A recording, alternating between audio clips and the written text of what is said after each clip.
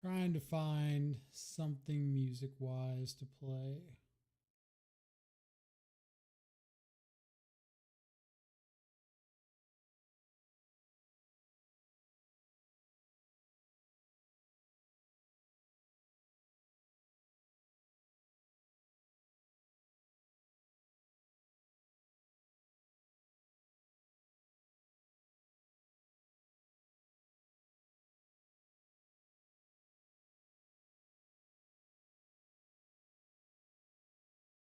I'm gonna hope that's playing. Rafa, what's up? I was about to go to sleep and your stream pops up. My bad. It's just when this challenge was starting, so I didn't have much options. That's on me.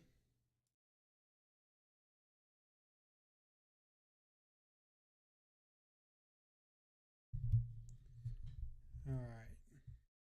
Let's turn this microphone a little bit.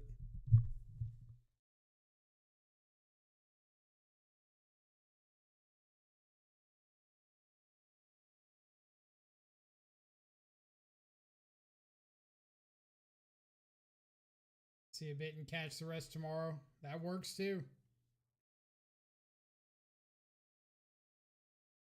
Can't tell if like the music's too loud or the audio's too soft. Still messing around with microphone settings, so if it's a little too quiet or a little too loud, might need a little tweak.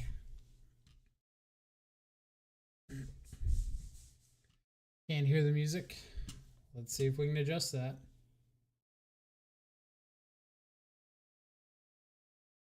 How about now?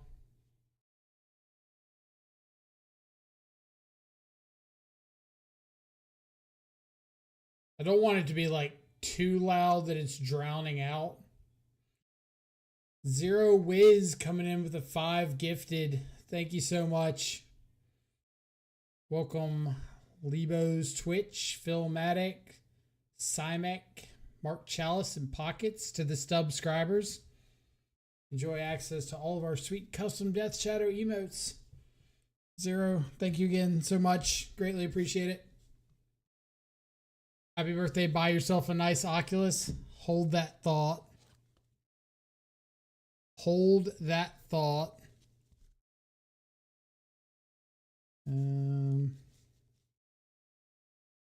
Still holding. Still holding.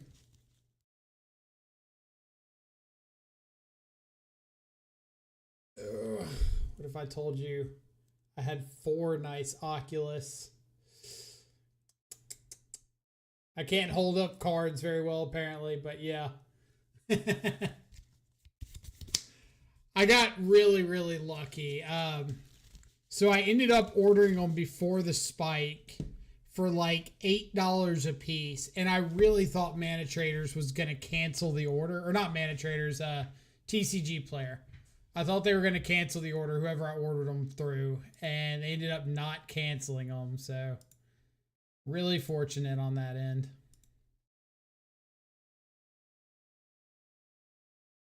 Get entered before I forget to do that. But I went through like a whole phase. I bought like full border thought scours. I got the full border unearths. And half of these are like 50 cents a piece or less. Like the unearths are dirt cheap. The thought scours are dirt cheap. So if you're interested in picking up some full art stuff, it's a pretty good time right now. I went back through and ordered like some full art mystical disputes that I didn't even know they had, but Def Jad showed them off that he had some on his stream. Ordered some full art spell pierces, full art counter spells. So I'm like slowly working on full arting out Murktide and paper, which I've never done like an alternate art full alternate art. Yeah, full alternate art deck before. So we'll see how that goes. Okay, so the audio in the background. Can you still not hear the music?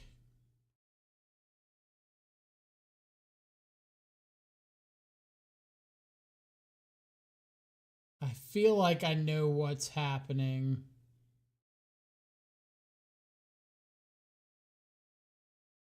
It's supposed to be going through voice meter, and I don't think it's going through voice meter. So let's figure out why that is.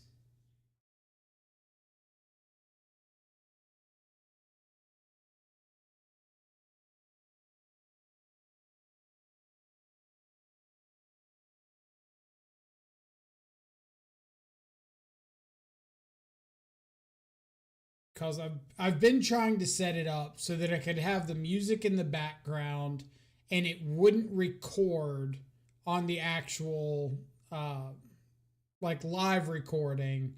It would record the mic input, but it wouldn't record the background music. And so I'm a little worried that if I swap it to record, it's going to turn the audio on and record it. If it records it, I can't upload the full VOD to YouTube because it'll get copyright strikes. So I'm trying to send the audio through on a different track than the microphone input. And it doesn't seem like it's wanting to.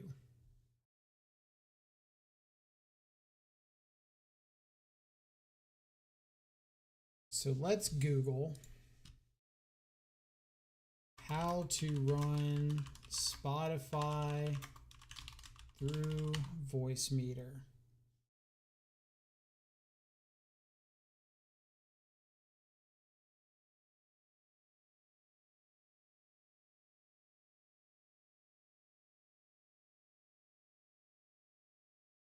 All right, set as voice meter input aux, Windows audio settings.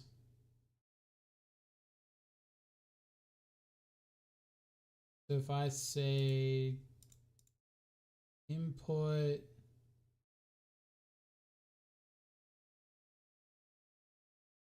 I guess I have to change it in.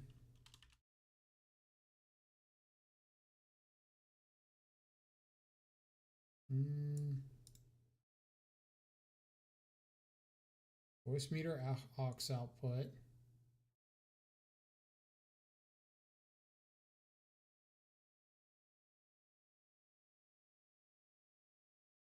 All right. Now if I say input, still not showing up.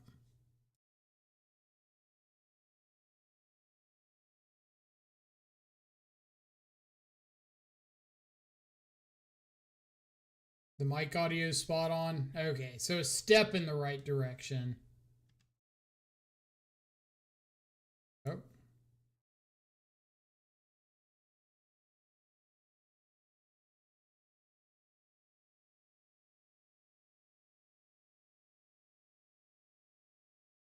Bound and determined.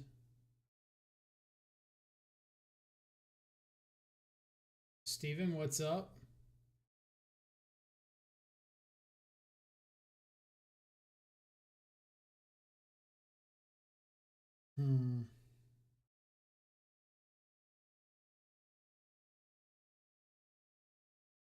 Audio is the most complicated thing I've ever tried to figure out in my entire life. And I'm sure there's like 150 different Google tutorials of exactly how to get this set up.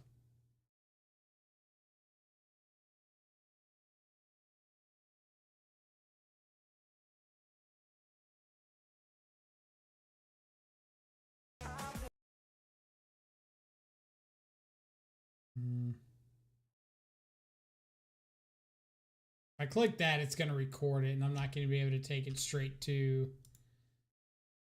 the VOD. All right, I'll have to figure that out a different time. Don't hate me. Yeah, so when it went on, it's because I clicked for it to be streamed and recorded. And the problem is, all right, let me shut the music real quick. The problem is when I want the desktop audio to stream and record, they're linked. It won't let you like choose to stream the desktop audio but not record it.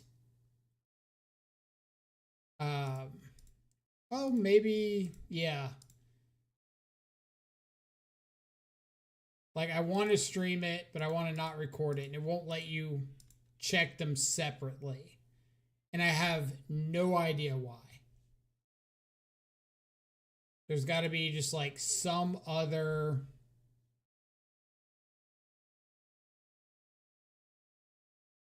I wonder if I can change it from here. Voice meter aux. No. Still stream record separately. That's a pain. Might try to figure it out a little more between rounds. Yeah, that's like the one setting that's preventing me from having music in the background while I stream.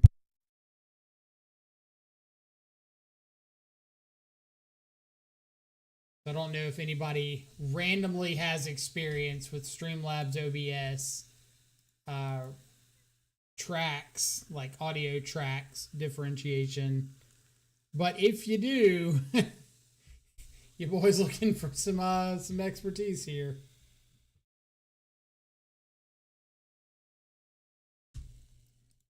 All right, while we're waiting for the first round. I don't even think we're at 64 players.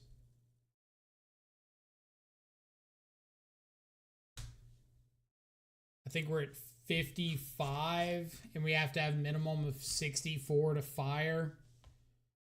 So we'll give it like a few minutes, and if it ends up not firing or not getting enough in the few minutes, then we'll play some leagues. But I unfortunately cannot do much about it. Oh, got a 56th.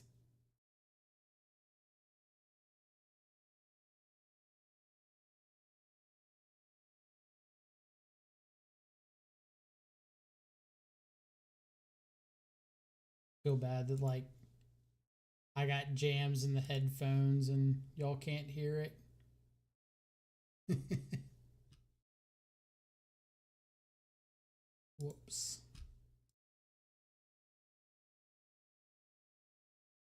Here, y'all can look at the list while I'm editing all the deck commands. If you have questions about the list, now is a good time to drop those.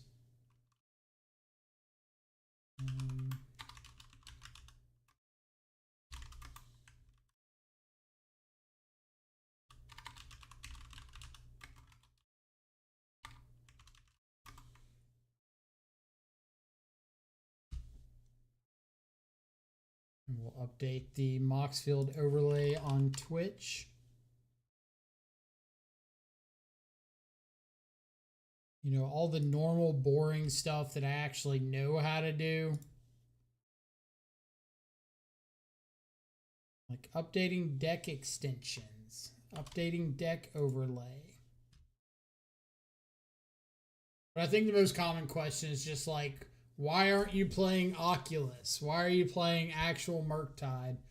And the short, simple, sweet answer is basically, I think Oculus is better against Boros and exactly Boros and basically nothing else. And I feel like the Boros matchup has got a lot of room to play smartly and gain some percentage points by like preventing your opponent from doing anything busted or super explosive. And so I don't think it's worth dropping the percentage points against the rest of the field to try to get a spike against Boros at the moment. Why aren't you playing my pet cards? Because I never play anybody's pet cards. And your pet cards involve things in Amulet Titan, and I don't know how well they go in a Frogtide list. Actually, Freed, I don't even know what your pet cards are. I assume it's Amulet Titan related, but it could be anything. Been playing Frogtide a lot lately, but I've been playing 3 Thoughtseizes in the main and the full playset of Darkslick Shores to up the turn 1 interaction, have turn 2 Frog Stick. Also feel Merc version is better than Oculus. Yeah, I think playing Thoughtseize is fine. Like, I think any plan that involves upping the number of games that you can stick a frog on to and have it survive is really good. Ethan, much appreciated. I'll need all the luck I can get. So, like, whether you're on Frog and Unearth in case they kill your Frog, or Frog follow up with Force of Negation, or Thoughtseize into Frog, I think, like, all of those are kind of even-ish because they all come down to playing a Frog on 2 and having it survive. It's just, like, how you want to go about getting to that point.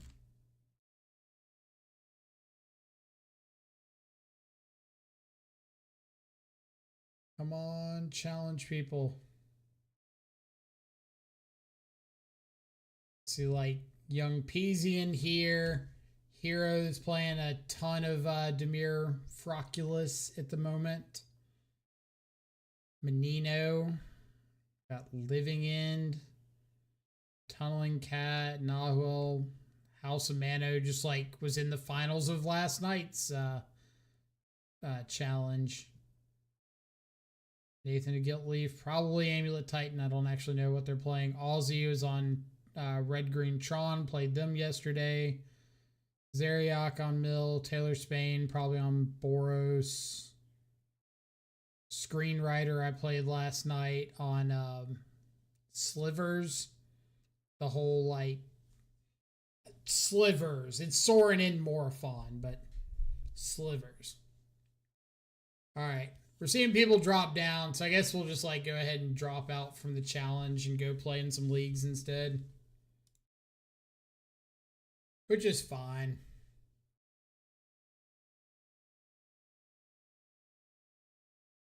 We're probably going to, like, immediately get paired up into somebody else that dropped from the challenge.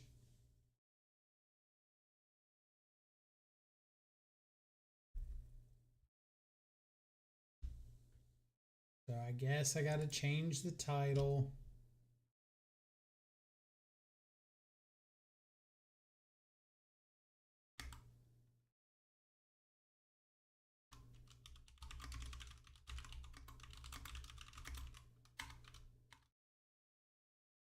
Do an upset face on there as well. Yeah, like, in my my free time, if I'm not doing actual work or not streaming, whatever, I usually, like, browse around through the subreddits and stuff, or, like, check out some of the discords to see what people are saying about, like, Murktide, what's working for them, what's not, blah blah blah.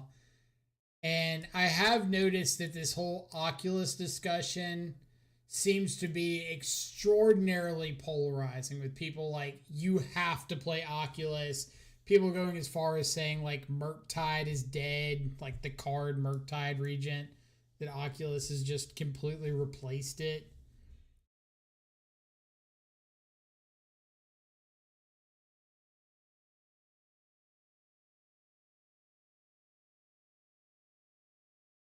Opponent mulled down to 4 and conceded. Okay. On the draw, it says they were last on Affinity. Maybe I'll, like, hedge a couple cards. Like, take out some forces, bring in some consigns or something. I don't know. I don't want to go overboard, and then it turns out they're, like, not on actual Affinity. Oh, always got game 3.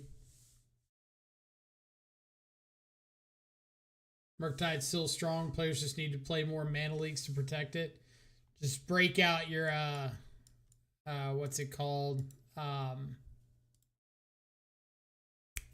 Logic knots. All right. So they are on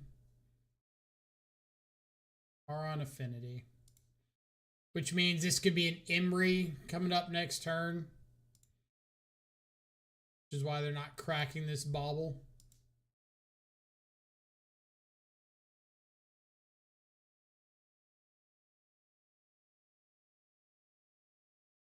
A little off center. All right, so Emery's going to hit the field. Mill over some thought monitors. Not very nice.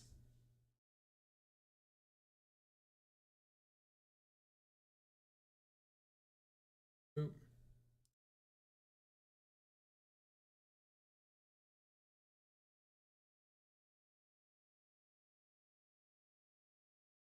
They have another copy of Emery.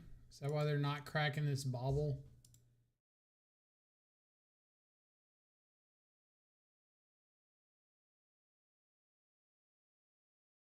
No.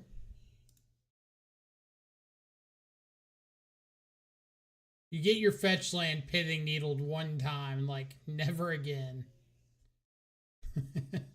Absolutely not.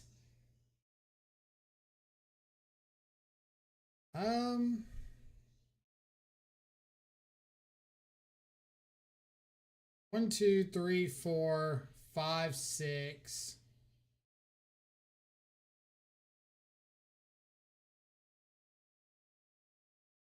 I'm gonna consign this.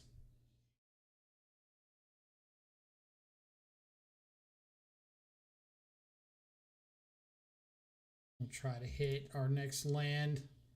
We'll exile the cranial plating. I don't want him getting that back. That's a land. It's also a land. So I could play a 7/7 Murktide. If I just like preordain into Murktide. That's probably fine. Look for a force negation. I should have boarded out spell snares.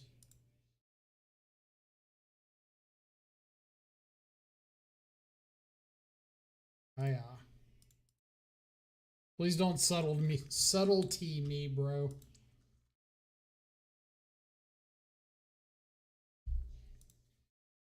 All right. It's a good start. Yeah, I think that's because the Oculus deck itself is very polarizing. People that go turn 1 Scour, turn 2 Oculus think it's the best. People that go turn 1 Scour, mill the unearth, draw the land think it's the worst. Very fair. Very, very fair.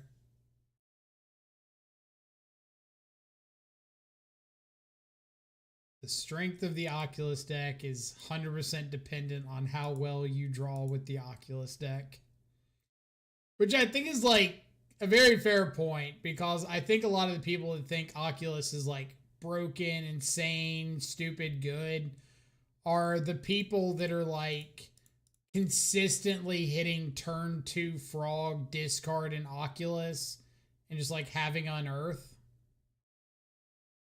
But those of us who are mortals and like never see the frog and just have to sit there with an Oculus in hand, like, okay, I've got the deck together in paper.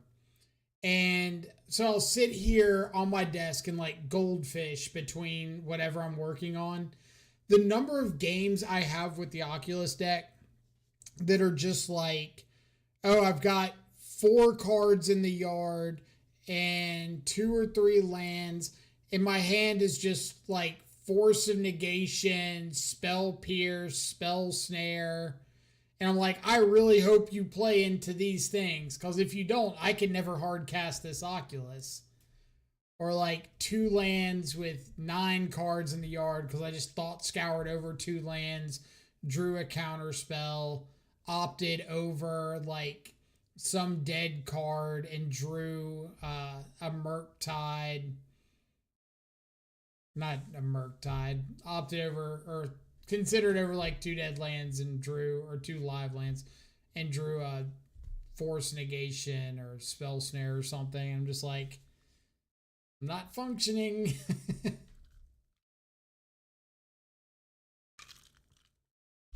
I would love to play first.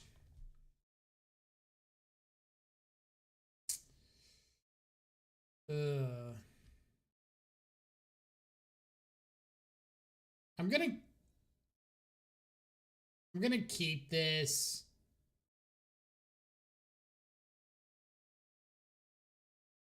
I do want it mentioned. I don't love this hand.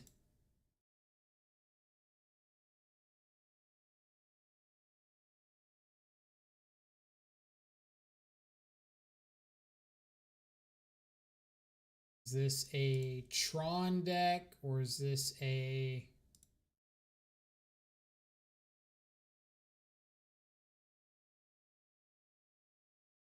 I'm going to keep that just to have something to do down the road. Like maybe I go turn 2 Frog, turn 3 Frog plus Pierce. But if they're like, if this is an Eldrazi variant and they just go turn 2 Soul Land Ring, SMH.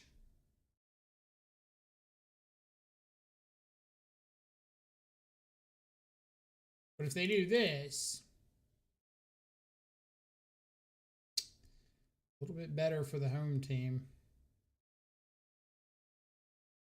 All right, let's attack. We're going to discard Bowmaster, Cling, one of these lands.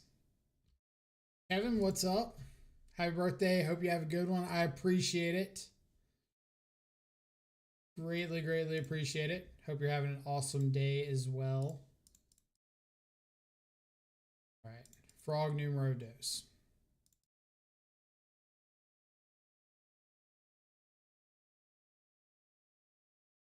They don't have another land, and they just go for a hard cast ring.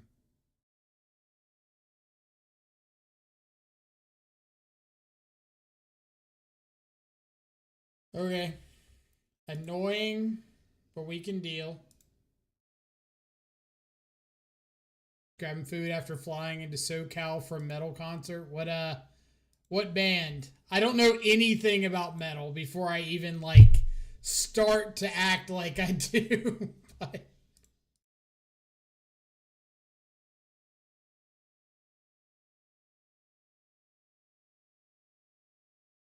okay.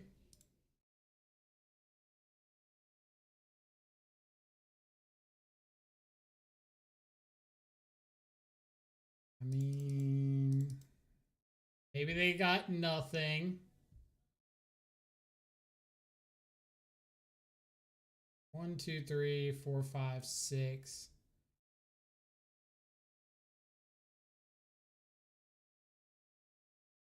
We can deal with that one.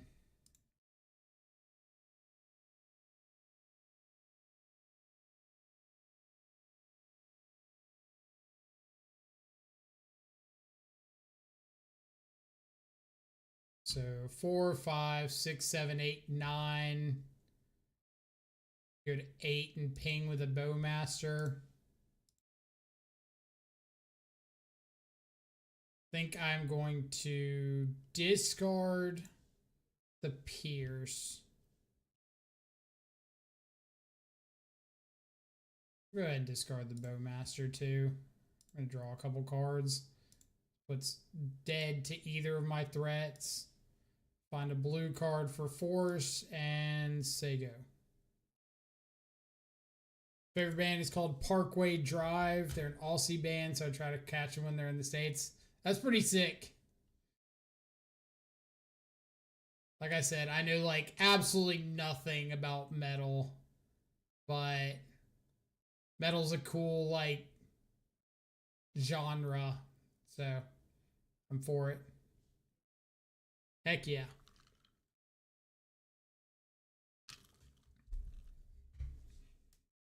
MTG Academy, appreciate it. Thank you so much. Hope you're having an awesome evening. I am super glad that I put these Break the Ices back in.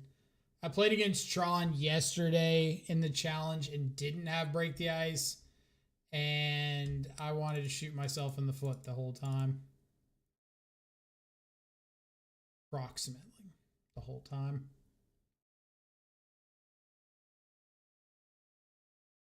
Bloom Lake over Dark Slick. Most of the time. Yeah, like I had I had the what was it? The challenge like a couple weeks ago where I just sat there and kept track of the number of times that Gloom Lake was better or Dark Slick was better, or they were the same. It ended up being, I think, like 5 times Gloom Lake was better, twice Dark Slick was better, and whatever number the rest was, it just didn't matter. Kevin coming in with 11-month resub. Eat a dick for your birthday. I will accept that right here, right in the heart. Okay. Opponent kept 7. Got a single blue, so I can't counter spell. Not a very good hand. I want to ship.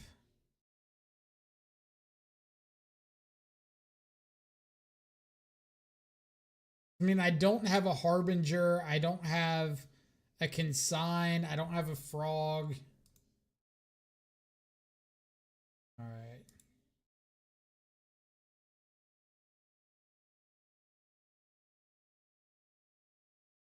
Back to Preordain.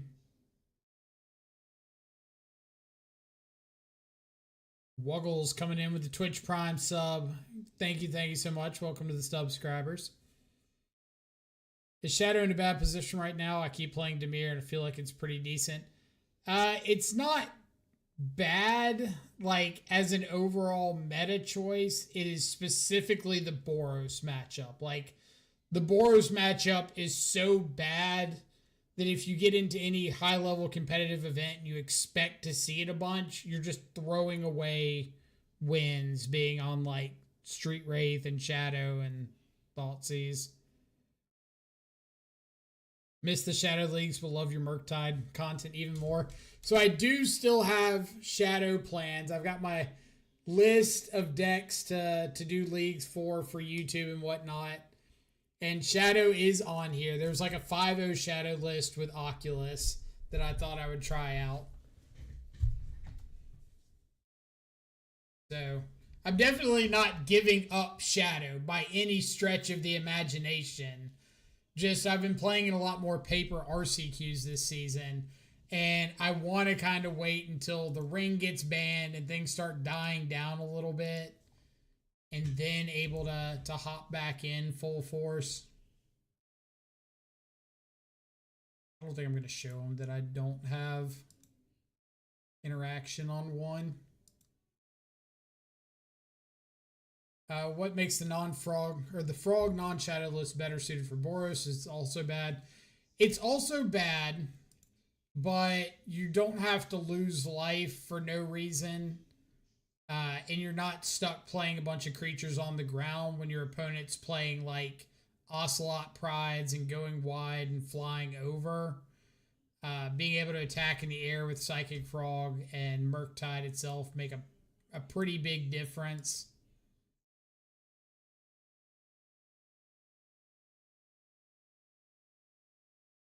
When ring gets banned, insert patient skeleton name. Sad but true. Alright. I'm gonna keep a. Actually, I probably should have banned that counter spell.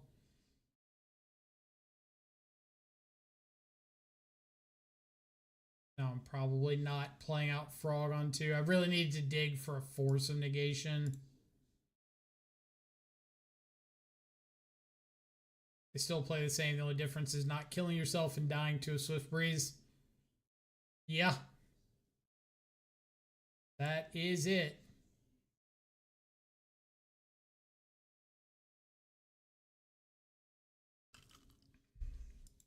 All right, well, I'll be way happier to go to game 3 and have this matchup on the play. No.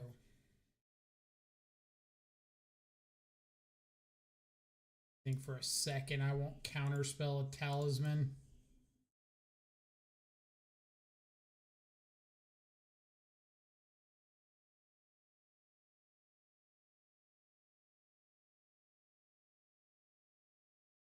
All right. Alright, please don't cast a world breaker.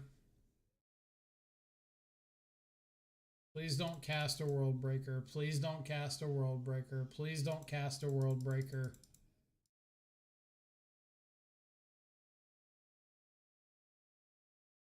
Kozilek's command.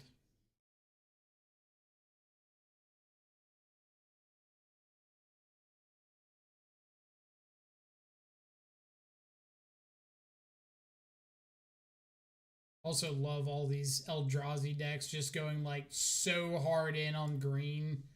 Like basics, shock lands, fetch lands. Like I'm not going to get hit with a Harbinger of the Seas ever.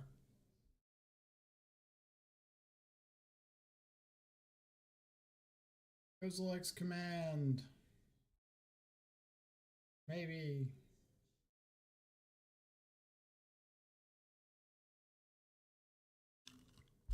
Go to your turn in Kozilek's command.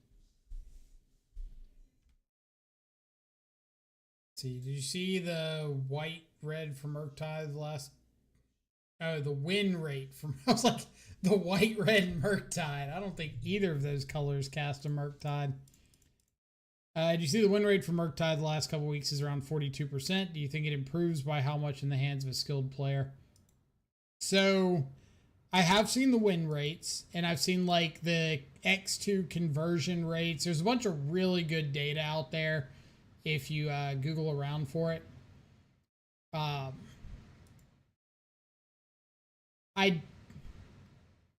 think that the bad matchups have some percentage points to gain.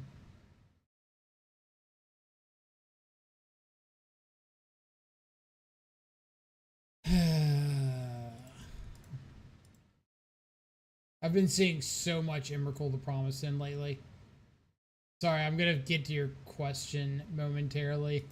But my loss to Tron in the challenge yesterday was literally my opponent, like, turn 2 Myco spawning up a Cavern of Souls.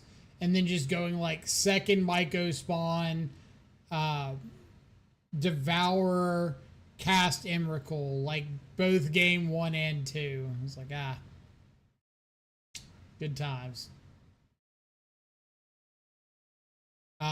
But yeah, I do think that there is a lot of percentage points being left on the table by how well people are playing the Murktide deck, and a lot of that comes down to one, not playing cards that just aren't good for the sake of like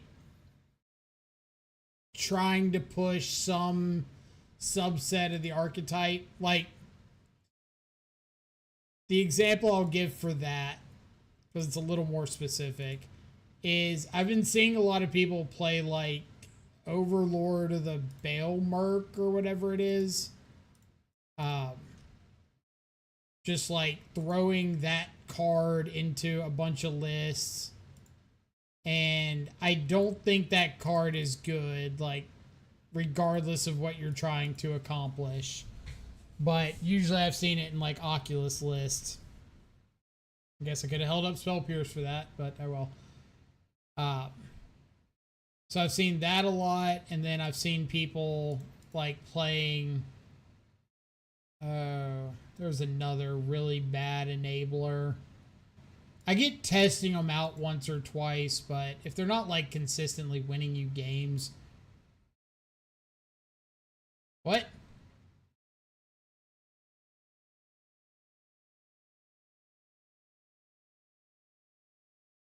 Bro.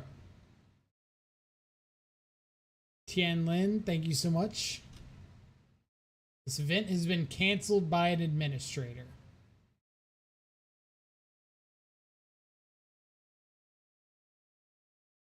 So does that mean I'm like not playing for anything, or does that mean like do I need to just drop or what? We all saw that, right? Like, event as no go.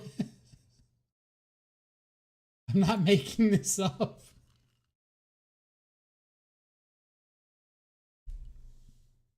Is there anything?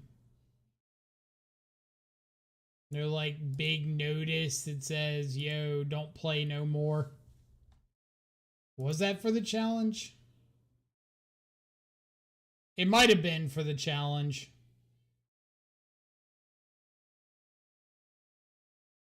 That is a fair guess because it doesn't look like it's showing up anymore. But I'd already dropped from the challenge. So, who knows? Opponent doesn't currently have double colorless for Kozilek's command. So that's cool.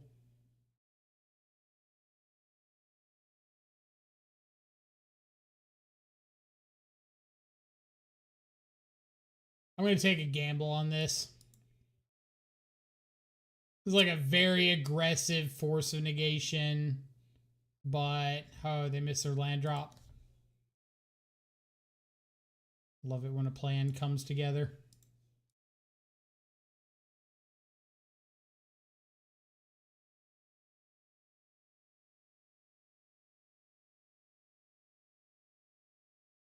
In a really bad matchup like Tron, there's going to be a lot of times that you kind of have to make something happen. Like your opponent is going to have to misstep somewhere over the course of the match for you to win. If they just hit on all cylinders, like have their land drops, hit the spells they need, then there's really nothing you can do about it. So the only way that you're going to have a decent chance of winning is try to find some angle of attack that you can exploit. In this case, I am trying to exploit my opponent not having lands. So I'm going to be a little more aggressive about like attacking mana sources out of them. In this case, the talismans and the malevolent rumble. Because so much of their deck is like 4 drops. All right, now we're relying on consign, but we've got our opponent on a 2-turn clock. No, they're just dead, right? 1, 2, 3. This is a 5. This goes up to whatever. We will fetch up an Undercity Sewers before I do anything, just to see if I can make this easier.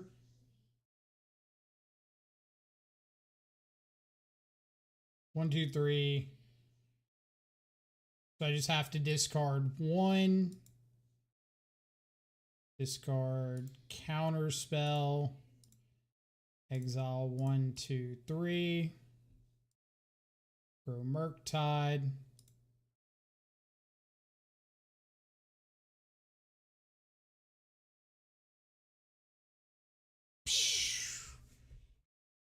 And get to keep up our consigned to memory for whatever on their turn. If for whatever reason I miscounted horribly and didn't get to kill them. Okay. Let's get back to the comments before I miss a bunch of them. Keep seeing so many players forcing Frog and a bunch of clunky shells, and yet it's not among the top 20 most played cards. Frog without counter magic is kind of mid.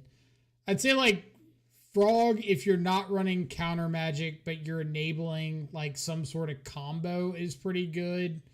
So like Crab Vine, or I've seen some Frog lists with like the Soul Trader combo. Those are okay.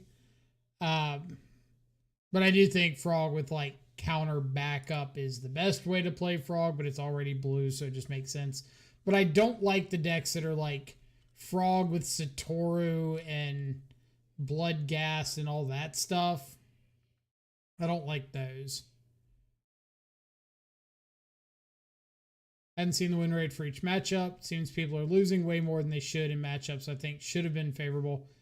A lot of that I think has to do with swapping to Oculus, and you just lose a bunch of win percentages against everything that's not Boros because you're naturally cutting back on your interaction to fit in this like Oculus, Unearth, Thought Scour, Consider package like you have to cut interaction to fit those cards in. So if you cut interaction, you're going to be losing against, or losing more frequently against the decks that require interaction, which is basically everything but Boros. Angelo, thank you so much. Greatly appreciate it.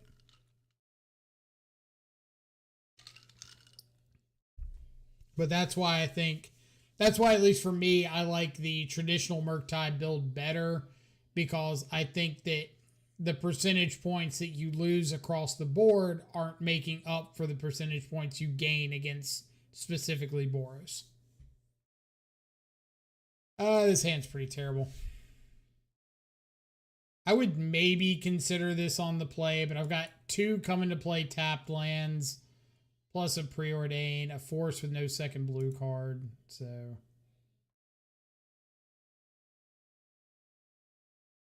sure.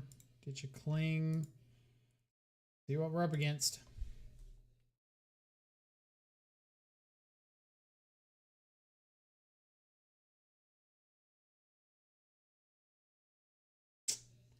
Probably not a good sign for us with our new counter magic. Oh, is this hollow one? Okay, this is hollow one. This is like a little bit better for us.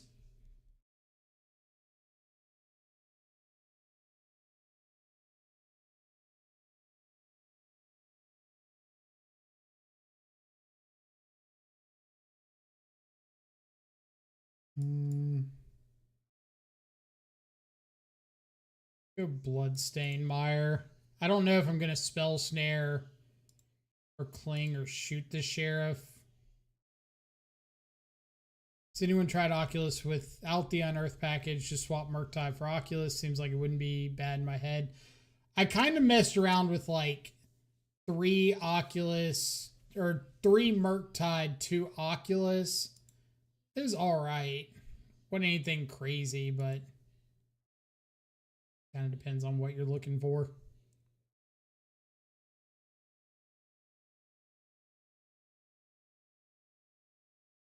Farfeezy. I think we're going to Cling to Dust the Tarfire. Get to draw a card, prevent a couple points of damage. Shut off Delirium on this Dragon's Rage Channeler.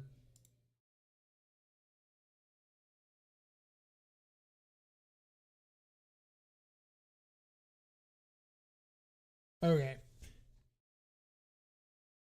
Now, I think I want to try to get to Harbinger on 3 in the best possible position. Which means just playing a land, passing, hold up, shoot the Sheriff, Spell Snare. I don't think I want to play out a Frog and give them like a target for removal. That's kind of okay. They still have to lose out on red mana.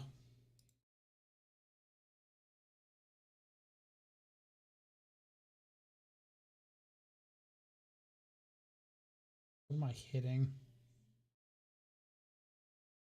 Just hit the Channeler. Hit the flying thing.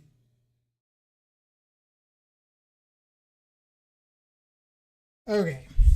Option number 1, Windmill Slam the Harbinger.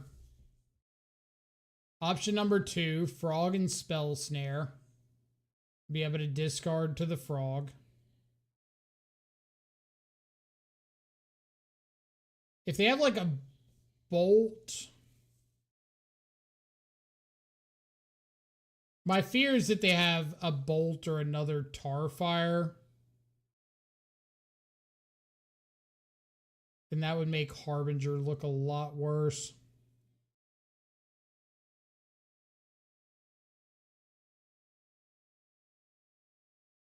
But it's also not like that bad if they kill my Harbinger.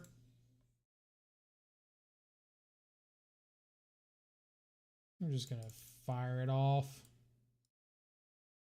If they kill it, they kill it.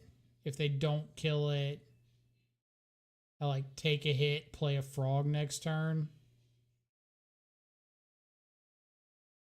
Okay.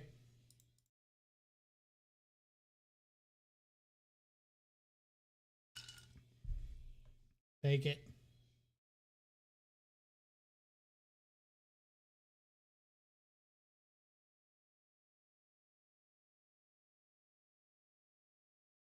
I didn't see that one coming.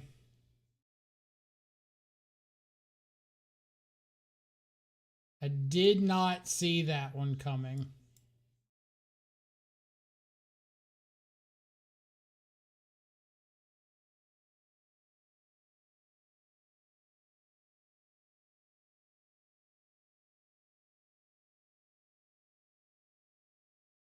Rakdos Shadow.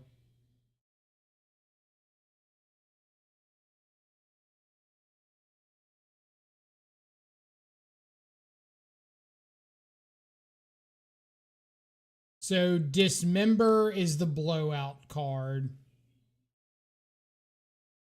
If I block the Shadow, I guess they could have another Wraith.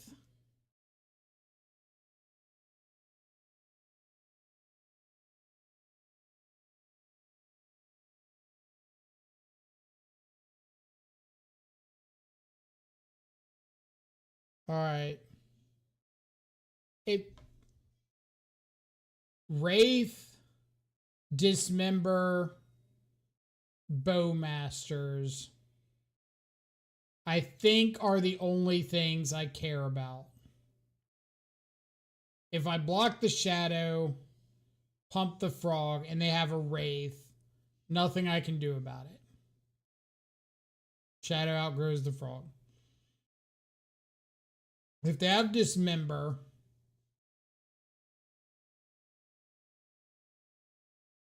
I can't do anything about it. They pay life as part of the cost. So Bowmaster is the only thing that I can like blow out with block and pump. They've already used Street Wraith. I don't think Dismember is that popular.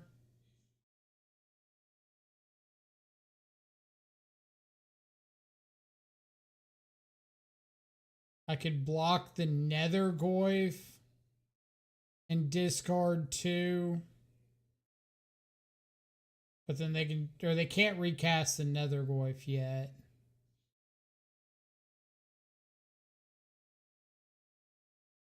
I'm going to try to get the Shadow off the board. I'm going to say this is a Bowmaster.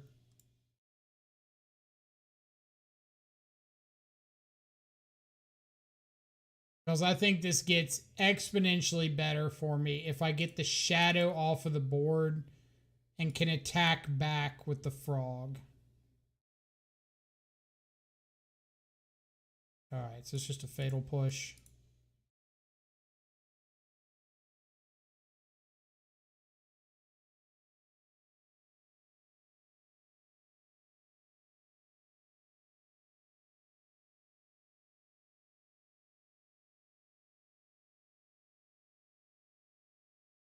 Like that.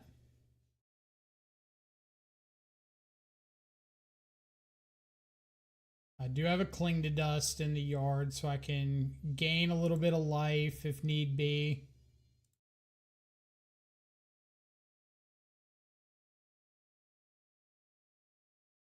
Discard you.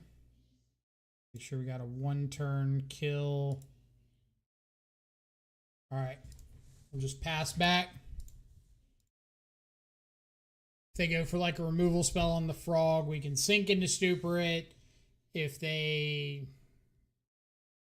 I don't even know with the Nethergoyf, I can just Cling to Dust and gain some life.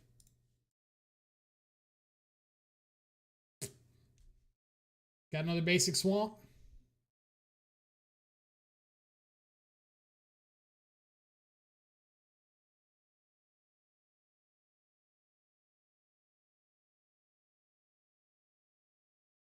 Do not have a basic swamp.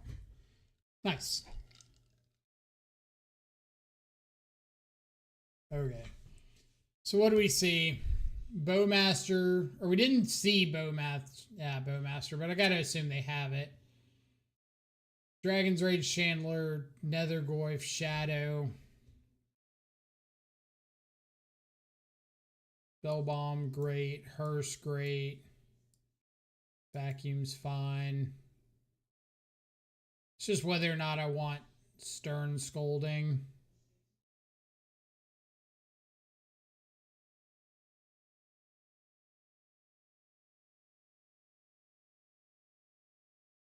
Doubt they're running a basic mountain, so Harbinger's probably cutting them off red whenever it comes down. I think I want to keep one.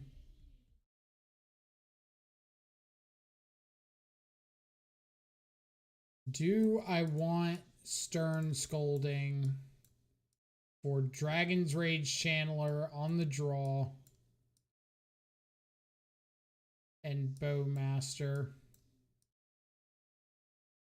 I guess it can hit Boggart Trawler too if they're running that. We'll bring in a Stern Scolding over the last force.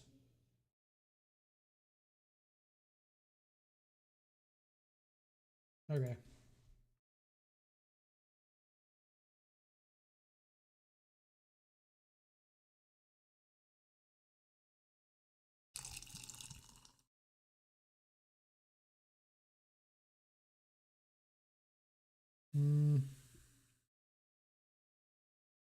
It's a little slow, but it's got a Murktide. If I know anything about playing from their side of the matchup, your opponent having a Murktide is a tough thing to deal with. You got to have like exactly Molten Collapse or Terminate.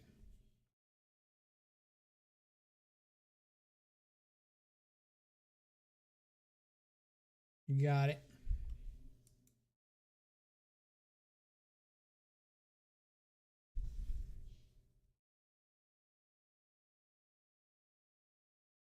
The Mig, thank you so much for the follow. Hope you're having an awesome evening wherever you're at in the world. Appreciate you coming around and hanging out. Is the audio still okay off of this this mic? I'm still messing around with the settings a little bit, so if it ends up like cracking out or if it kind of fades if I move in and out, let me know. Sounds fine to you? Nice.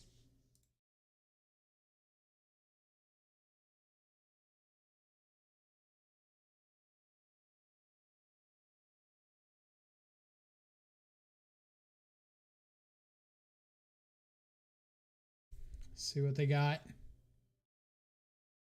I'm probably going to be pretty aggressive at trying to get this first Murktide down and just like make them have a way to deal with it. Because I got Cling to Dust to kind of keep them off Delirium a little bit. Maybe stop Unholy Heat. Tried Eye at Locals tonight. While Eye itself was good, playing Thought Scour and Unearth felt miserable. That's usually how it goes. People really like the idea of having an eye in play. They really hate the idea of like everything surrounding getting that eye in play. FOMO. Okay.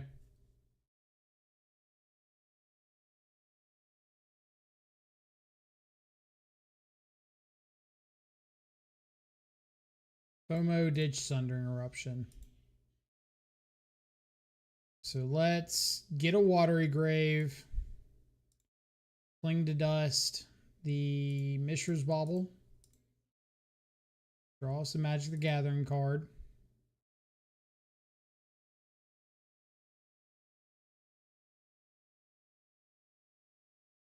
I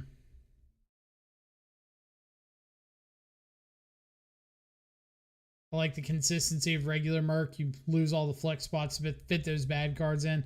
That's generally how I feel about it. Okay. So this Polluted Delta is definitely getting basic island.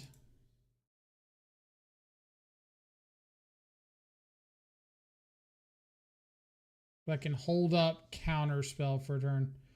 Okay, so if I let this resolve, or if I counter this, then they turn on their first Fear of Missing Out, which is pretty funny. Kind of cute.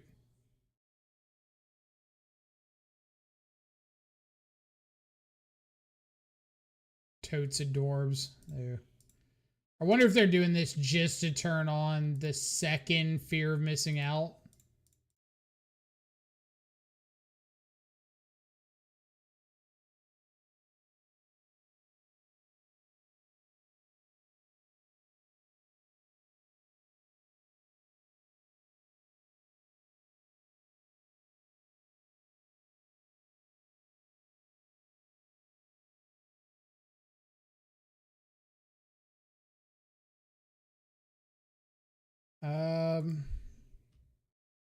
When fear of missing out attacks for the first time each turn, if there are 4 or more card types among cards in your graveyard, untap target creature. After this phase, there's an additional combat. Okay, so biggest concern would be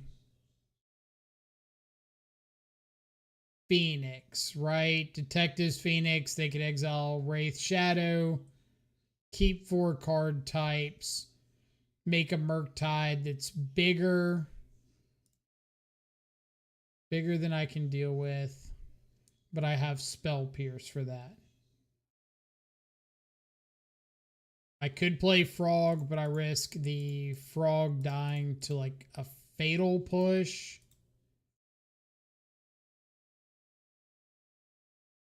Let's see what happens. Show me a Molten Collapse.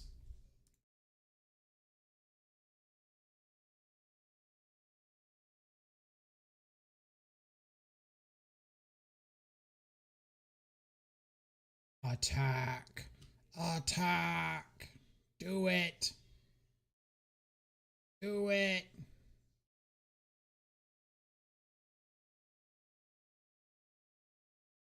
Blue to Delta actually a really good draw. So now I can play out Frog and hold up Counterspell.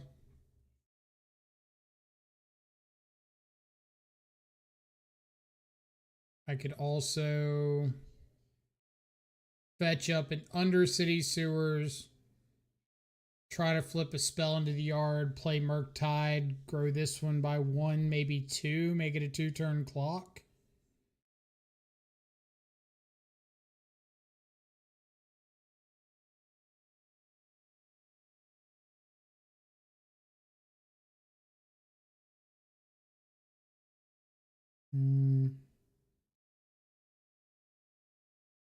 I'm just going to play out the Frog and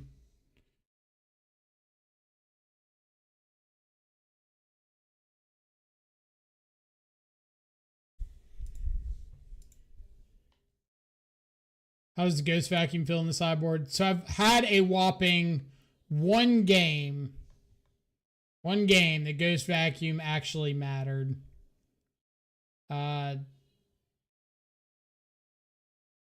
I just let them have this, right? They're just hitting me for 4. I can counterspell any follow-up. Had one game that Ghost Vacuum actually like went off, but if you're using Ghost Vacuum as like your dedicated Grave Hate, it's not very good.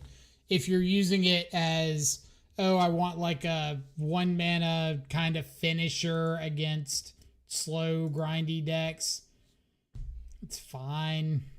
It's nothing special, but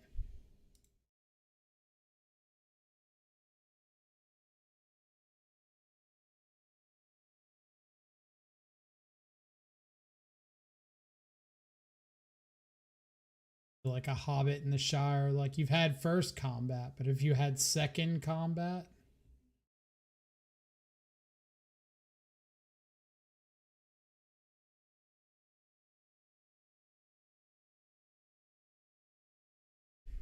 sucks in a good way.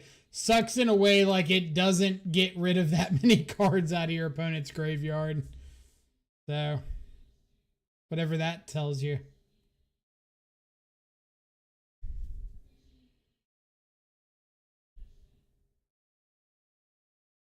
What you got?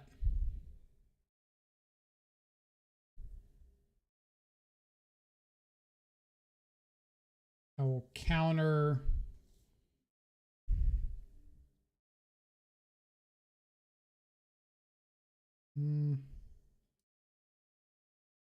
Away.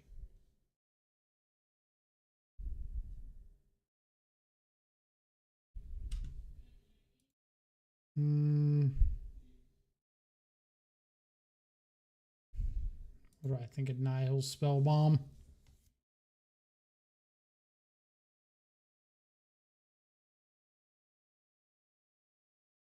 I guess I'm just countering this for the sake of using my counter spell.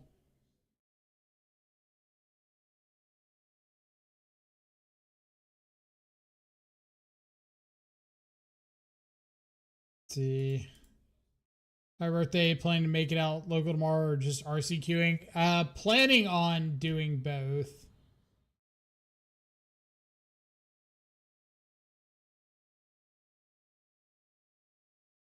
Keep a spell snare.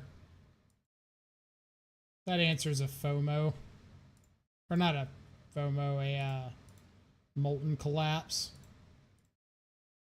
Basically a FOMO if you squint.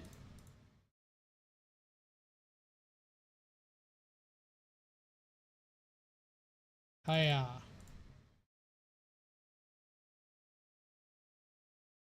Passeth thine turn. Passeth mine turn.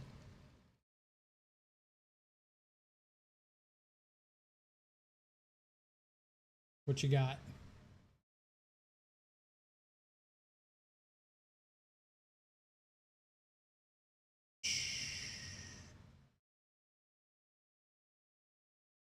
Got a scoop lag.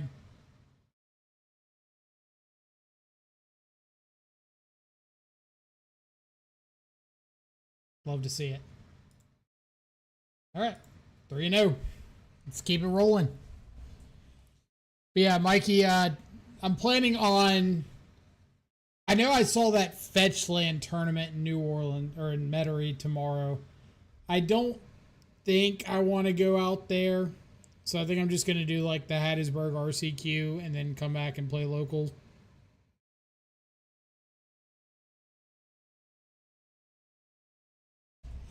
Holy Shamgar.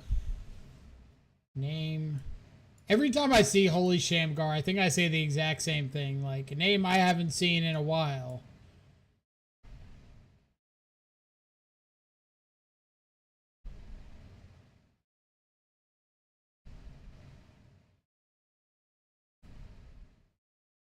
I have no idea what they're playing, so we'll roll with it and see. Mulliganing heavy. Like to see that.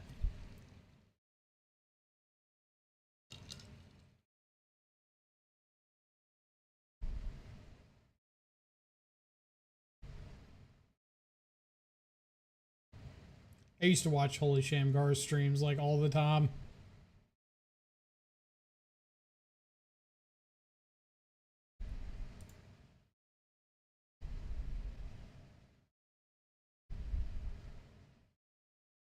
So this is Twiddlestorm.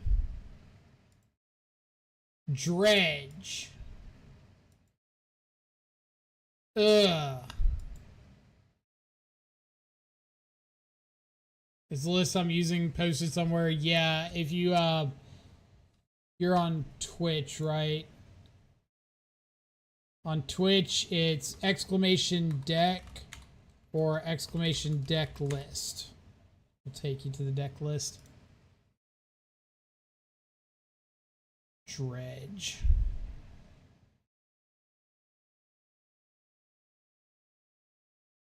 All right, let's hold up Spell Pierce and Pray and Wonder.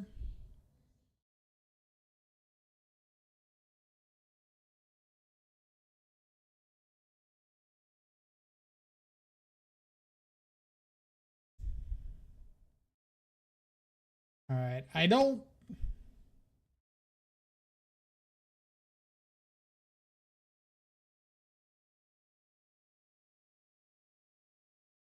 I'm just going to go ahead and Spell Pierce this. I don't know if I'll get Spell Pierce targets as the game goes on. So, like, let's just try to knock out one of them.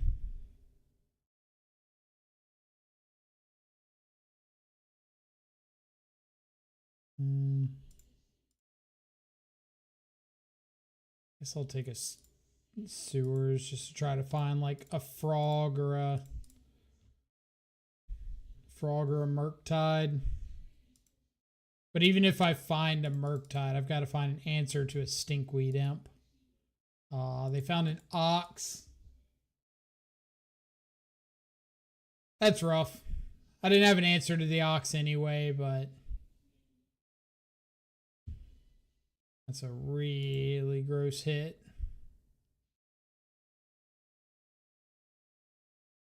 Hit an Archamoeba. Hit double creeping chill. And get a prized amalgam back.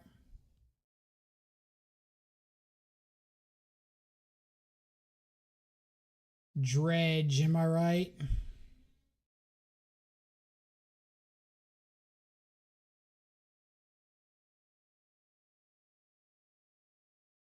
So if I go frog,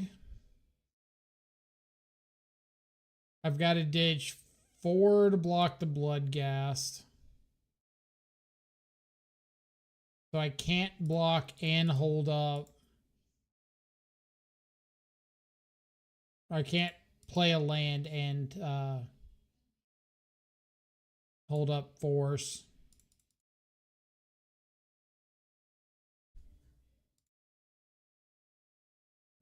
Dredge Stinkweed Imp. So they are down 3 creeping chills. It's not nothing.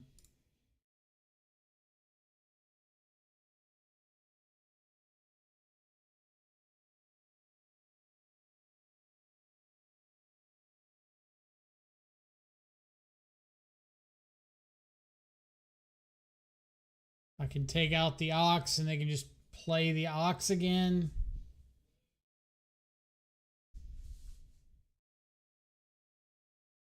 All right. Option number 1. We take 8. Block the prized amalgam.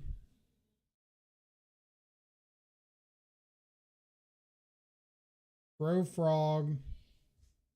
Then we have to find, I guess we have Bowmaster that can like ping. Or ping 1.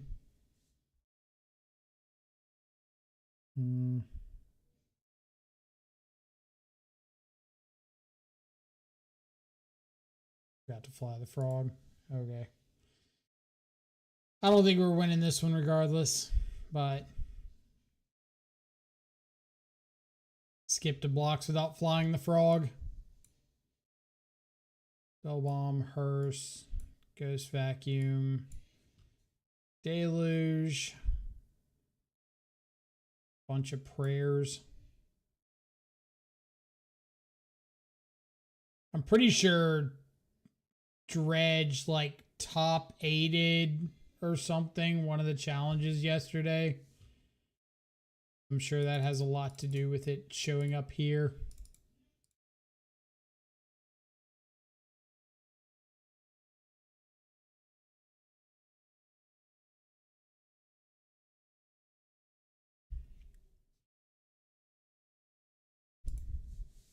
I was so excited when dredge was no longer a deck. 1-2 recently. Let's find out.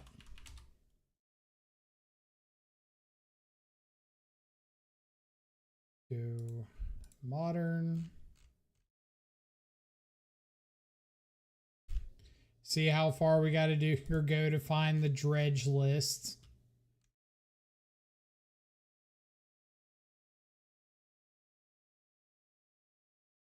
Oh my God, it's dredge page 1. Aha.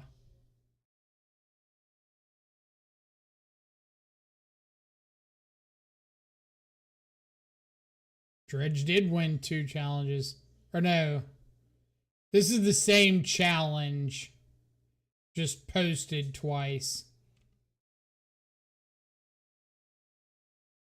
Dude.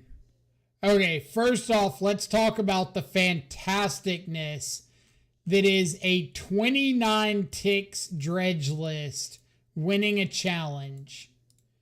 That has got to be the greatest thing I have seen this year.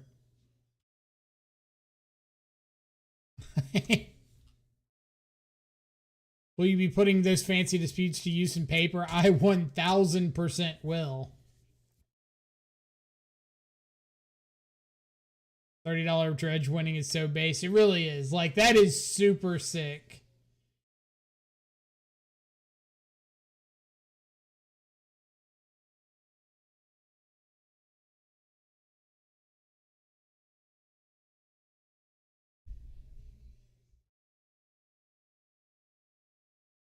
All decks are kind of down, but most decks are still like a couple hundred, right? Like 200 to 400, few spiking a little bit more. You remember when Prime Jund was like an 1800 tick deck? That was wild.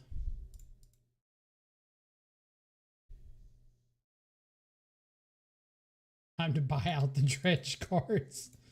All like 3 of them. Entire deck's just fetch lands. Alright, I'll let you have it.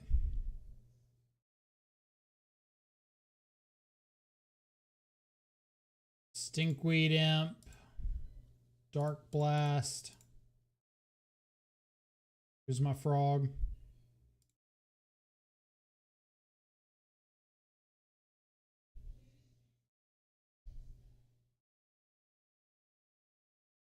Double Narcomoeba.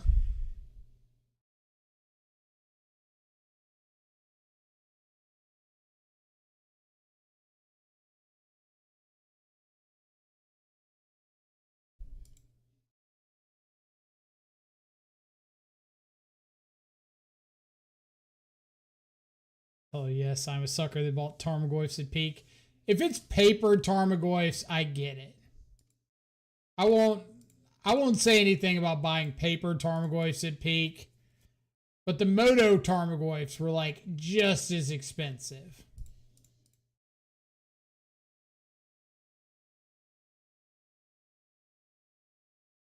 All right, so they're about to get back this other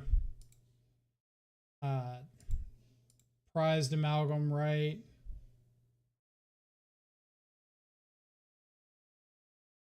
So I kind of need to cling to dust it.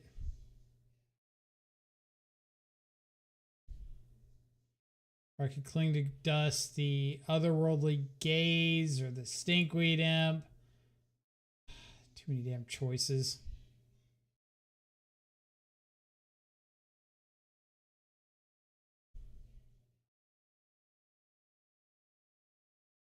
I guess we'll pass and see what happens.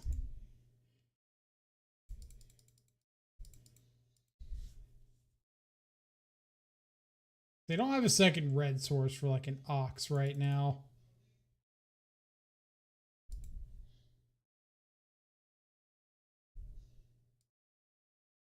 They do have a silver smoke ghoul.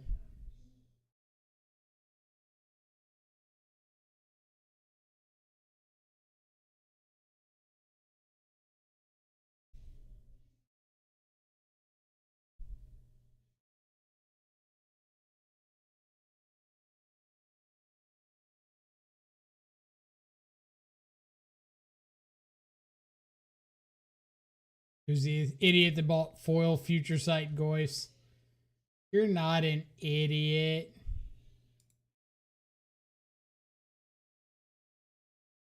On this one. Hey, look, more Narcomoebas.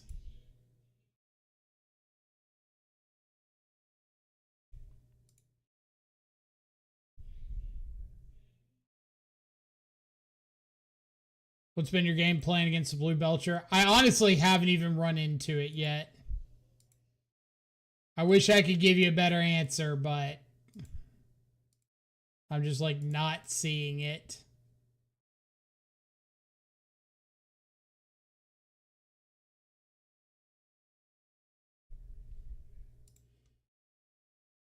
I'm going to Bowmaster down the Narcomoeba. So make a token. I get to hit with the frog and maybe like find a land.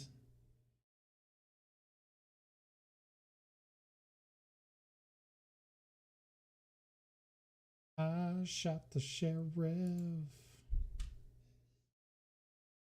They got 75 stinkweed imps.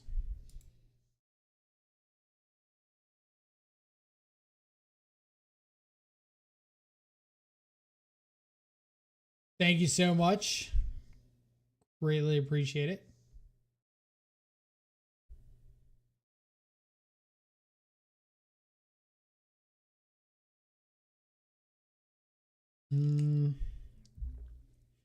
My cling to dusting just to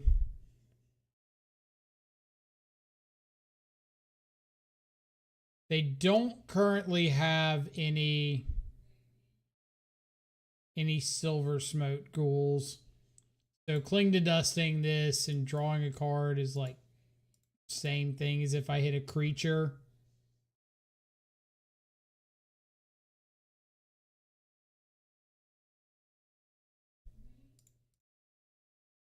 And before stinkweed him to like 4 more.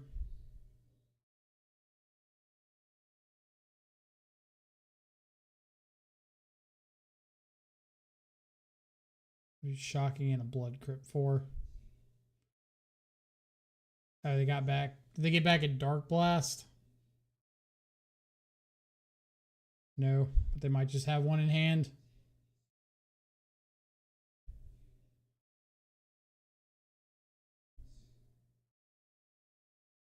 For a second, I thought that was your graveyard. I thought you were trying to meme link dump list with the decays. No, not that desperate yet.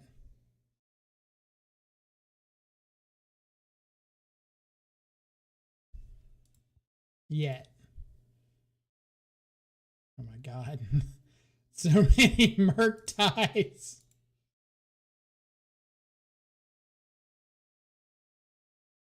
Land. Land. Thank you.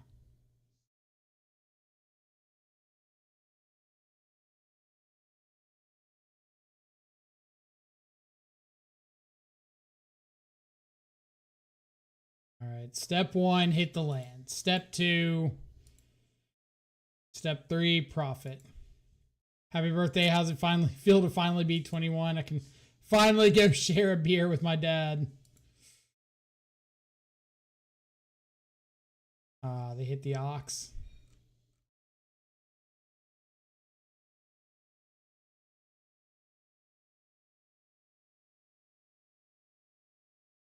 Any more any more prized amalgams in the yard? No. So I got to block one of these. I've got to shoot the sheriff one. Let them ox. Let them pass the ox cable.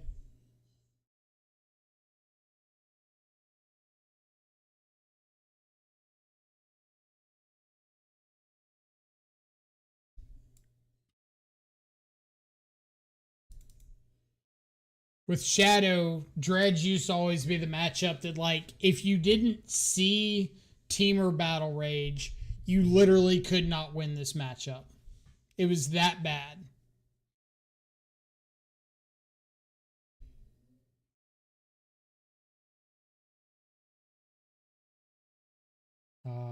Death by creeping chills. Okay. Like, I hate losing a potential trophy league to Dredge, but at the same time, I completely understand that it is a deck that is going to beat everything I hold dear. Nothing I can do about it. And I don't plan on just, like, throwing in 4 Leyline to the Void or something just to deal with Dredge. I'll believe Dredge is back when I see Sodek on it. Even then, I don't know if I'll believe it.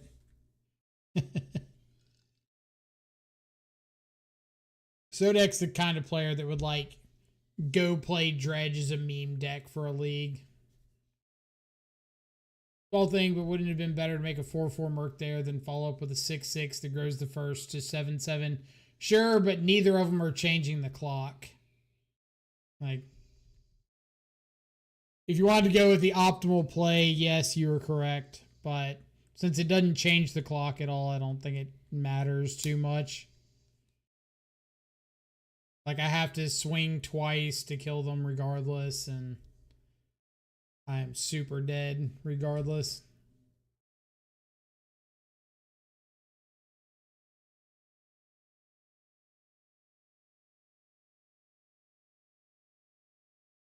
All right. Opponent's on a mulligan. I don't hate this hand. Force on the draw into like spell snare, maybe for their turn 2. Possibly polluted delta to get a swamp for Harbinger. I've definitely realized that like I value Harbinger of the Seas a lot more than it seems like a lot of people do. Have a birthday, here's Dredge. Anyway, here's Wonderwall.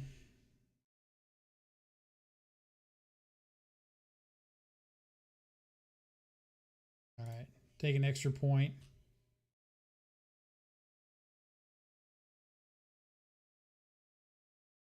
It's already bad here. They played Plains turn 1. Not a whole lot I could do against them just naturally playing a Plains, unfortunately. We are in a Plains playing meta.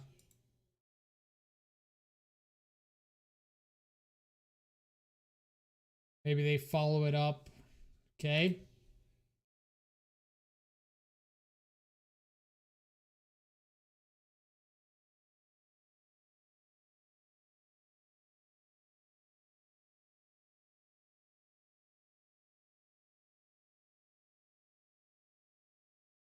Step 1, survive to turn 2, complete.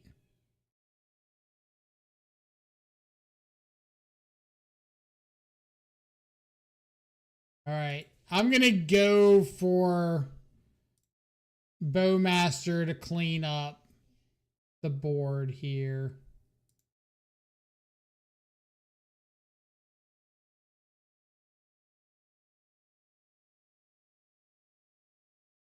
Figure I've got force to maybe stop something. And I'm really hoping that they just go like flage down your Bowmaster pass.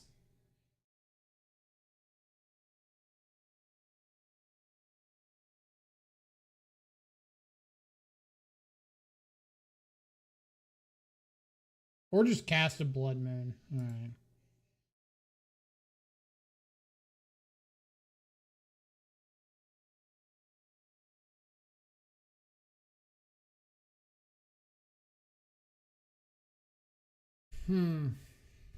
Okay.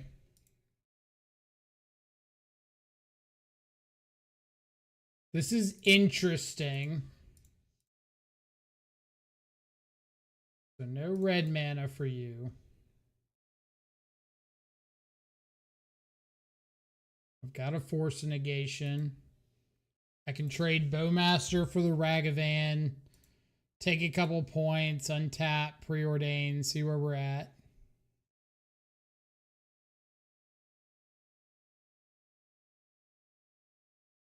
Unless they just like have basic mountain.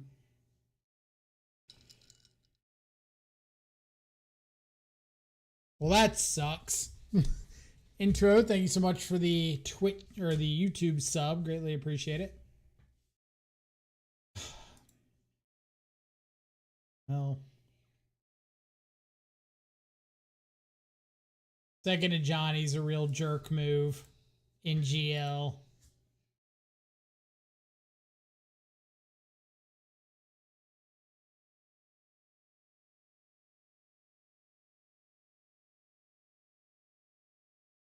What are we shooting? Seems fair. You also have the discharge to take out the Bowmaster. Oh, man. Okay. I'm going to force this just to try to set up like trade with the Ragavan if they attack. At least get that off the board. No, come back here, coward.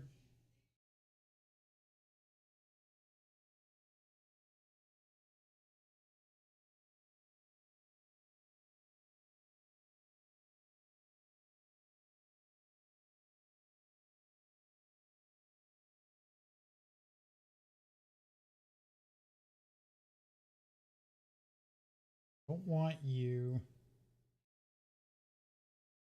I guess we'll take the Bowmaster just because it can trade like 3 tokens off the board. Should have attacked with Cat and cast second to Johnny after combat.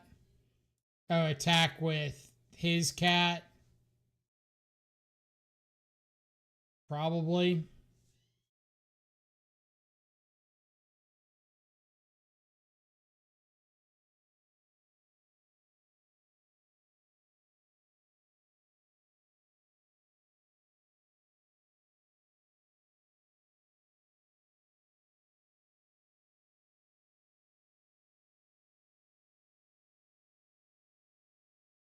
If only we had Heater Bolt instead of this shoot, and we would still be dead to an army of cats.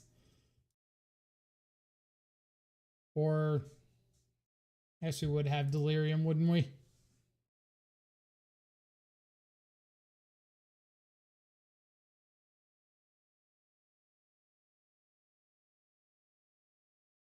I mean, it's just playing odds there. Like, if they didn't have the second of Johnny, if that was any other white card, then we get to go to our turn, untap with Force, Spell Snare, Shoot, whatever else. So, I'm kind of okay taking that trade.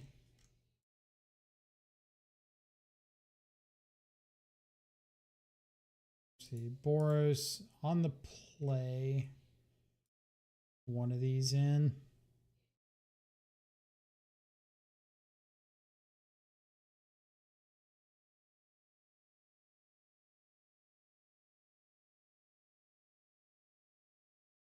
Really, I've been on this track lately of like not wanting Bowmaster against Boros like at all.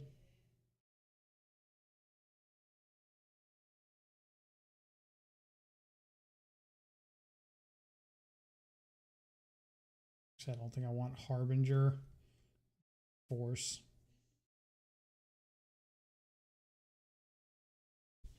So I really think Bowmaster's like only good on the play against a turn 1 Ocelot. But you've got a bunch of answers to a turn 1 Ocelot if you're on the play. Like you've got Stern Scoldings, you've got Frog that just outgrows it, you've got Push and Shoot the Sheriff and Deluge and everything else. And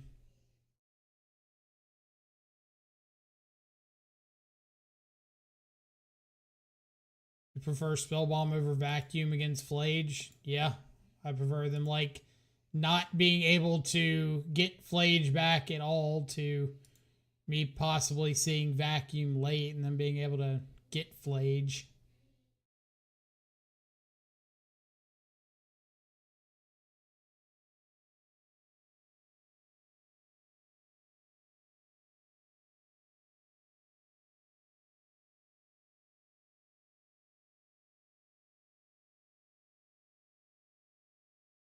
What do you prefer, foils or non-foil? Non-foil. Non-foil 1,575%. And I can tell you the exact reason I prefer non-foils. And it's because when I got started, they were still doing the player rewards promos, like during Lorwyn block. And I had a play set of the player rewards cryptic commands.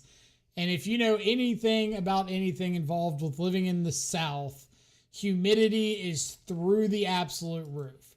So these player rewards cryptic commands ended up like you bent. And I said, I will never buy foils again. Never in a million years.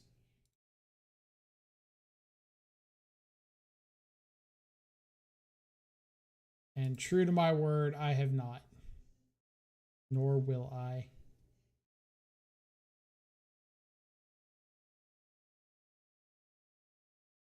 So I could just deluge away the board.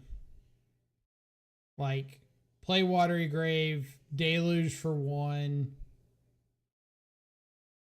I could attack in with the frog. If they double block, I discard.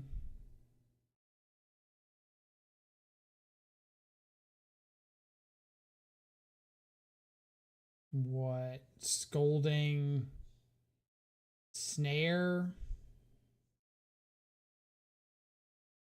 Okay.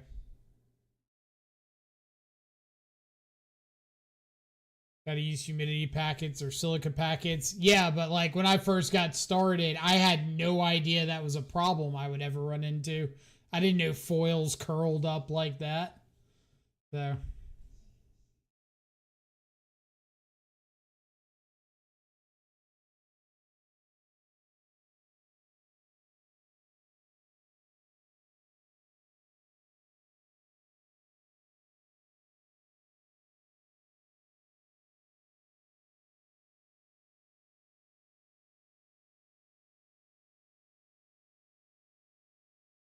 Quality of those player rewards foils were definitely quite ass. They were.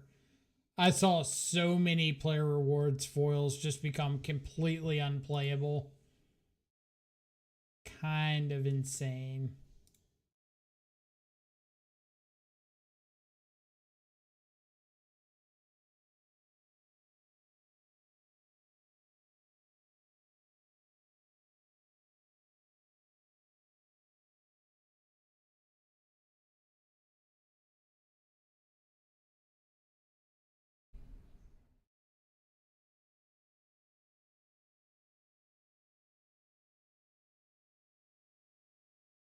All right.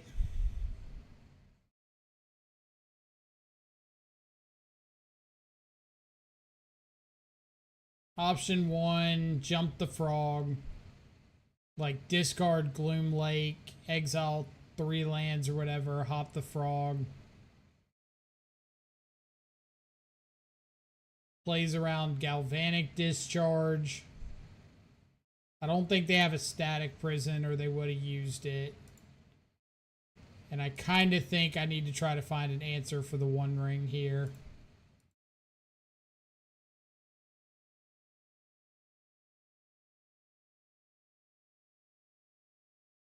I don't know why, but EDH foils are legit just made to curl. They got to get you buying more copies. Easy answer.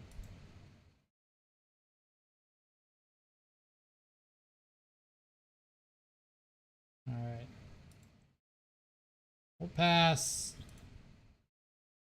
Protect this frog from a discharge. Hope they don't have another discharge.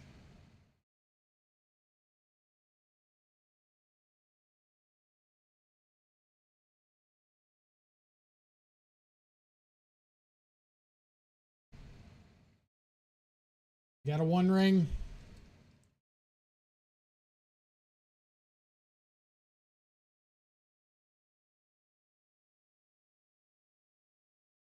They probably got double One Ring. They haven't really done much this game. They're probably just going to like slam one, make me have a counter spell, and then have a backup one.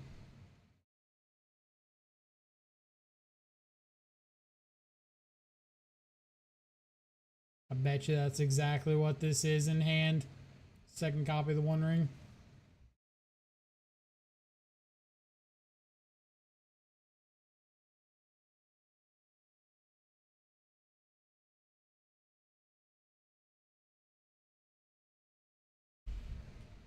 Now, I will say, I don't like describing cards as just being like absolutely insufferable.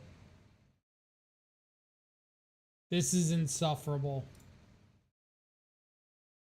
The One Ring is just such an atrocious Magic card.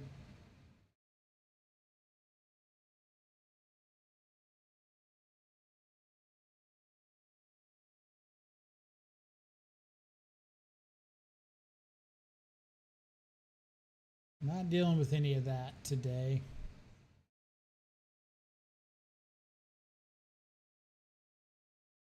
Said no.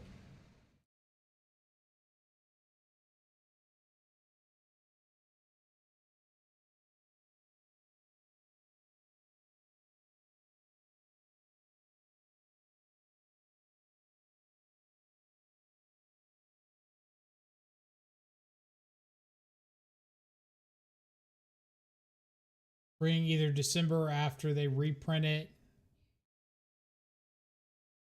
Maybe they reprint it, but I probably shouldn't have deluged there. I probably should have just held up Bowmaster when they went to tap the ring, like machine gun down with the Bowmaster. That was probably pretty bad.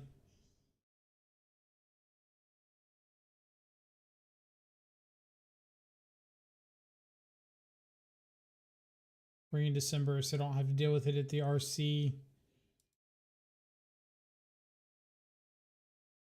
That we shall see.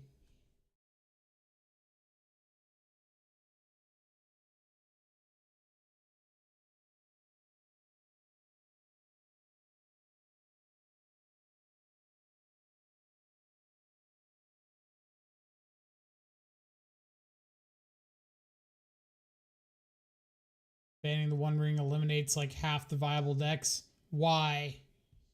Like, is this going to be one of those arguments of the decks that have to play the One Ring need the One Ring to keep up with decks that are playing the One Ring?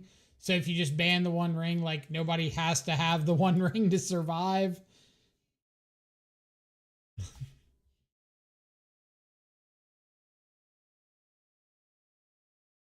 Because I think like Boros loses a huge meta percentage share if it makes it so you're able to Wrath and not have the ring as a follow-up to it.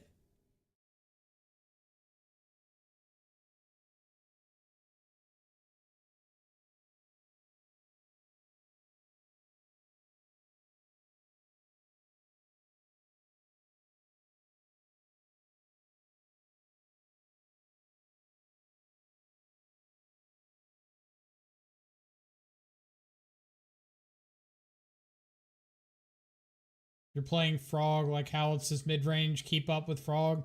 I mean, you realize like the Frog decks have a sub 50% win rate, right?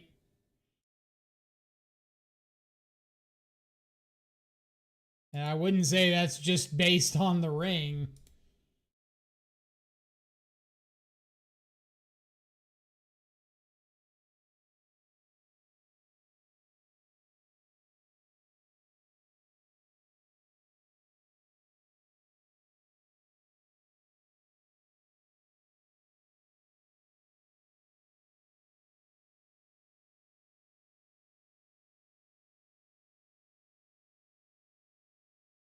Frog is new Jund. Kind of. Just trying to survive out here in these ring streets.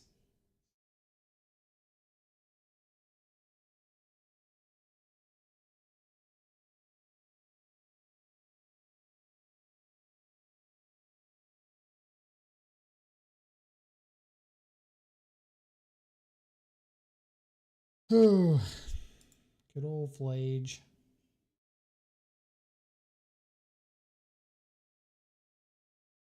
But like, I don't think the argument of them not banning the One Ring based on price is accurate.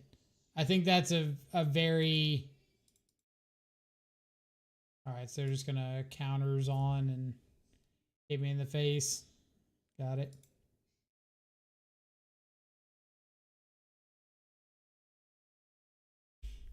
Strong, not correct statement. Frog is a bad deck that good players like.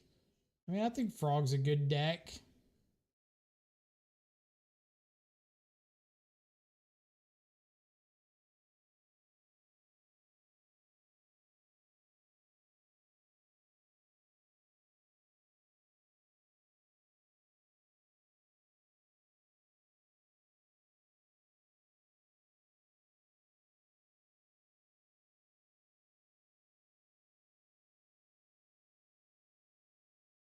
Now, maybe it's just me.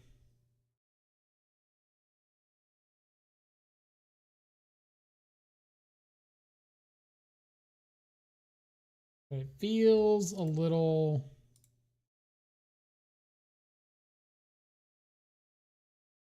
off this game.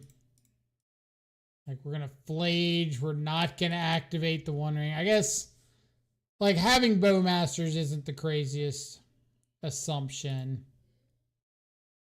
But if we just, like, don't activate this ring at all.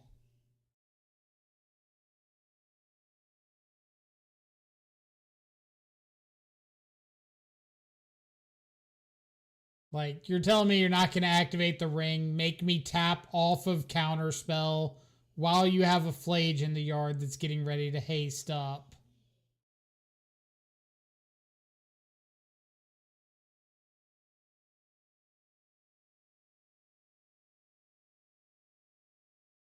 Like, who cares if I ping out a Guide of Souls? You have a hasty Flage out of the yard that I can't counter, and you get the ring activation and 2 shots to use it.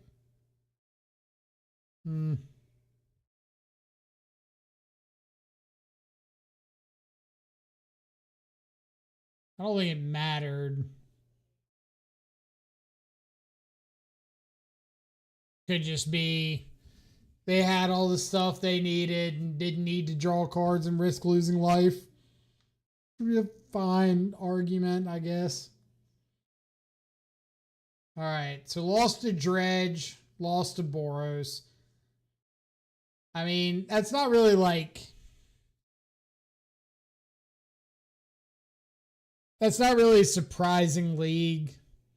Like, lose to something off meta that destroys mid-range decks, Dredge, and lose to Boros that destroys Dimir, but then beat, like, everything else, which is the whole frog or eye argument, is play Oculus to beat Boros.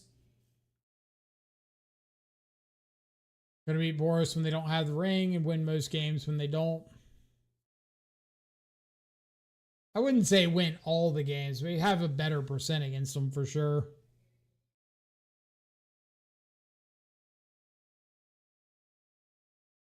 You only beat ring when they're already almost dead when they ring, or when you have a Harbinger out and they can't, like, double spell off of their ring. Oculus really beats Boros. Oculus has a better time against Boros. It's not like it flips it to 80-20 Dimir's favor. It's just not 20-80 Boros' favor. So if you're playing Oculus because you, like, think that it's going to automatically make Boros a good matchup, that's not the case. But if you just want to gain enough percentage points against Boros to make it closer to, like, 50-50, maybe 55-45, if you build right, then that's your argument for playing Oculus.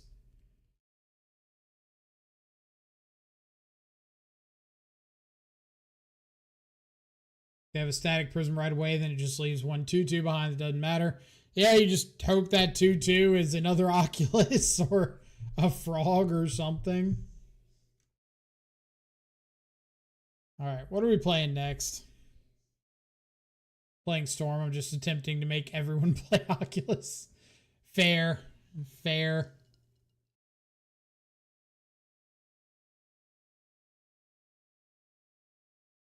Since they started running more prisons and chained in the 75, it makes me favor 4 force negation.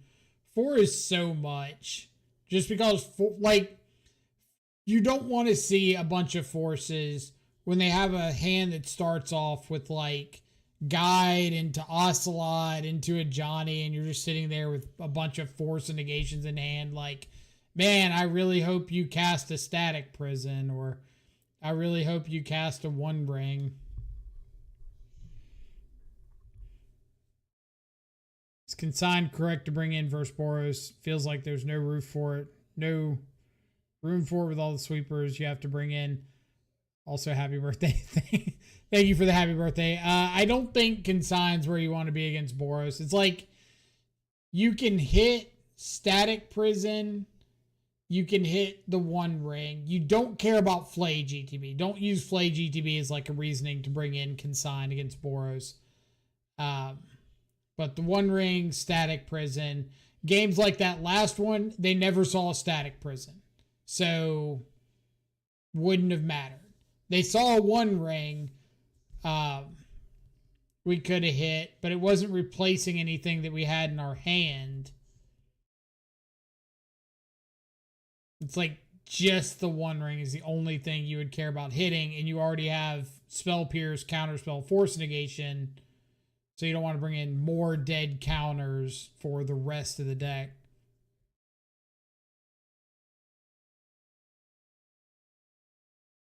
We got Chained to the Rocks. Yeah, I just kind of consider Chained to the Rocks and Static Prison the same card for argument purposes. It's around 10 hits for consigned if they're running all of those. Like the first list we see has got 7 hits. No Chain to the Rocks. So it could be really good if they're just on like a 12 hit list. It could be really bad if they're not. But you don't usually want cards that are very volatile in how good they are.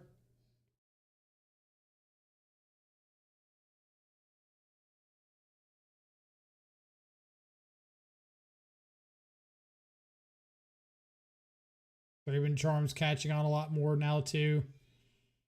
I mean, Thraben Charm like Nuclear Yard is okay. They're usually not going to kill much.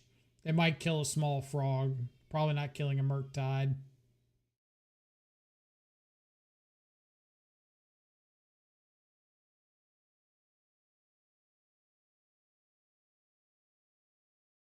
Disappointed in Code Diamonds. You should have had a custom cake sent to you that said eat a bag of dicks. Haven't found a decent player without Chained to the Rocks in the sideboard. Misplaced Ginger. No Chained to the Rocks in the sideboard.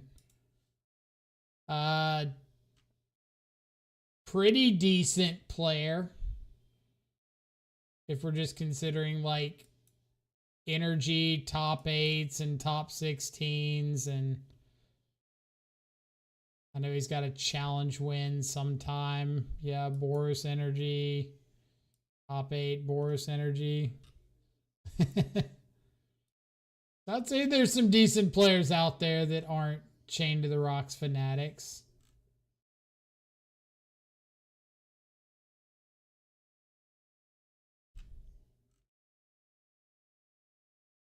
Who is it? Taylor Stain's been like running through challenges recently. Where are they? Taylor Spain. Sorry.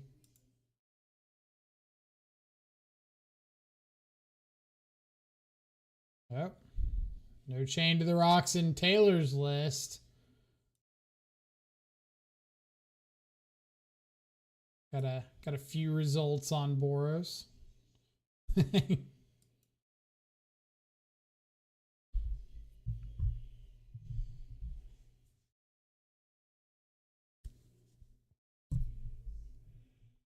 Like, I know Chain to the Rocks is definitely a card that a lot of people play. So, definitely not saying it's wrong to take that into the consideration. I'm just not going to go into the matchup against Boros and, like, assume they're running 4 Static Prison and 4 Ring and, like, 2 or 3 Chain to the Rocks. Because at that point, we're just saying, like, oh, this matchup is unwinnable. If they fetch correctly around Harbinger and I can't cheese them out, there's nothing I can do. Game's over. All right, do we want to... Somebody suggested Grist Oculus. We're going to do that. I got to swap over to the other account.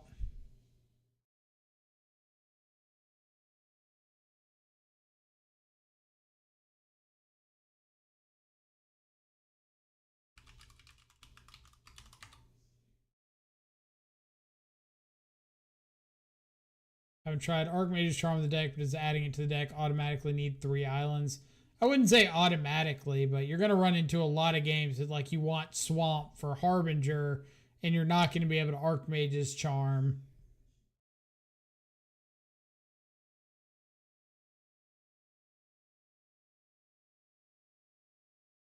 Top 8 last RCQ went all 4 Boros players in top 8, had 2 chains. Maybe it's a local thing. It could be. Also, for me personally, and I have to stress so much that this is like a me opinion, not public opinion, not down on anybody for suggesting it. But if it's like an RCQ, local RCQ, it means nothing to me. If it's like an FNM, it means nothing to me. If it's that guy that went 237th place at the Modern 5K in Tampa, it means nothing to me. Like, I'm not saying you have to win an event for the opinions to have some merit, but like, local events are so vastly different from place to place. I won my local RCQ playing against Infect twice. That event means nothing because it is just not representative of like anything.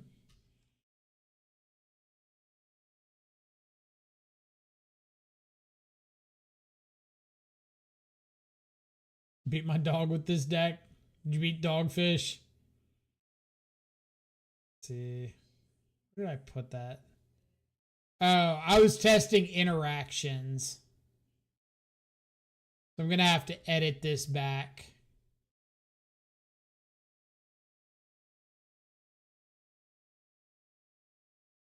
I did not read on Kaito that it specifically says on the card that you have to be, or Kaito has to have loyalty on it to be able to activate it.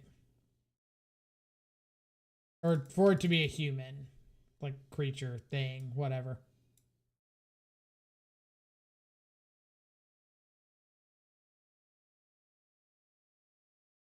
My meta has mono black coffers, Basim, and Sam Food. Yeah, that's what I mean. Like, local events are so all over the place that it's just absolutely impossible to get reliable data from them.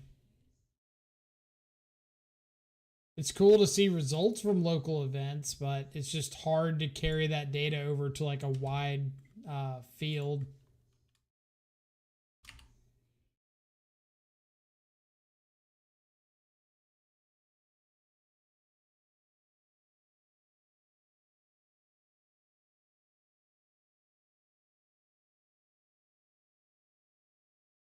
So got Frog, got Oculus. I was cutting Bowmasters to try this whole Grist thing.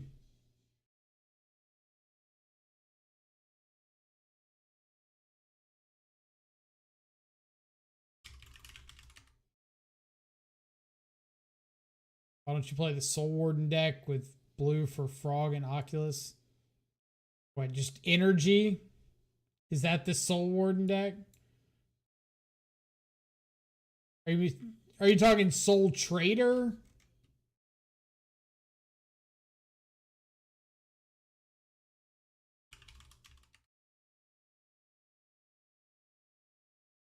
Yeah, Warren Soul Trader, right?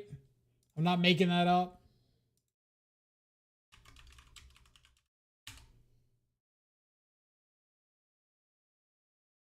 Yeah. You said Soul Warden. DPI. Completely different Magic card. Same thing, not at all same thing. Worse Guide of Souls.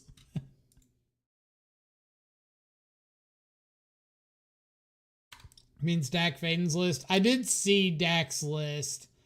I will say, when it comes to Dak Faden lists, I have Dak's list like in the same part of my mind that I have Bench Summers list, in that it works really well for Dak. That's fantastic. I'm ecstatic for him that he's on like a ridiculous run for the decks. Those decks don't work for me. I make bad decisions with them. I have no good justification. Just, they do not work for me. I accept that. What else was I adding in here?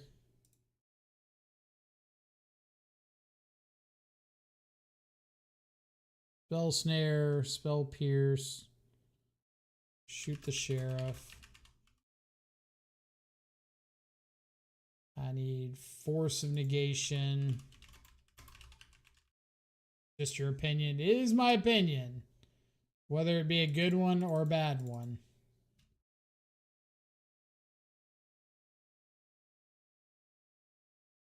I kind of want to add an extra Nihil spell bomb. Not gonna lie, Dredge got me feeling a type of way.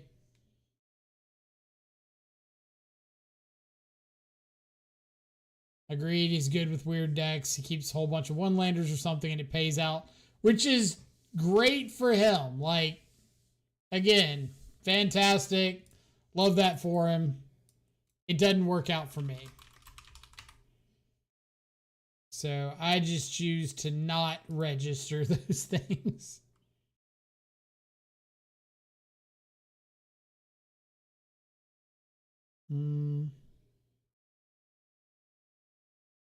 Do I just want to add a couple more copies of like Spell Snare or Spell Pierce or something? When you're not on Oculus, there's person on 2 Nihil Spellbomb main over 2 cantrips. Is that a thing? That sounds...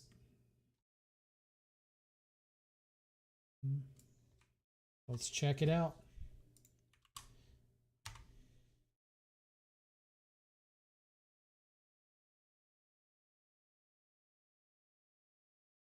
Is in fact.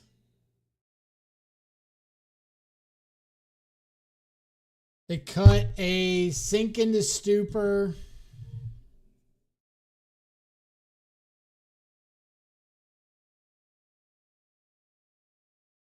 What's the other cut?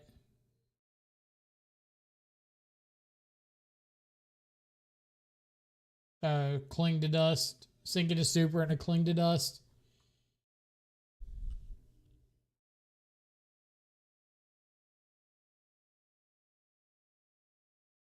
Yeah, we could possibly try that at some point. In fact, yeah, throw one of these bad boys in the main here.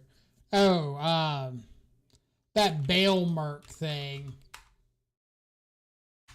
I had it on my list to try. I don't think the card is good. But I could just knock out 2 birds with 1 stone, trying Bale Merc and Grist.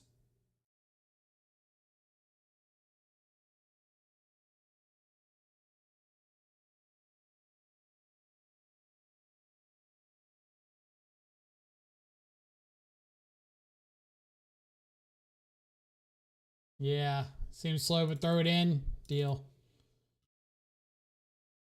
You talked me into it. Now, I do also want to say the list you sent, Grimflayer BR's list, is not on Oculus, which I think you mentioned. And they're trophying with it regularly, so I'm glad to see there are some non-Oculus players doing okay.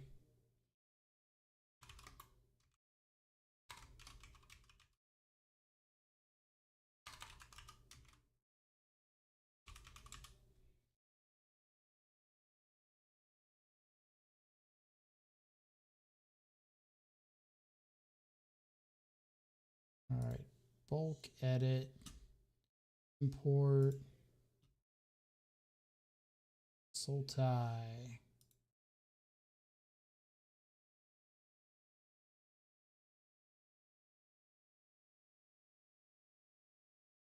All right, let's update our deck list. Pedro, what's up? Let's see, David, thank you so much for the follow.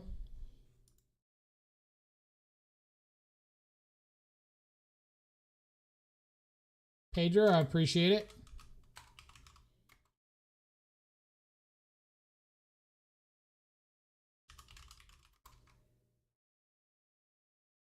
Okay. Let's just go ahead and hop in. I'll record this just for the sake of it. But I've got a list of things I want to try out, and like Frog and Froculus and Frogtide and blah, blah, blah, blah, blah, everything under the sun. And some of the items are Sultai in this case, splashing green for Grist the Hunger Tide in the main. Pick your poison, Abrupt Decay in the sideboard. I figure Abrupt Decay is really good in the Frog mirrors. Pick your poison against any random artifacts, enchantments, sagas, whatever.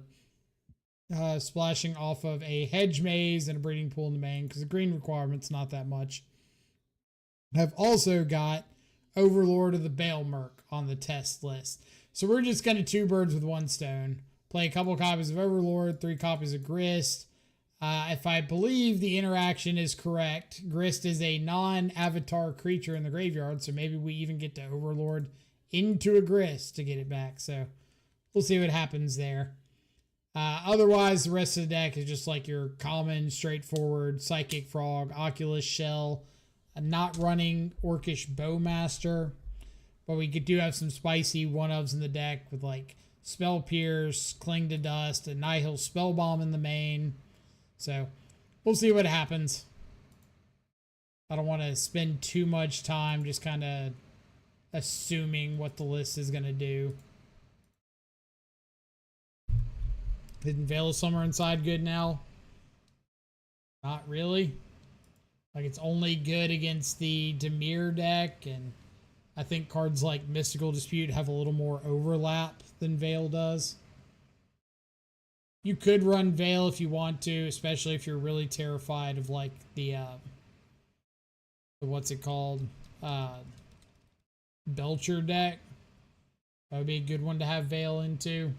But I don't think you really need it into the Dimir mirror.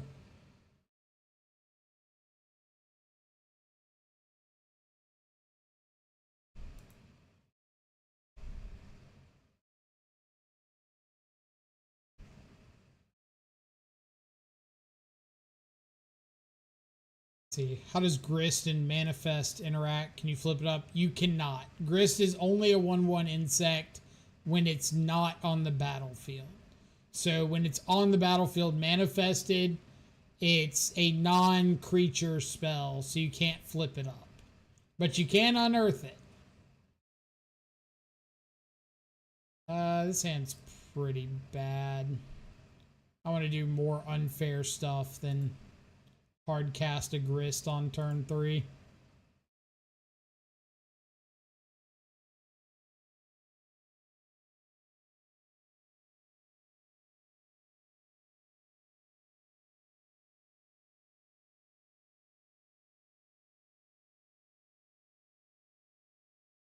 That's a choice.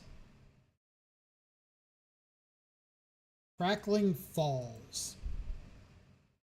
Draw 2, Discard a card at random unless you pay 2 energy.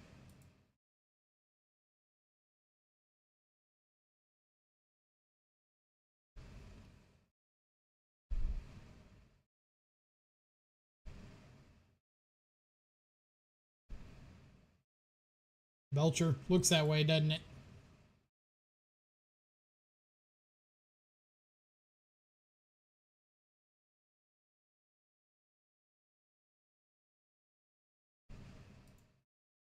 I think it was Spike that I saw post about sideboarding a,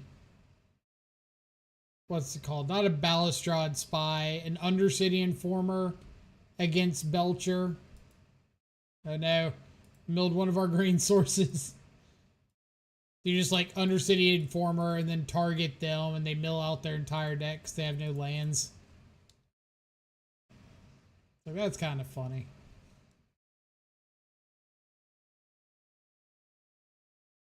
I also hate that we're playing against Belcher with like the list that is less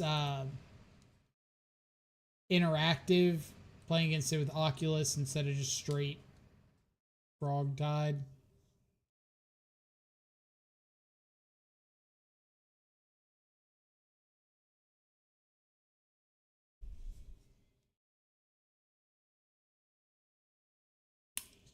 Alright, so get to cross Sultai, Oculus, and Overlord off the list. So at some point, we're still going to have to play Dimir Shadow with Oculus.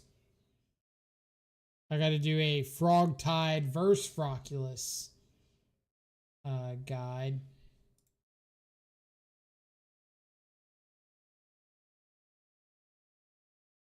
And just for the record, these Grists are in place of like Bowmasters.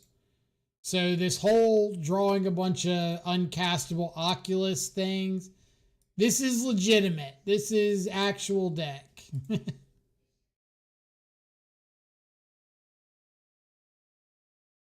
This is all natural Oculus awkwardness.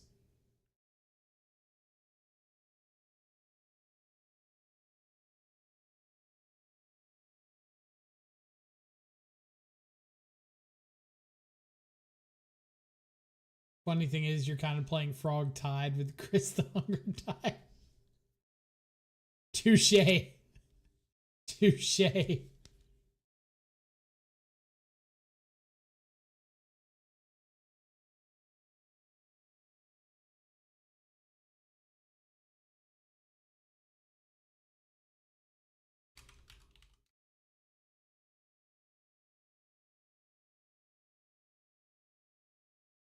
All right.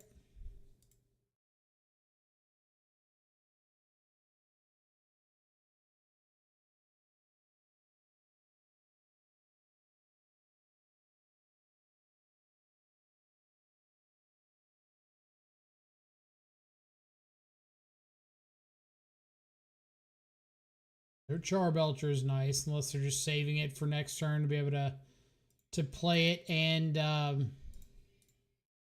activate.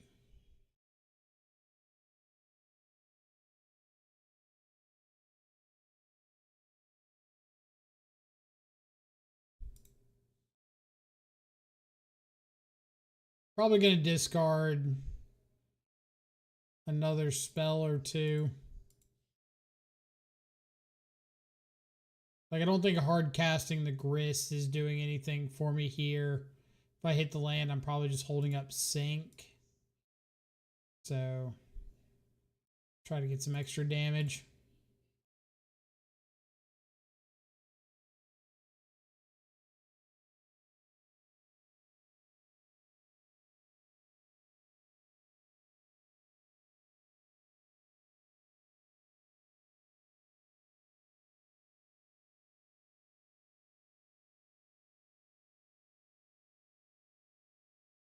Feel like that doesn't do anything for me.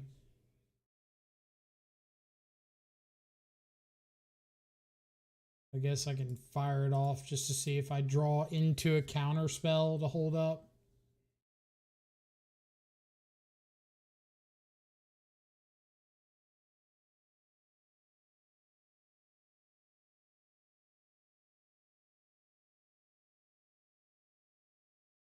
A lot of grist. A lot of gristicles.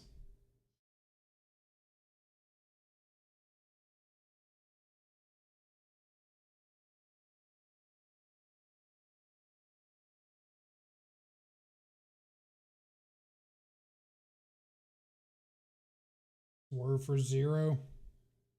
Go get a Lotus. Yep.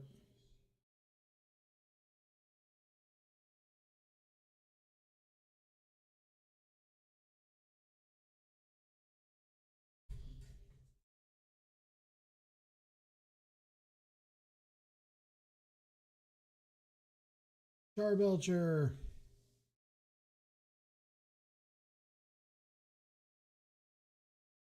Show me that you have no lands.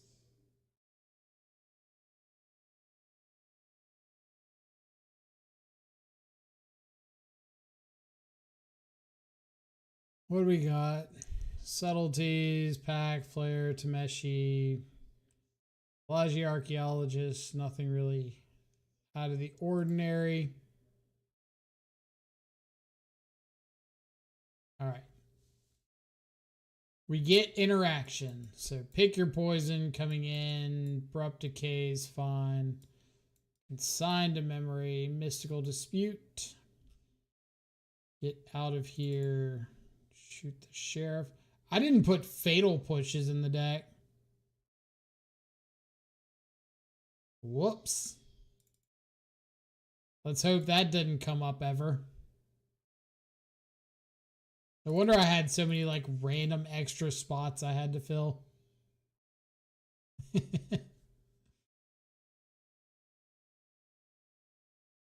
Some say oversight. I say playing Magic on hard mode.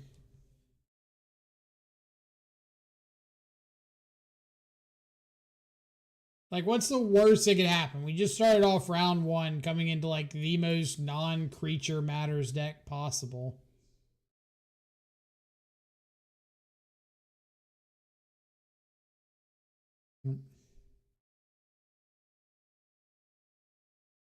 I did put lands in the deck.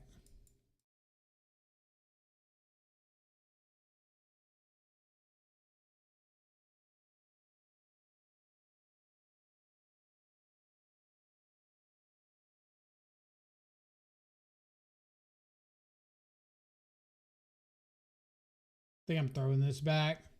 I was going to say maybe I make an argument for keeping it, throwing back an Oculus.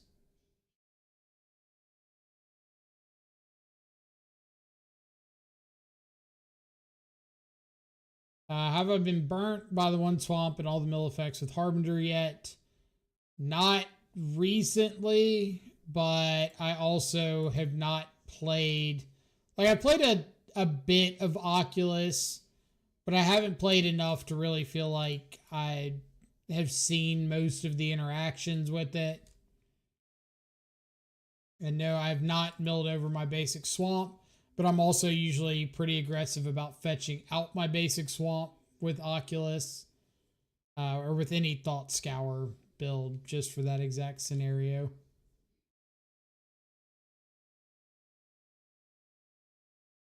All right, well, this screams mystical dispute, doesn't it? Jerry, I appreciate it.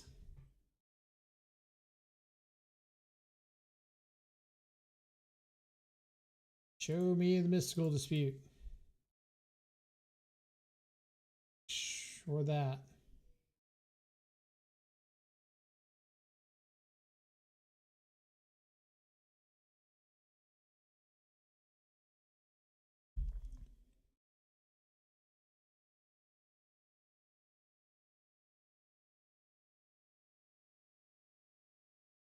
I got nothing.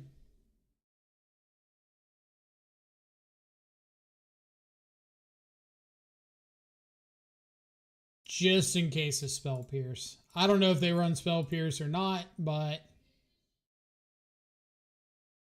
kind of free to play around.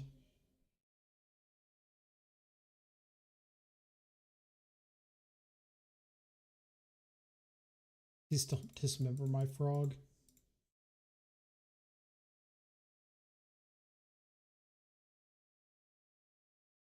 Lotus Bloom is coming off suspend next turn.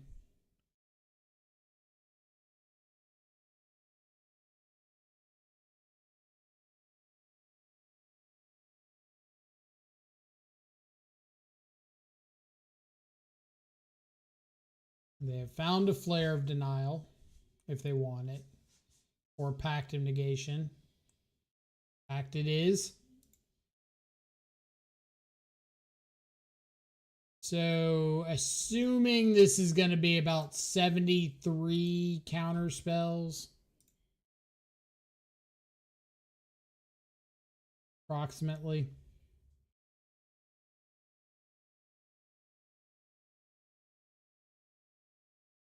Get out of here. Go on, get.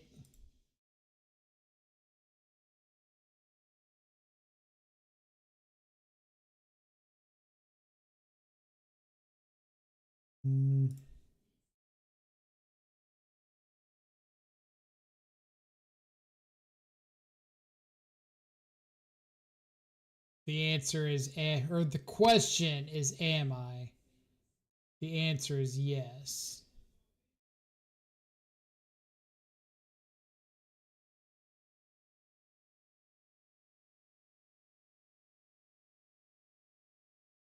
I know they've got a pact. So if they want to resolve this Lotus Bloom, they can.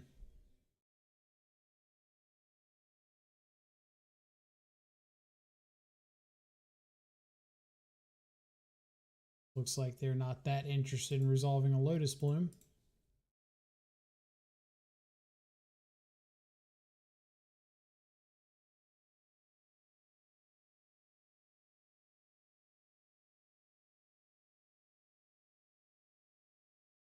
Does this do anything for me?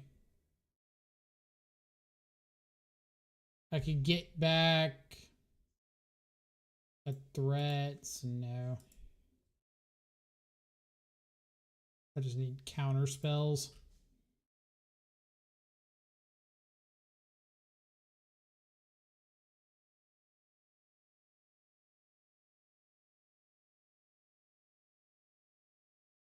Get 'em, frog.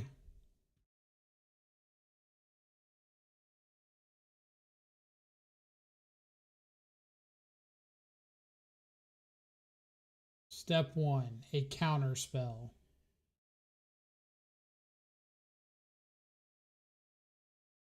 Step 2, repeat step 1.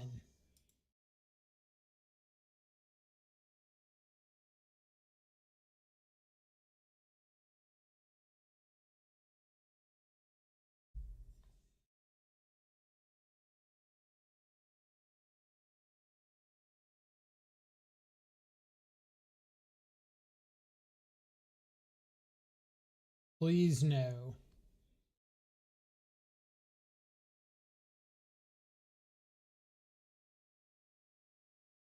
Slightly quicker than 12 turn clock. Or no, I don't even have. I use the Oculus for the force. Ugh.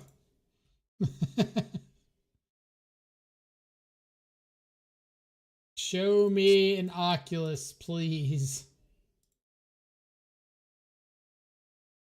Could be anything. We flip over. Flipped over another frog.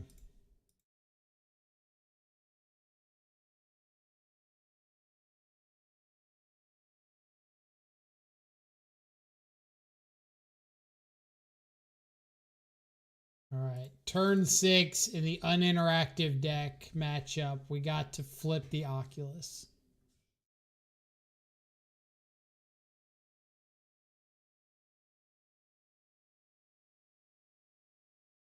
We just don't get to hold up force. 5, 6, 7, 8, 9, 10, 11. So even if they have land Belcher, we can kill before they get to untap with it. Andy, what's up?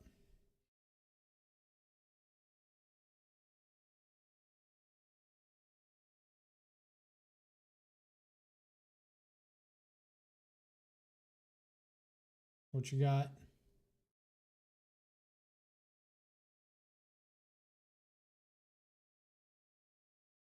Yeah.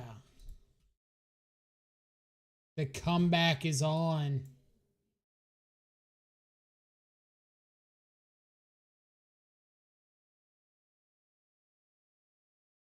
Kind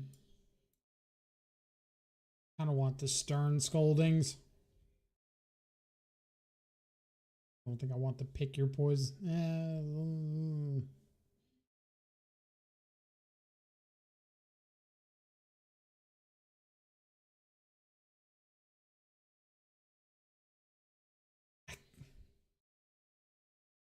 No, I'm gonna cut the pick your poisons and bring in the stern scoldings.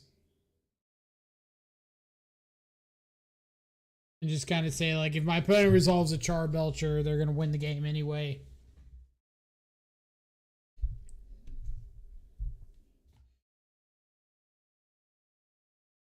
Sound is weird to get your voice twice with a delay. Has anybody else had issues?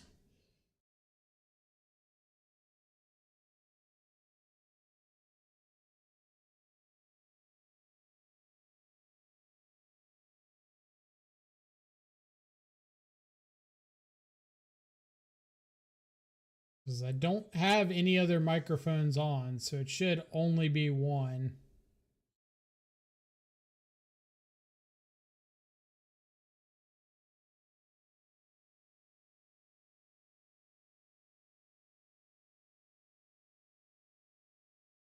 No issues with beef stew. Andy, I think your audio just hates you.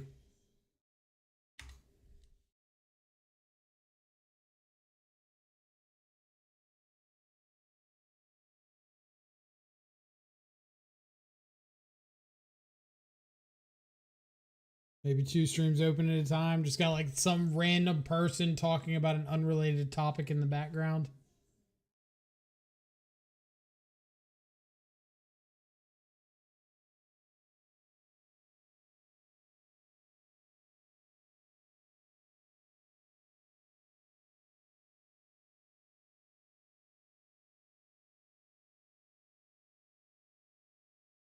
What do we got?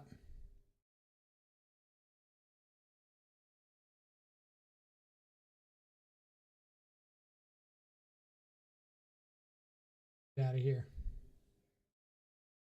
Yeah, you didn't see that one coming, did you?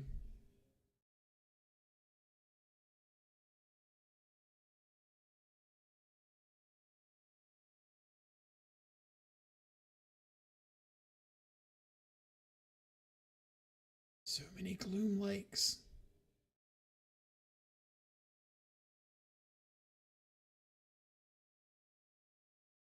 Why do I have 3 gloom lakes in here? Guess I just do.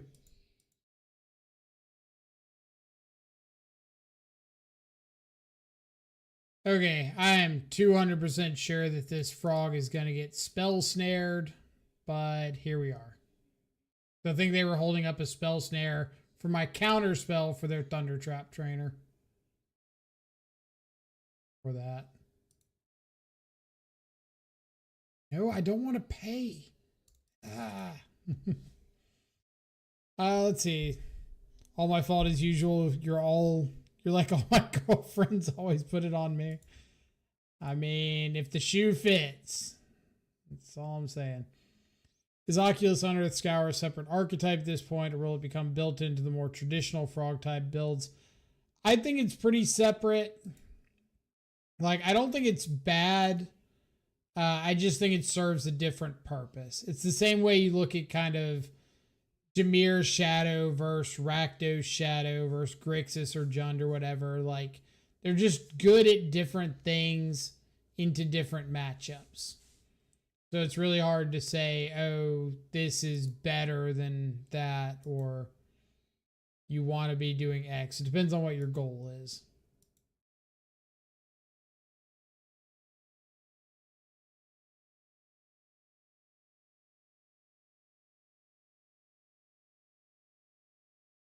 Here's a frog.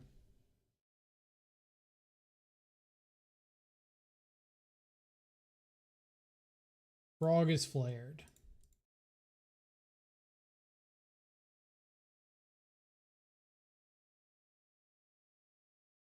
Now, if our opponent does go for a Charbelcher here, we're replicating Consign.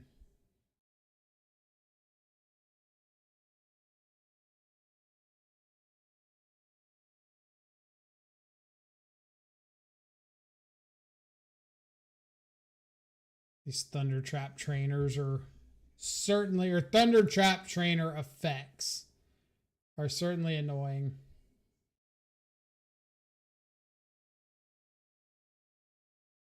Reveals Suppression Ray. Okay.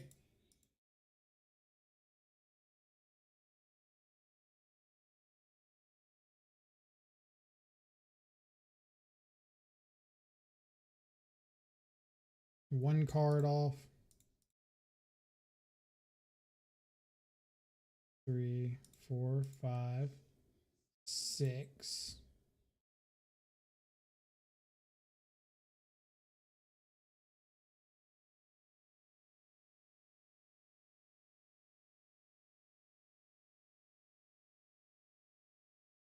Pact of Negation. It's fun seeing how it's evolving. Seems like people think Oculus is just better versus Boros, so unless Boros somehow becomes less prevalent, it's better to just have something that creates more bodies on board. Just depends on like your definition of better. Because like we kind of talked about it a little bit earlier in the stream, that I do think the Oculus builds are better against Boros, just in the sense that they have a higher win percentage. But I do think they're significantly worse against like everything else in the format.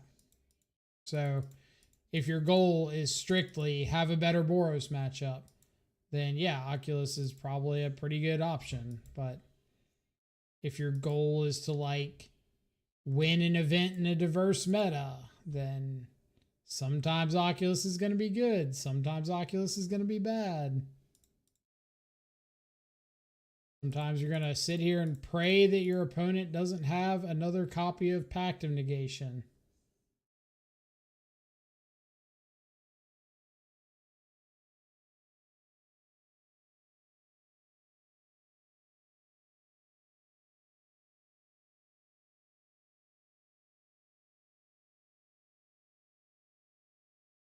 All right.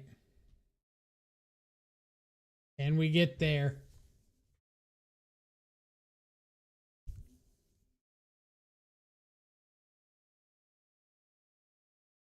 Enchanted creature loses all abilities and is a toy artifact creature with base power and toughness 0-2 in addition to its other types. As long as the enchanted creature is face down, it can't be turned face up.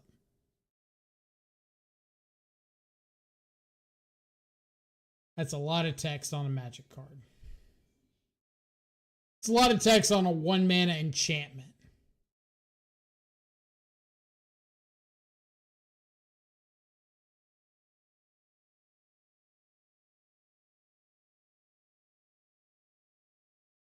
You are sync targeting my force.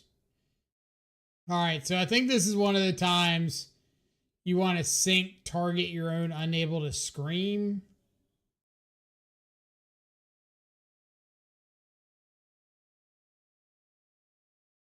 Oh yeah, you can't target your own thing. Good call.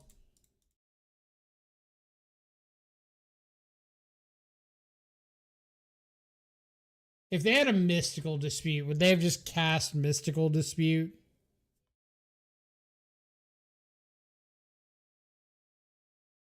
We'll find out.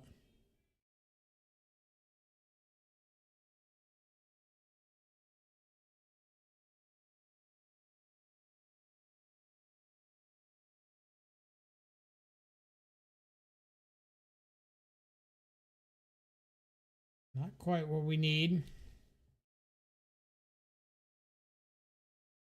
I would love this Oculus to flip another Oculus. It's something that can let me force lethal next turn if they hard cast a Charbelcher.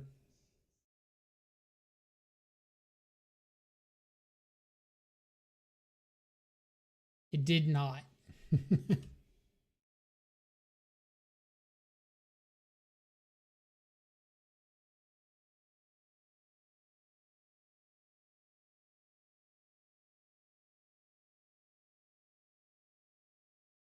Okay.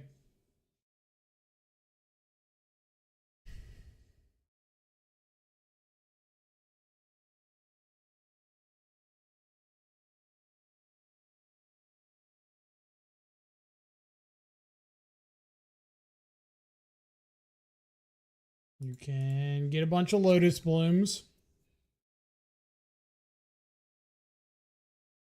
Do you have something to do with the Lotus Blooms?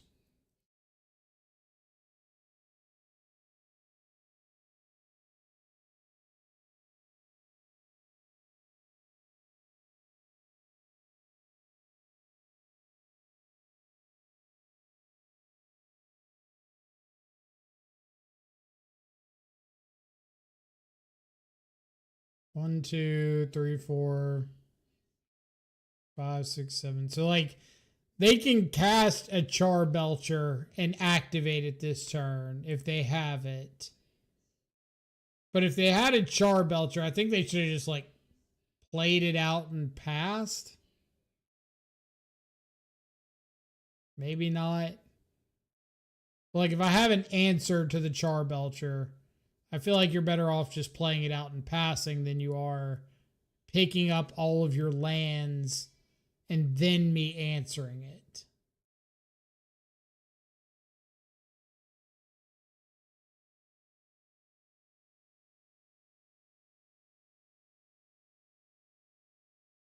Because wouldn't you be able to do this next turn?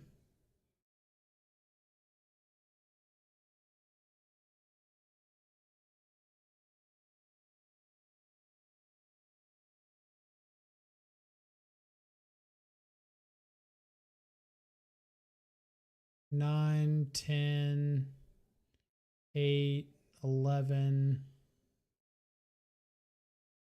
They could whir for a Charbelcher. Is their last card just another whir? They're planning on whirring for a Charbelcher and activating it.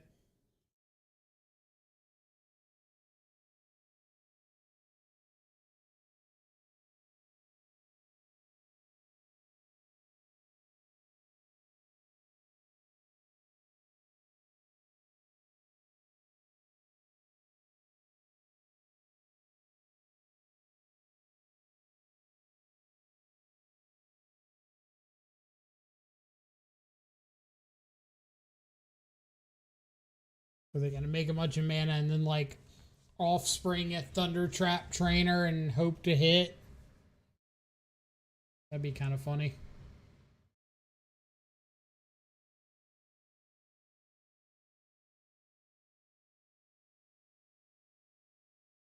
Opponent, I am the big F6.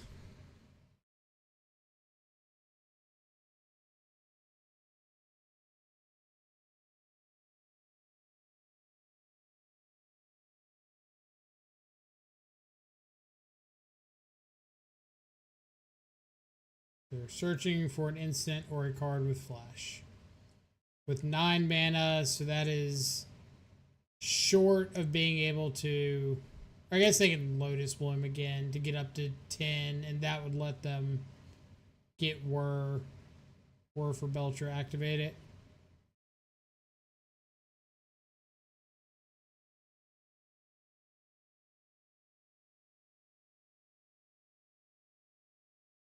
Maybe I'm wrong, but I really feel like opponent started activating Tameshi without actually knowing if they had the kill. Just kind of said like, oh, I got a Lotus Bloom. I'm going to start going. But at the same time, they could just like make a bunch of mana, pick up, sink into stupors, bounce my board or something. So I guess it's fine.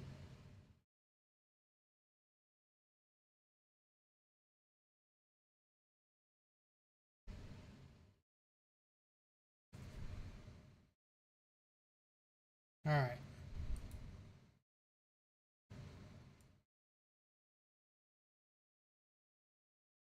Good to see. So if we had to keep a scoreboard going of matches where I would rather be on Oculus versus non-Oculus.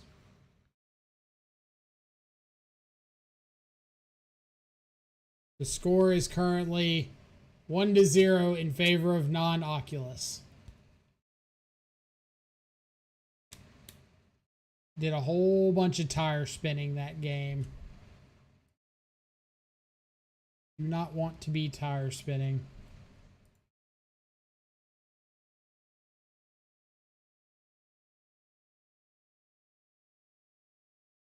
Tire spinning bad.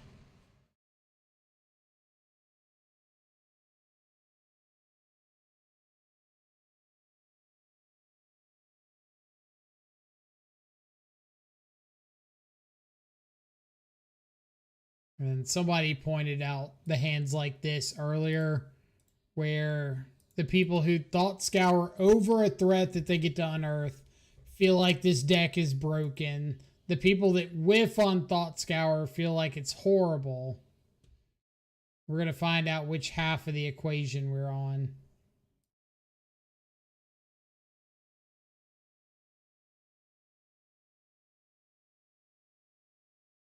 Deck's broken. Why aren't y'all playing this? All right. So I have to island to be able to unearth.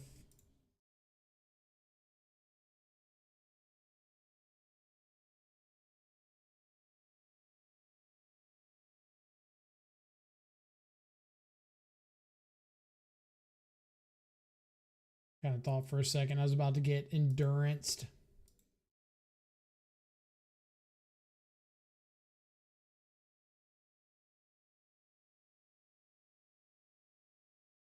Who needs fatal push anyway? That's what I'm saying.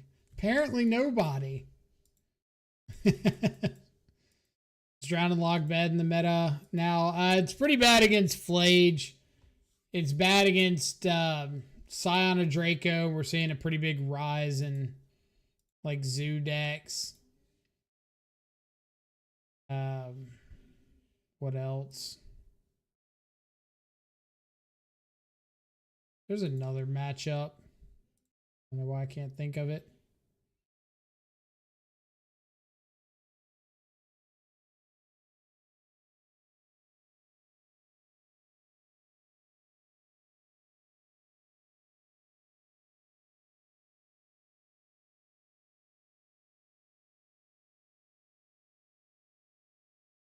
Okay, I could sink into Stupor the Amulet. I think I'm just gonna hope that they have like bounce land, go for something I get to counter spell.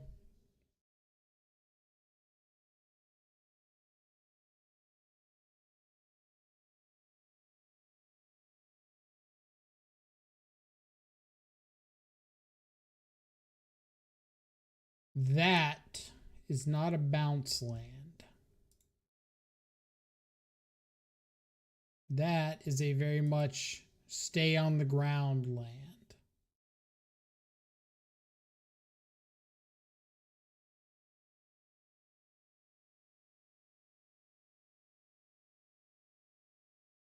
So opponent's going to have approximately 1 billion mana next turn. Pretty okay.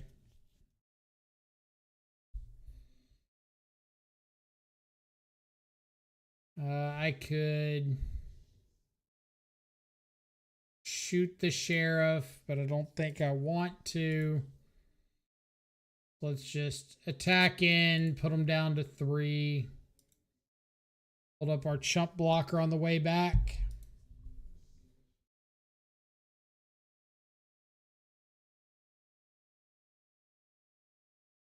Harbinger.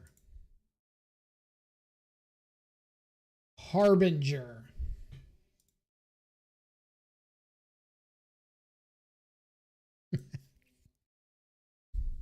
Never lucky.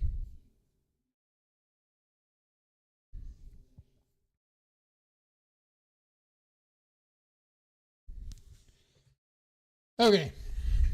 Well, on the bright side, we might be okay into a Titan.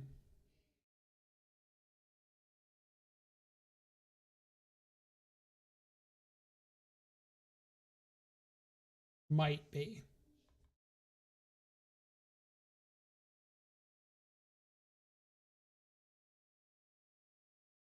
It's our cool Amulet of Vigors, though. I'll give him that.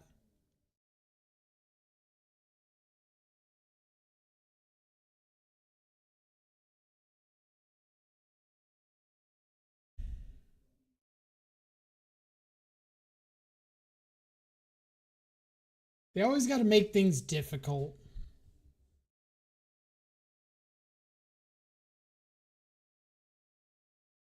Arboreal Grazer's like the one thing that lets them double Titan here if they have to.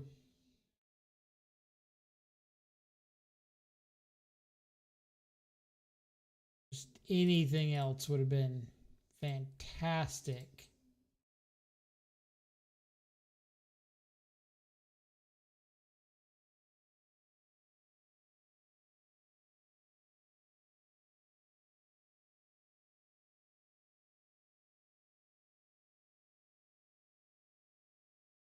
Opponent is going to get a Summoner's Pact. You have got a Summoner's Pact.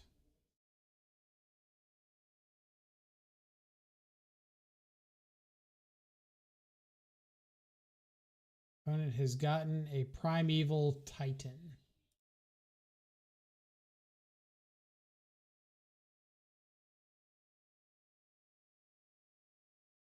Opponent has conceded from the game.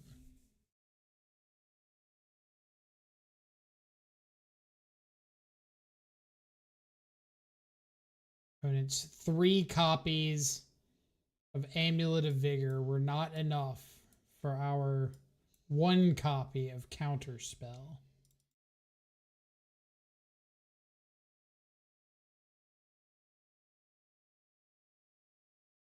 Sorry, Grist. You know how hilarious this would have been if we had like trophied this league with no copies of Fatal Push in our deck? Had to explain that to people.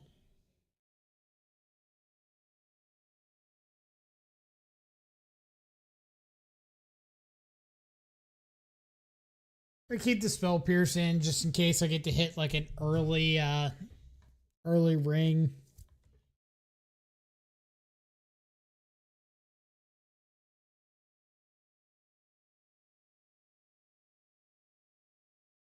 And is pretty bad.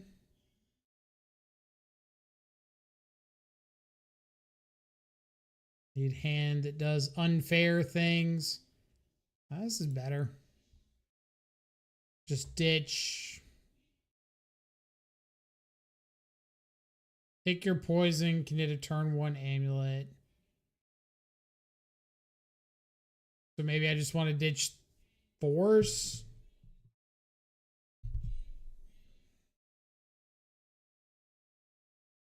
I think it's either pick your poison or force. Or I could just ditch Thought Scour and hope we find something to frog.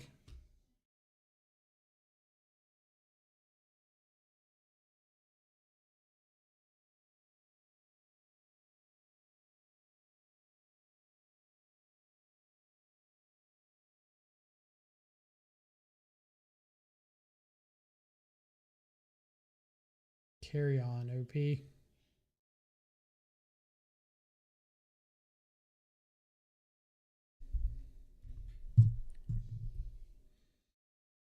Defense grid.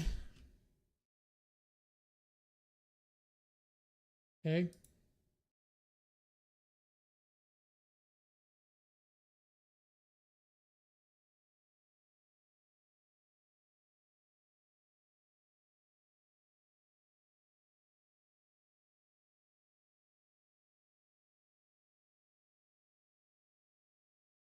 I think I'm going to jam frog here to try to set up like pick your poison force next turn with an active frog.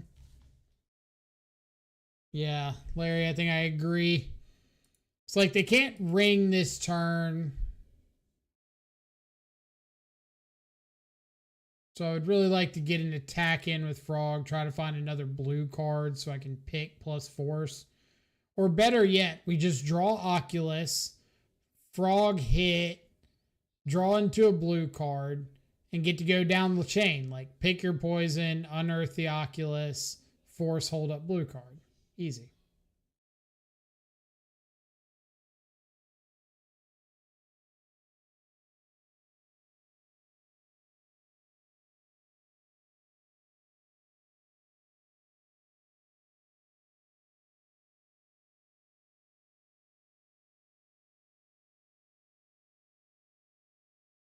So there's my blue card.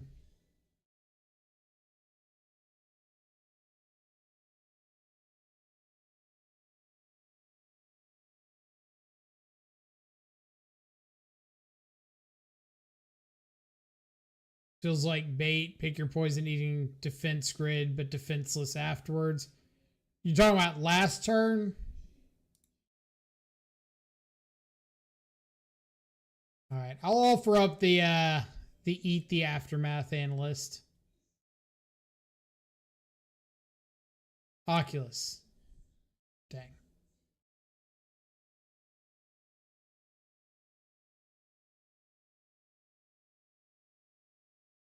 Yeah, last turn I'd probably agree. Echoing Deeps, no copy.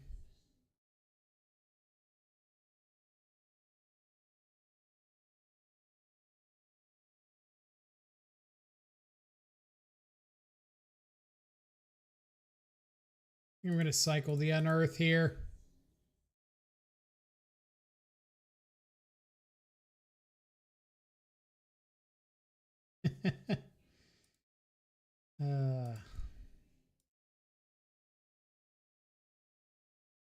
Get Undercity, try to flip over an Oculus.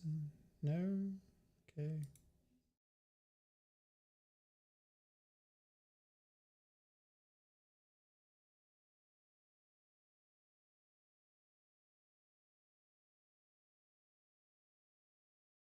Thoughtseize bug.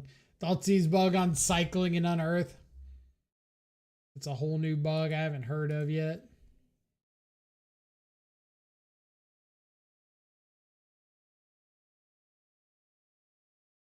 Part of me wants to ditch this unearth for an extra point of damage, but I just know as soon as I discard the unearth, I'm going to draw into like an Oculus.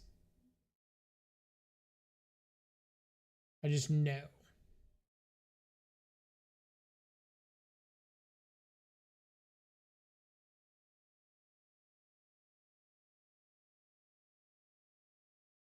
Yep. You got a whole mess of lands.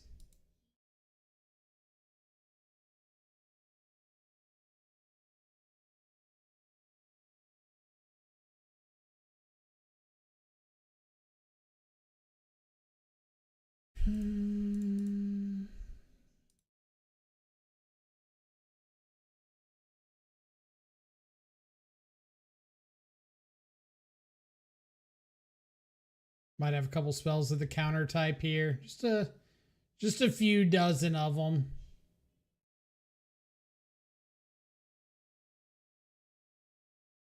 Hate seeing Arboreal Grazer here so much.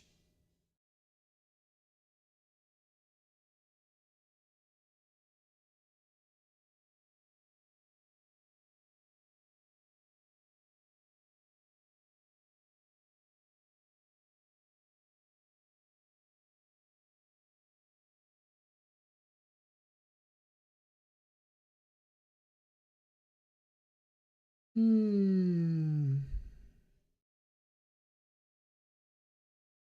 right. We are Never getting through in combat again.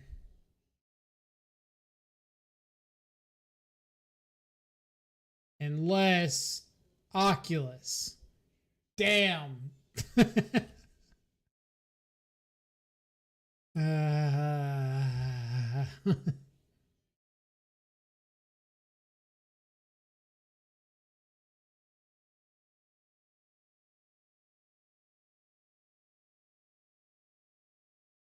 OP has some cards of the... I hate OP's deck type.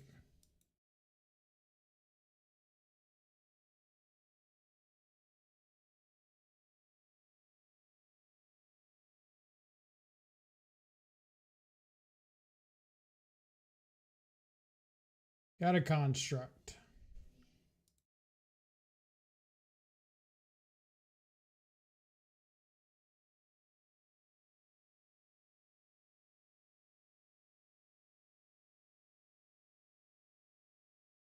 See what they do before I decide on this consign.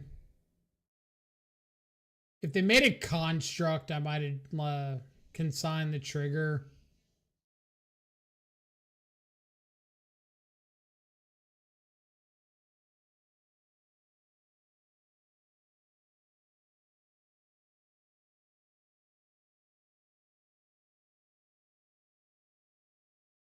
I love that. Like, how do I tap for 6 mana?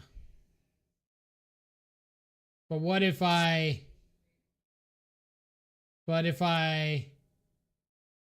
instead I tap like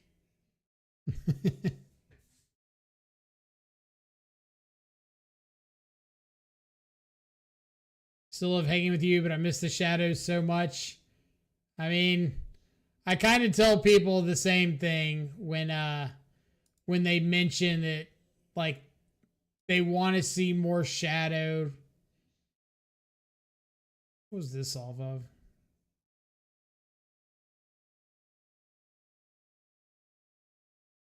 It was Echoing Deeps. All right. I kind of say the same thing to everybody when they talk about, like, oh, want more shadow content or something to that effect.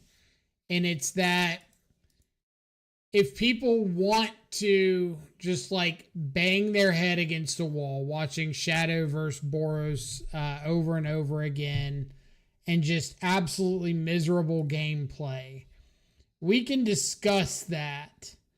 But there's going to be financial ramifications for it. Because, like, realistically, as somebody who doesn't do this as like my full-time job, I don't want to get online and just hit my head against a wall playing that matchup over and over again for hours on stream and just like watch play points spiral down the drain.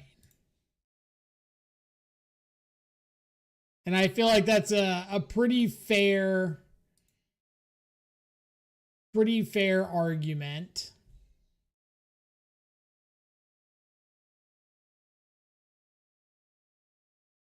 As always, other people are more than welcome to play it as well.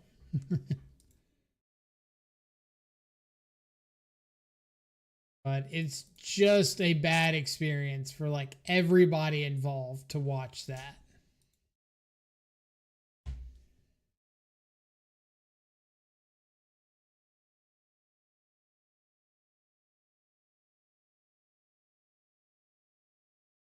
Something good? Nope.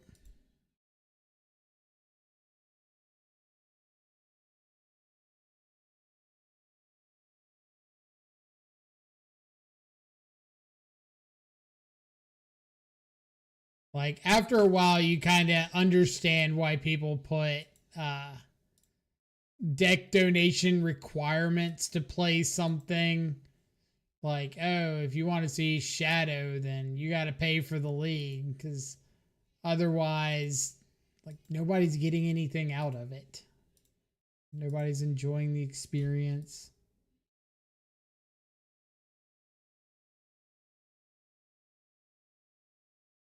All right, I'm going to take the consign.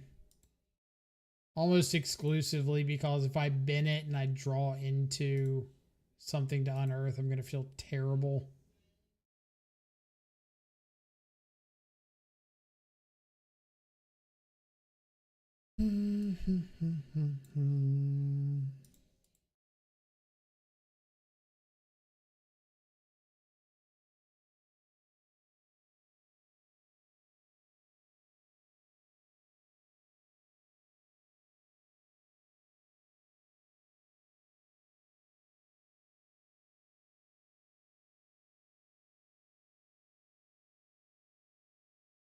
Hey, we got a thing.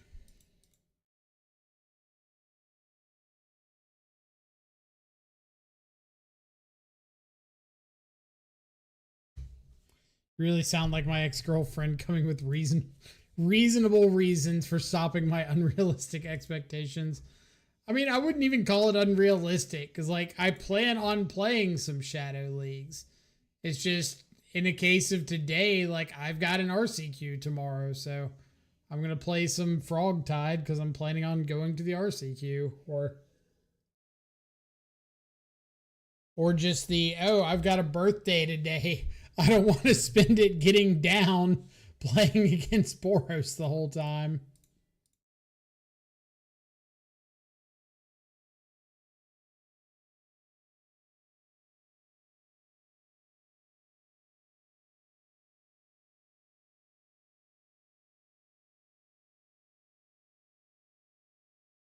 Also, if I had my choice, I would ban every player in Modern that uses this art of the One Ring. Just ban them. Like, no, you're not allowed to use that One Ring.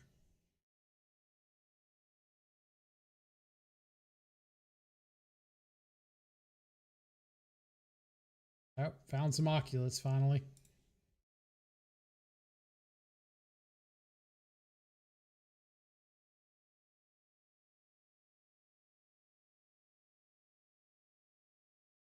Okay, so I'm going to discard one card, keep the other swamp, so I can unearth the Oculus in case I manage to flip over a Harbinger.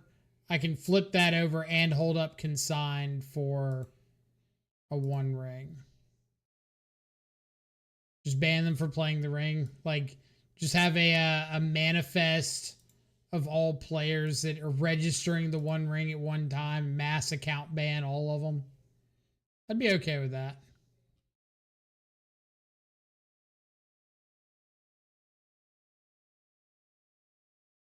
Primeval Titan.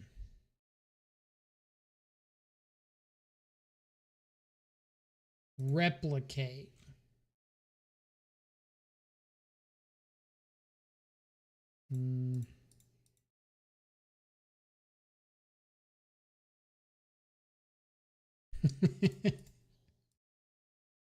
That one.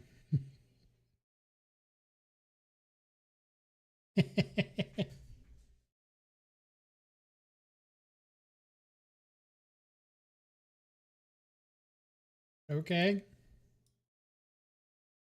I've cast exactly one ring in my life, and that was off of Commandeer and Commander.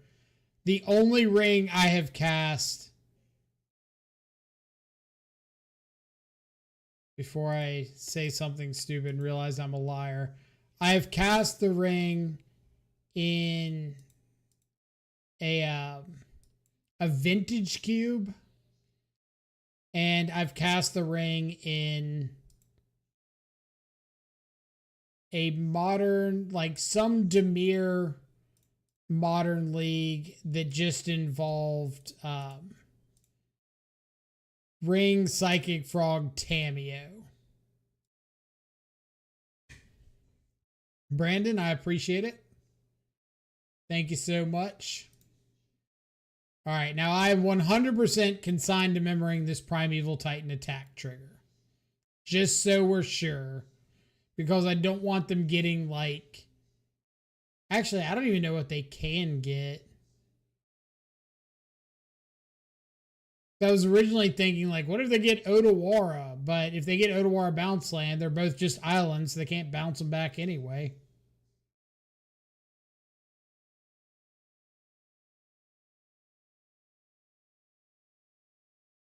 So I guess I have to not do anything with the intention of consigning a 1 ring if they have one as a follow-up.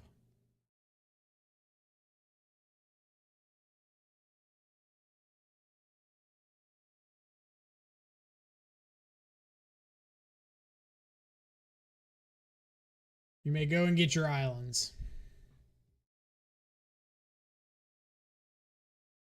Islands achieved. That'll block. I realize the Primeval Titan has trample. That is fine.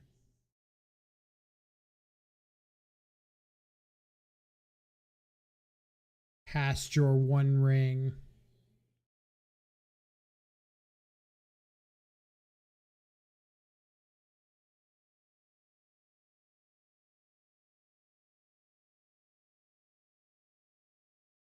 Why does it always involve arboreal fucking grazer?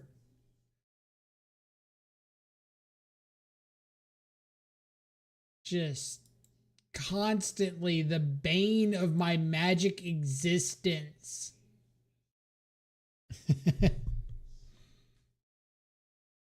Appreciate it.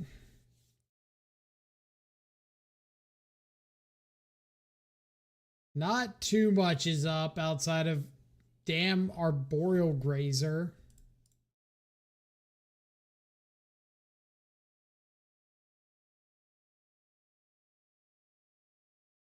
Mayor, thank you so much for the Twitch Prime sub. Greatly appreciate it. Welcome to the subscribers. Enjoy access to all of our sweet custom Death Shadow emotes.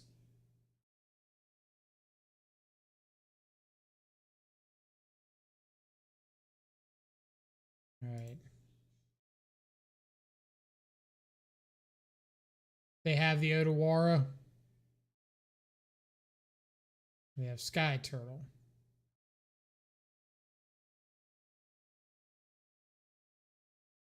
Okay.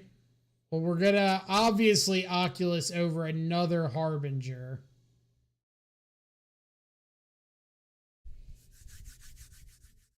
Please.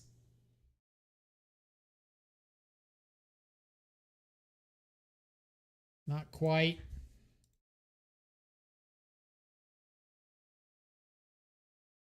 Okay. We can figure this out.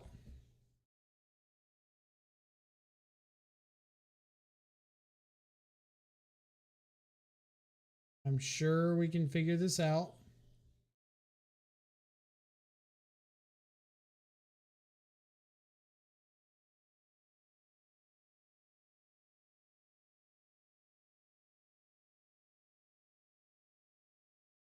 Valeria West. Okay. 4. Summoner's Pact.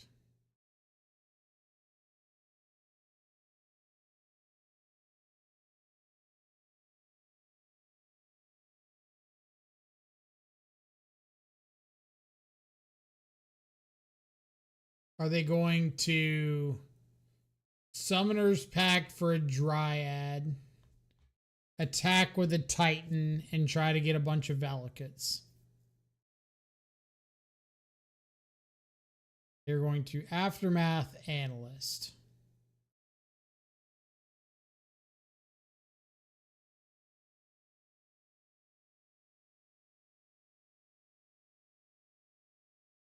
So 1, 2, 3, 4. Activate Woodlands. So if I counter this, they can still go off, right? Because I counter this, they play Analyst. Or they can just like Shifting Woodlands, or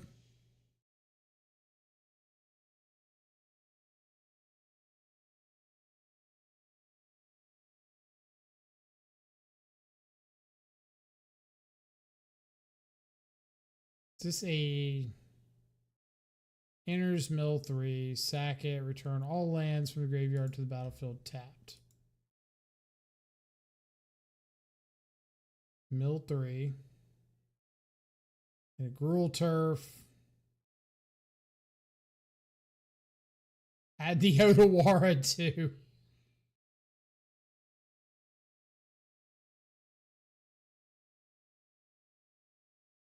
Where they get off. This gets another Lotus Field. And all right, I've got to think, if I consign the amulet trigger and they just have to sacrifice 2 lands here and they don't get the untapped Lotus Field, then they have to attack with the Titan.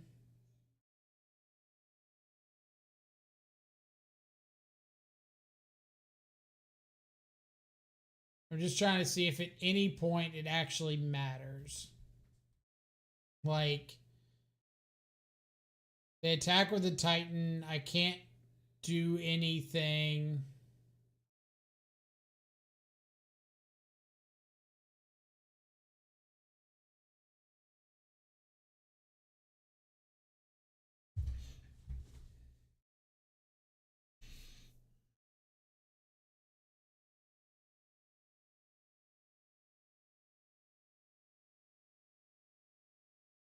I could.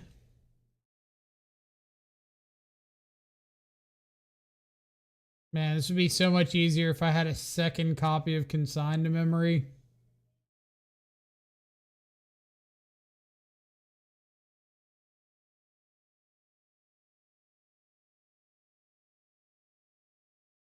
Like, the problem, I don't know if Titan is on.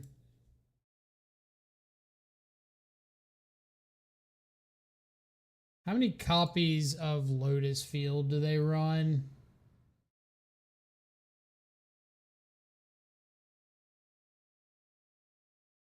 It's just showing 3. If I... The infinite mana and loop, if you let it resolve. Well, if I counter it, then they just get to attack with Titan and get Lotus Field and do the same thing anyway. So it doesn't matter if I counter this one if I can't stop the Titan.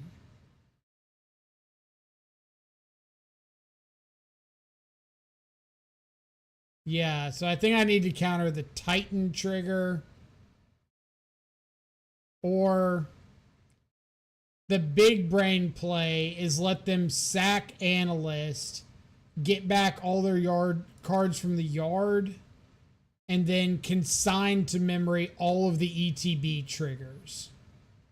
All of the amulet triggers, or as many amulet triggers as I can fucking consign. 1, 2, 3, 4, 5, 6. Hold. Hold, brothers.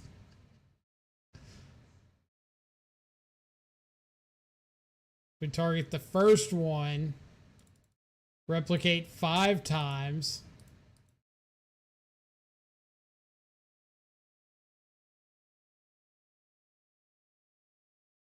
Replicate 2, 3, 4, 5, 6. I don't think this is even going to be enough to work. But the idea cracks me up. Now you got to sack 4 lands off Lotus Field. And bounce 1 off Gruul Turf.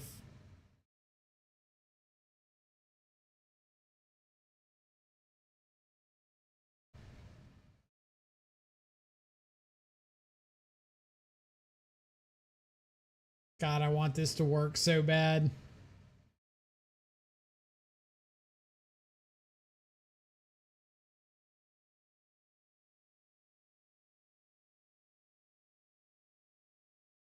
I need this to work.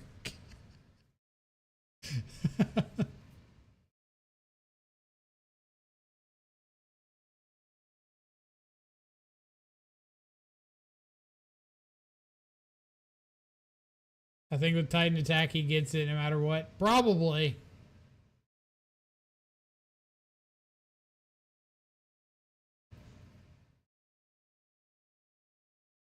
Maybe not. Because Titan Attack, if he gets Lotus Field Bounce Land, gives him enough to Woodlands copy something, but it doesn't give him enough to copy Analyst and sack Analyst.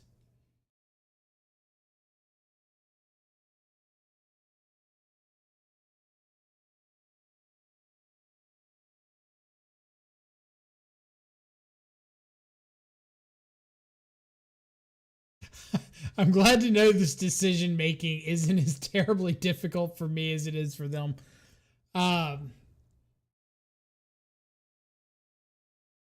So if they sack whatever, have they played land for turn? Yeah, they played Otawara for turn. So they don't have a follow-up land drop. So he might not be able to. I think without having another land drop, like be able to play the Gruul Turf, untap it, and then attack with Titan. I don't think he has enough to Aftermath Analyst. He's like 3 short.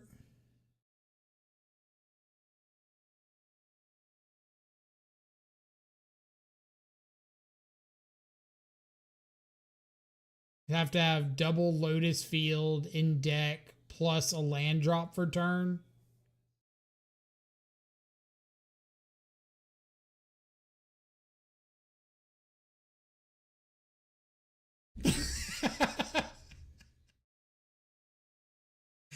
Yes. Fatal push who? Oh, I cannot wait to hold up. Hold up. Let's go ahead and take care of this.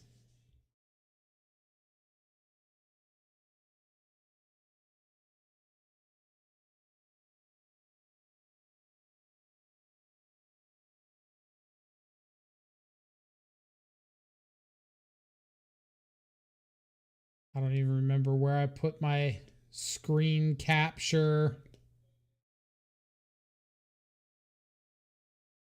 Either way. That's what I'm going to now. Screenshot the consign.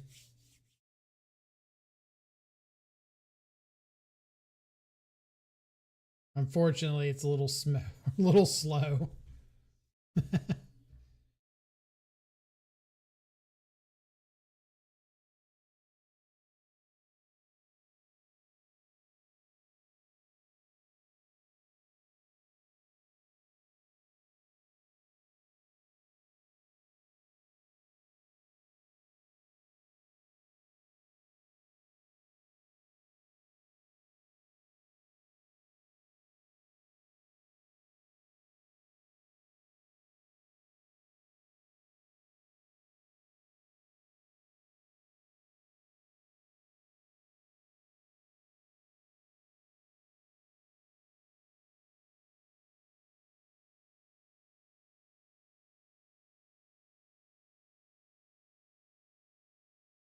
Consign was so smart, big brain. I wouldn't say that. It's more like not a whole lot we can do. Bits, I appreciate it.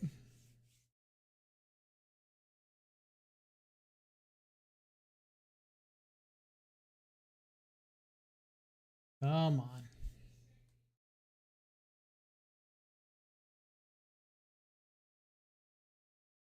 They could have just been nice to us and like not had the arboreal grazer, and life would have been way simpler.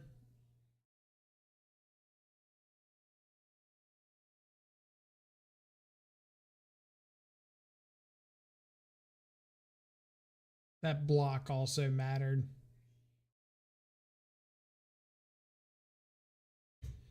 I was like I'm not playing around arboreal grazer block.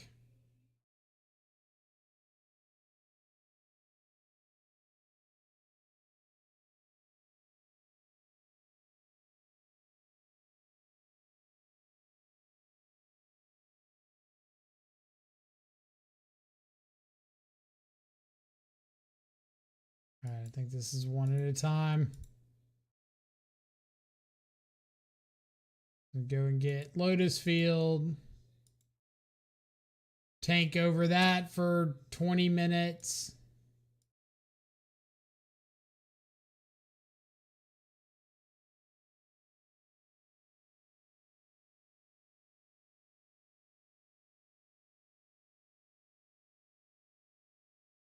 I'd have to sit here and like wait for them to stack the amulet triggers.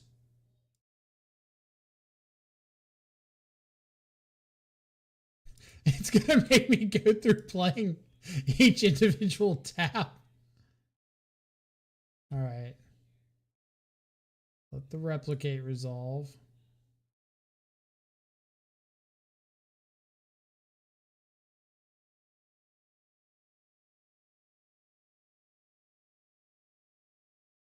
This is how you make a social media post. All right. Back to the league.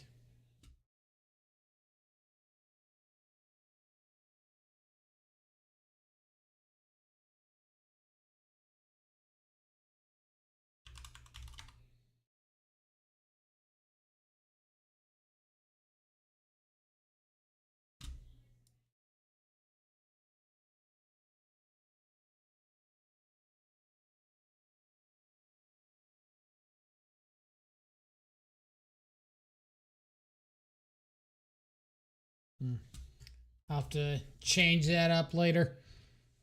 We'll keep it so I can try out this Bale Merc.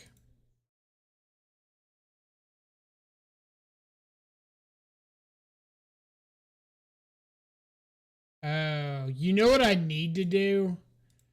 I need to make...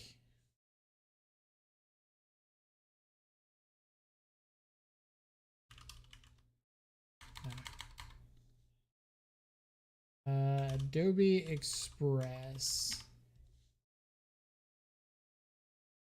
Y'all are gonna love this.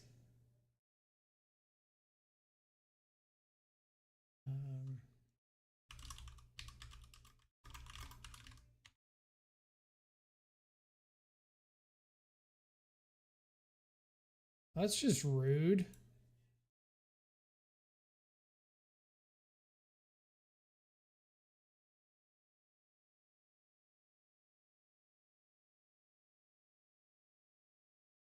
Chalice of the Void? Thought everybody was over this.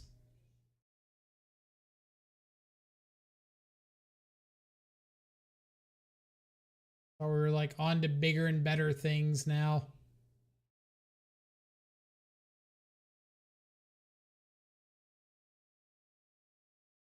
Can't get anything back. Go.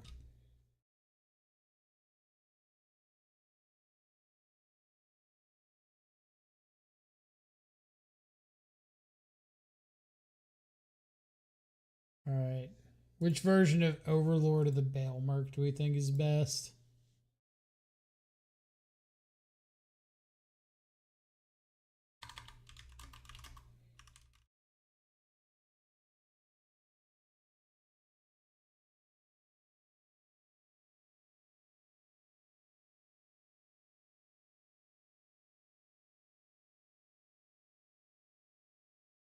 Talisman.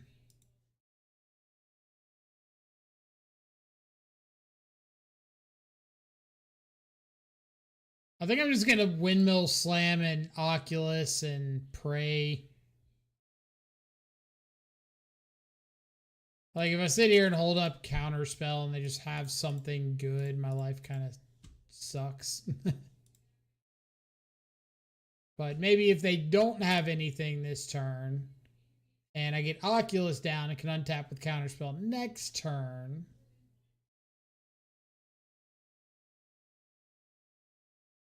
Just saying.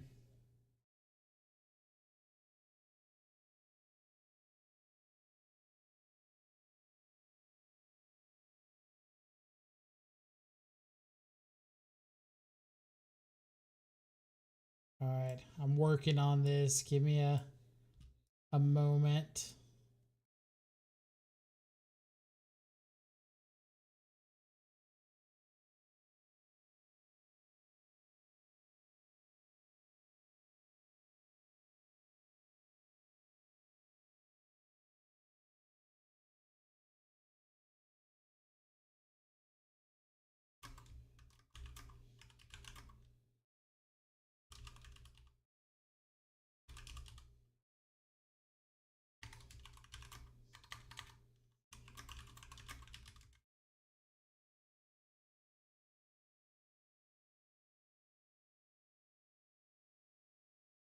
See stuff happening.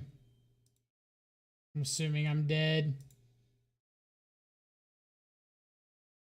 We'll figure that out in a moment.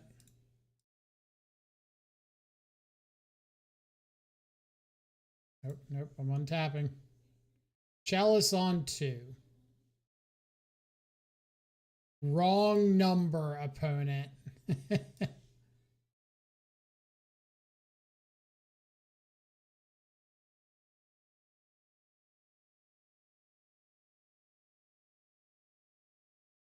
Wrong number.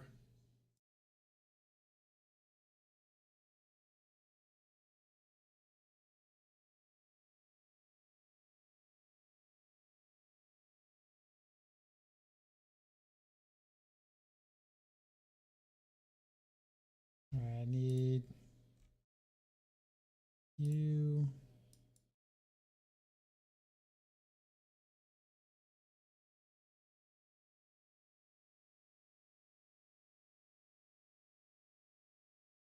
Is there like a marker option?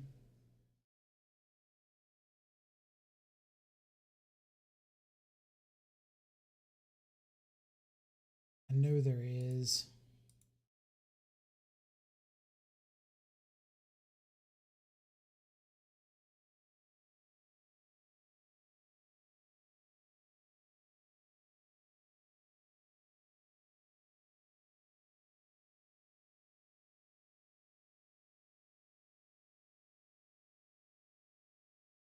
Sure.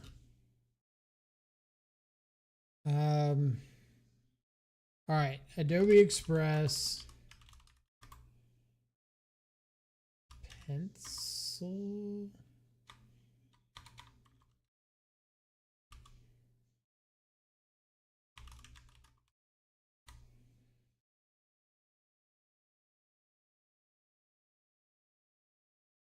It's got to be on here somewhere. I refuse to believe it's not.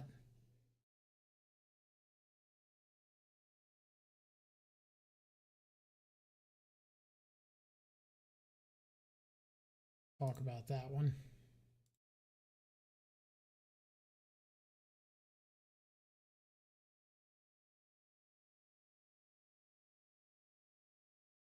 How about another force?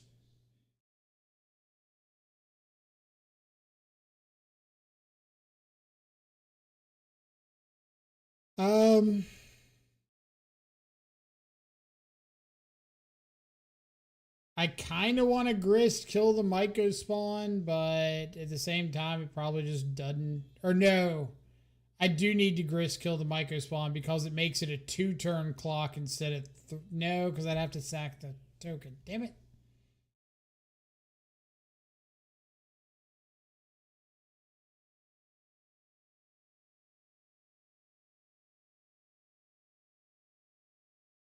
I just need to rip a force of negation or rip a harbinger off Oculus and then cycle unearth into a force of negation. 0 for 1.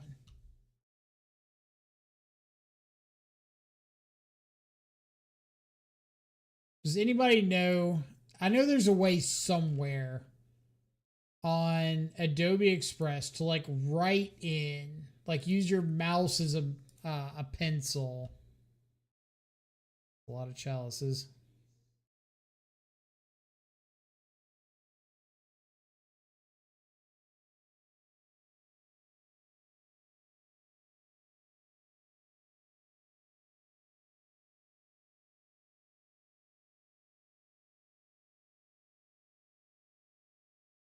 Doesn't do anything for me since I can't cast it. This doesn't become a creature until the end of this turn. Can't Grist to do anything.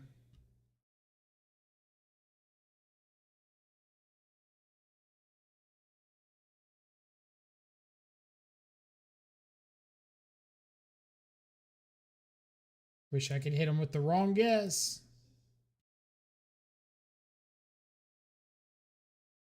Harbinger.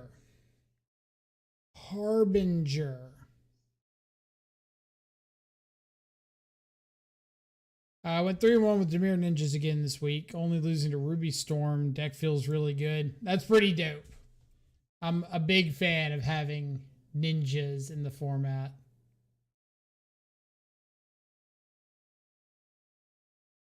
Don't you dare have top decked like an Emrakul. 8, 9, 10, 11, 12.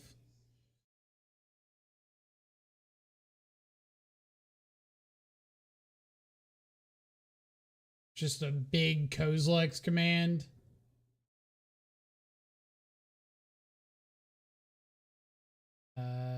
Drawing and making spawns, so you're dead to the Oculus.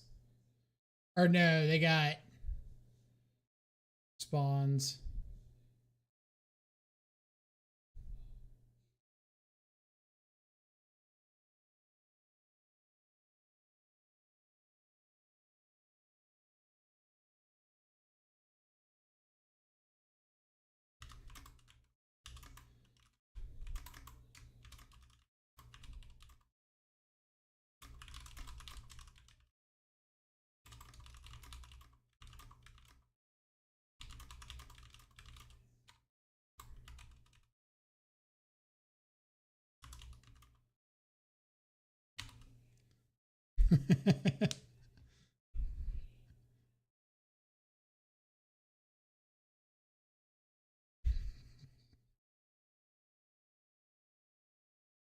Well, our manifest tokens live, which is funny.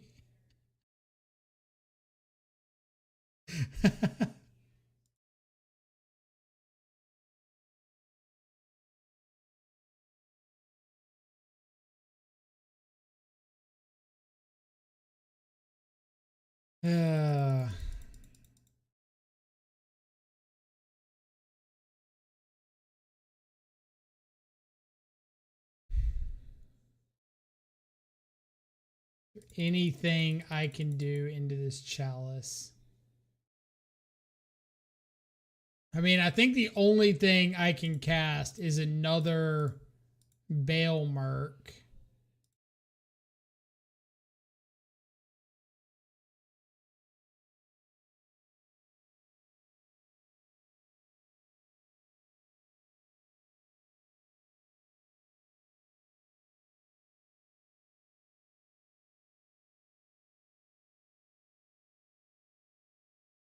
Another kicked Myco spawn. Yep.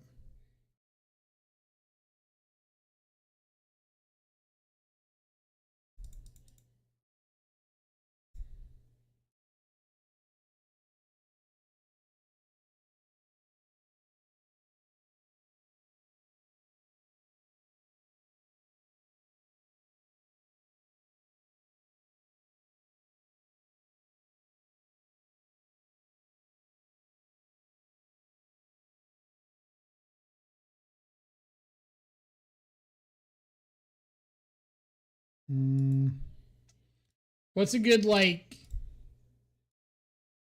good big flying creature?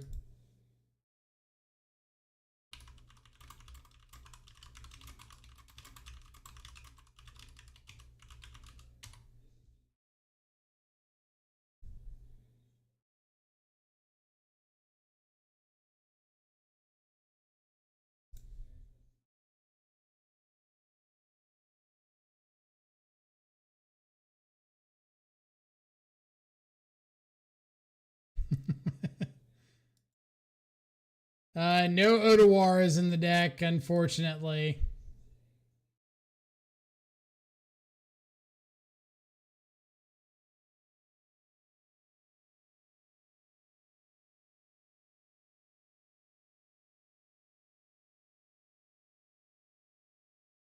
Like, literally the only thing I can resolve is another Bale Merc.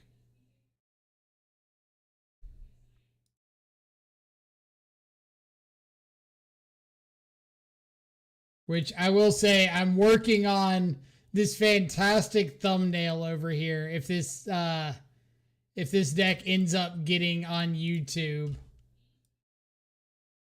I'm gonna scratch out Overlord of the Bale and Grist the Hunger.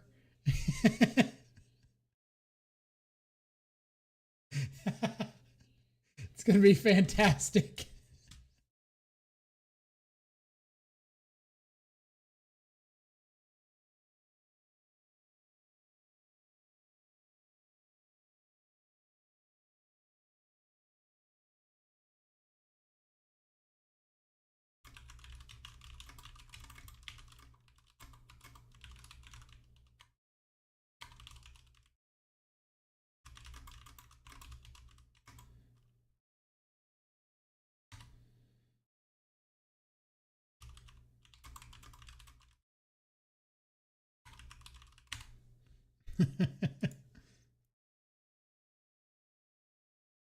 This whole conversation is just like, didn't need you to have that. I think talking about the force early, I was like, my bad, didn't need you to have the chalice on 1, then the one on 2, then the one on 3. I said we're even, said that's fair. Said something about him, you're gonna be in trouble when I find a Gristle brand. And got a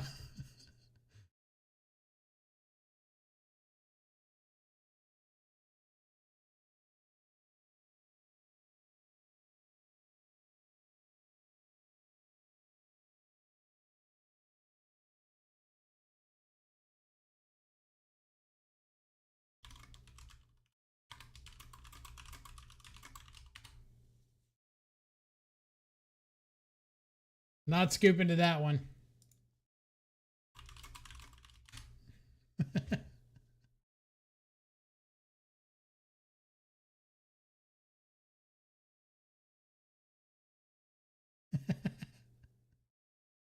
Like, I shouldn't even show Harbinger, but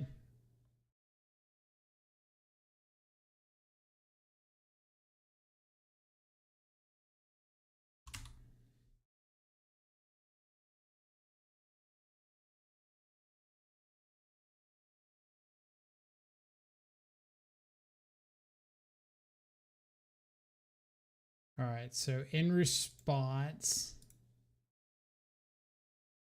Nope, nope, nope. Come on. Come on.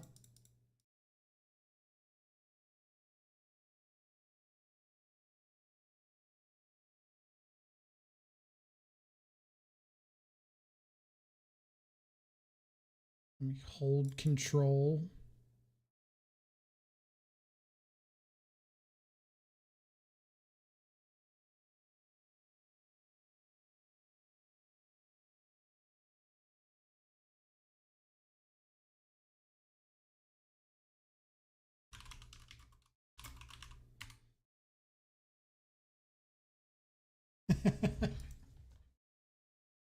Triple chalice is so dumb.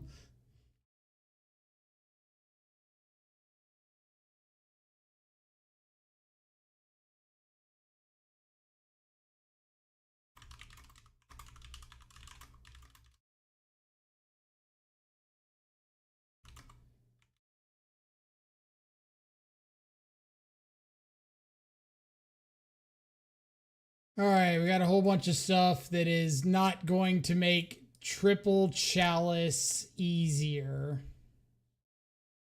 But we don't have these pesky fatal pushes to take out. So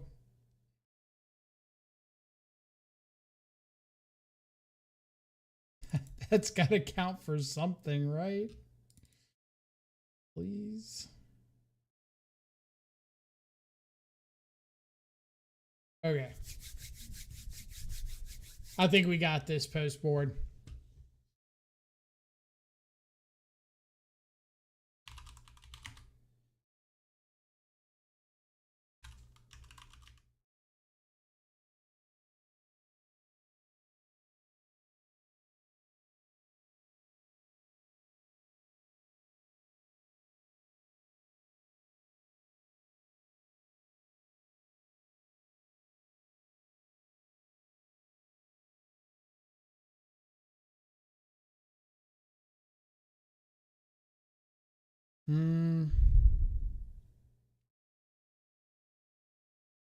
Okay, we'll keep it.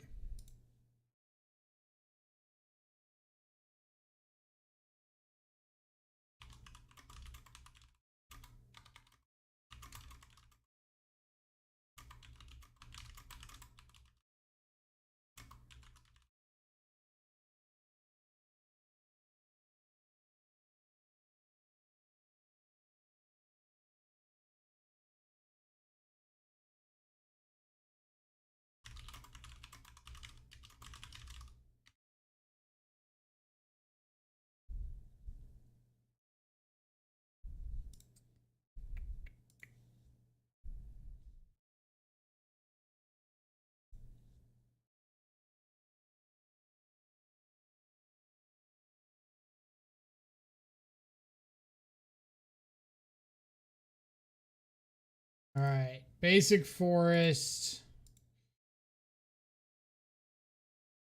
I think we're just jamming Psychic Frog.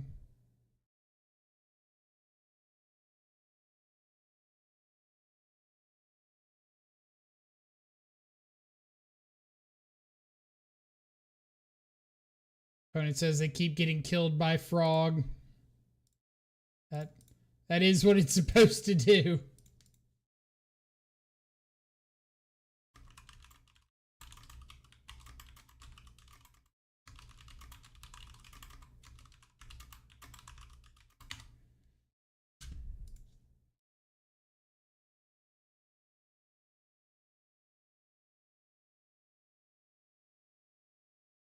Double forest.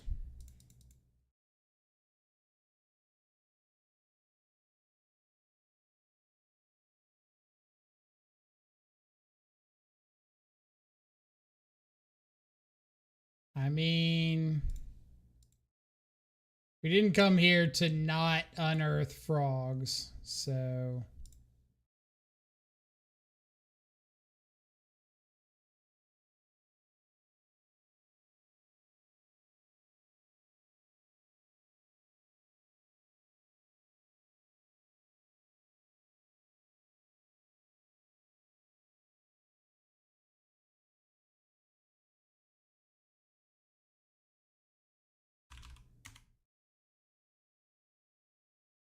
All right.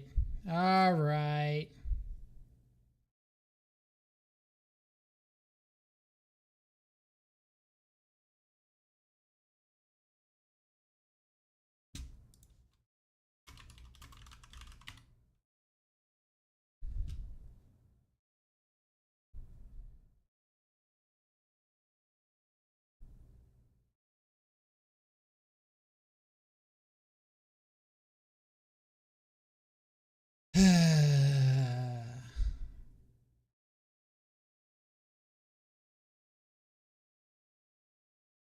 Okay. Well, at least we have like a frog on board, so gotta count for something.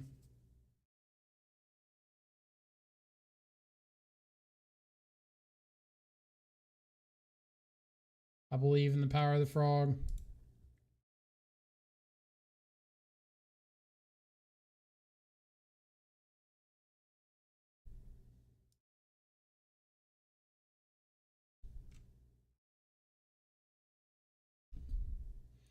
So target token, target the Myco spawn.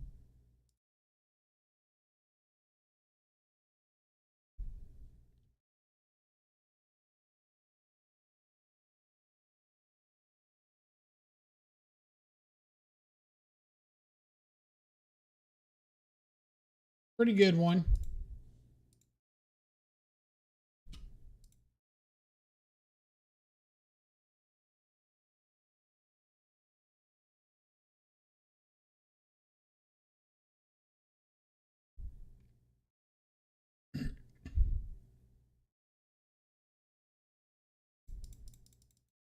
Nothing.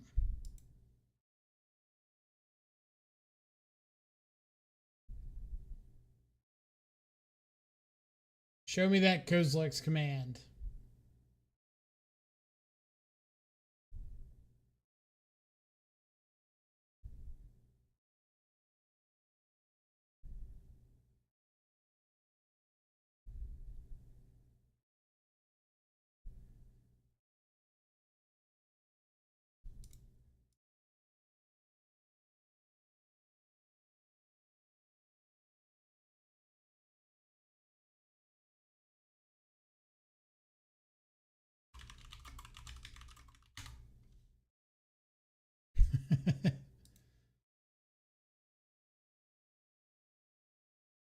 All right. Please don't surgical me again.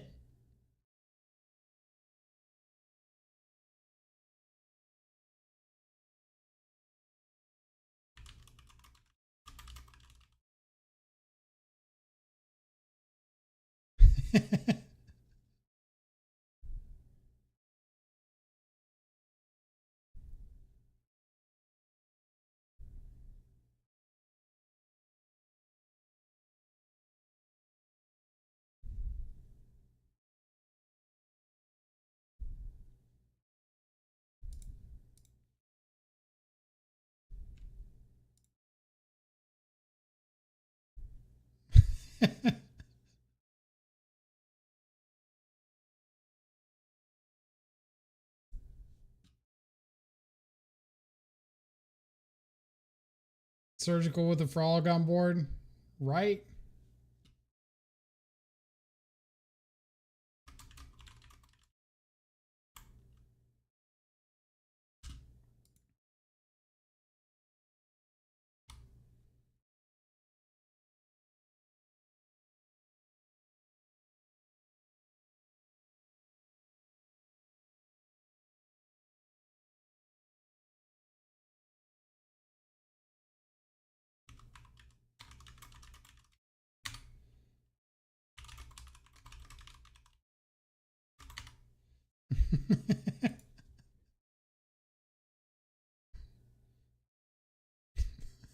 They're like, I had you hell bent, then ribbit. That card's silly. It's like, I agree. Myco Spawn is silly. That's why I countered it. I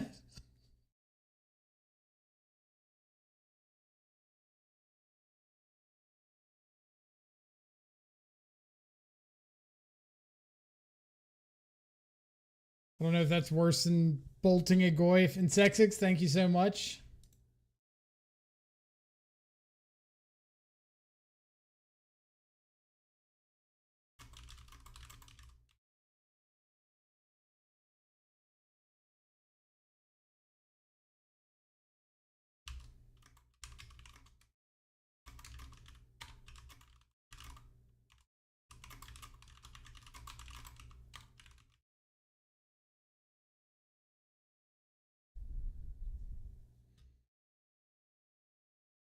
All right, we're going to do this again.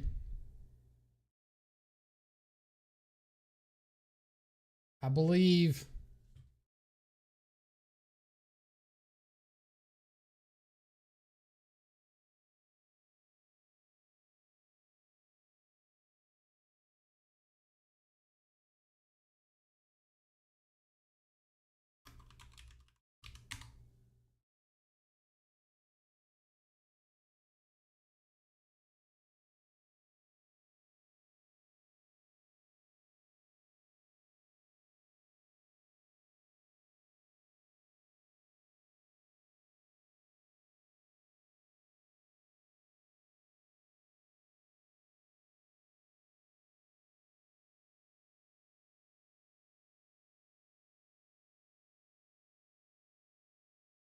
You got time for 1v1? I'll have to go through the bench archives first. I should after this game.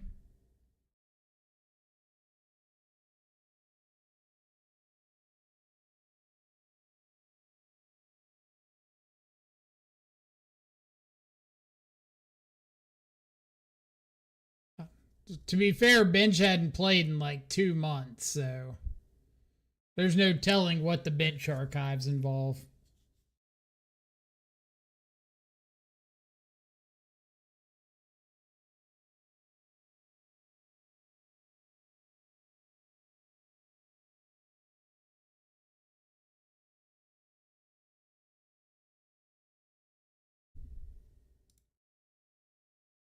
Please don't chalice me on one.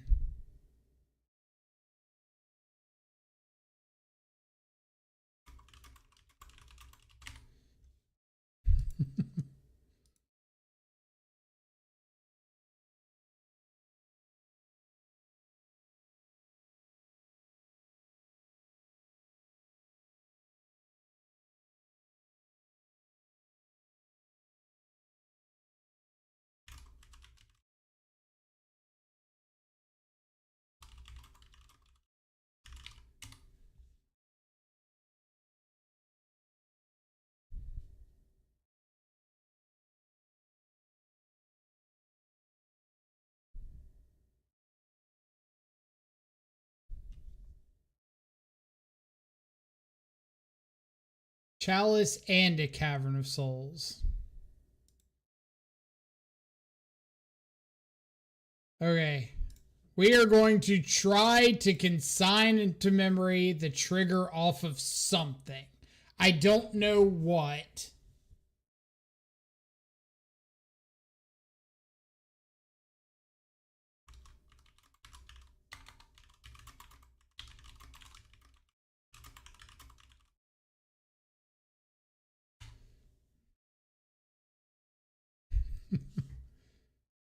Should I just ask OP for their deck list? Okay.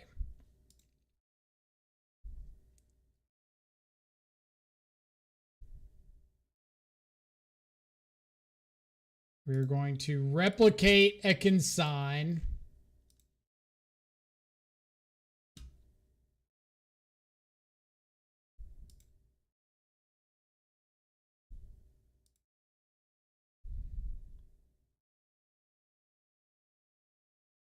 We're going to go to our turn and we're going to play a Harbinger. We're going to hope that's enough to stave off the evil, at least for a moment.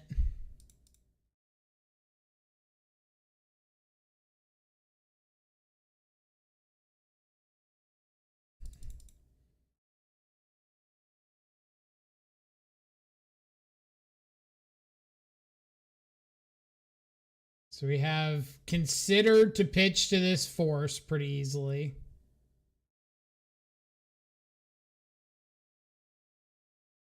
What is this? 5 mana.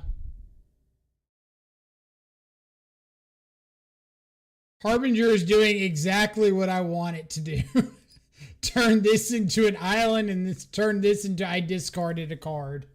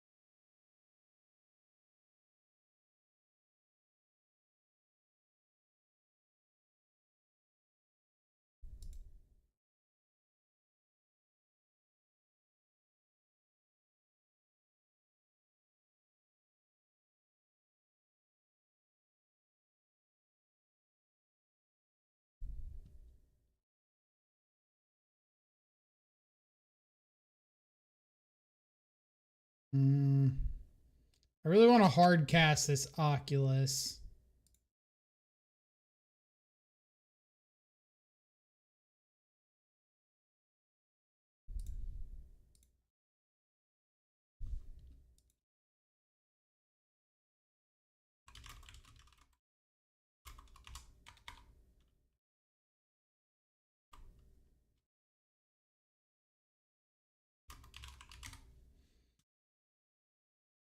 Gonna get to draw a card off Frog.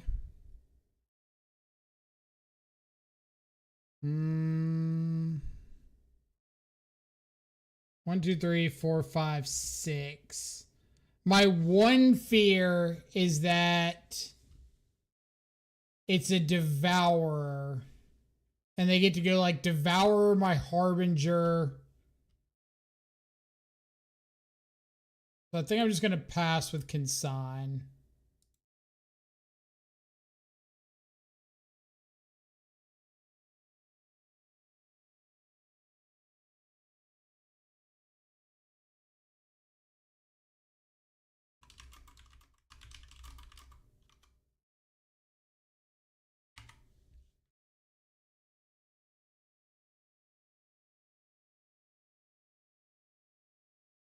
I do need a real clock, but at the same time, I do just have like a frog that's killing them in what, 3 turns? You got a ring.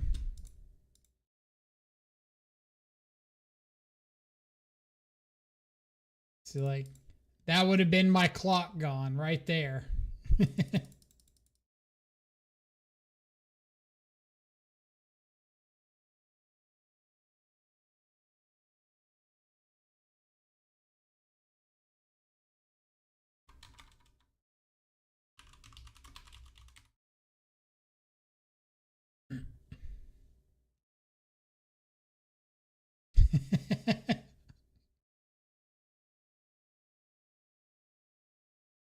Your opponent's very happy about the way replicate works.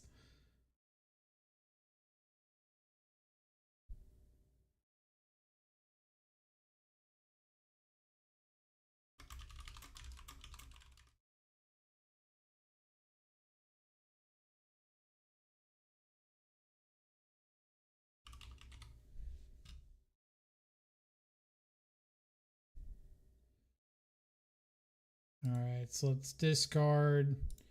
Pick your poison. I'm going to fly over with a frog. Cause draw card.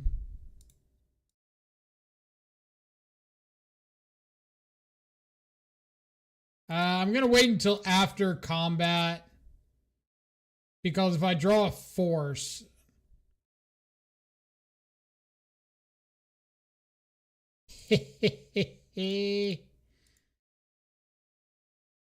Only big brain plays around here. Only big brain plays.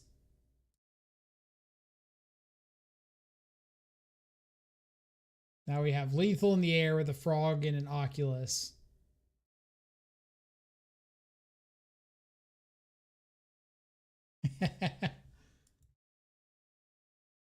Oh, baby. The no fatal pushes looking like an S tier inclusion. All right. Freed, if you want to do the 1v1, let me figure out what I'm playing.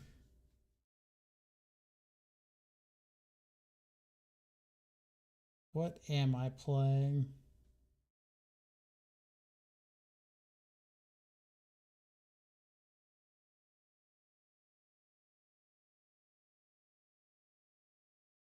I'll play something.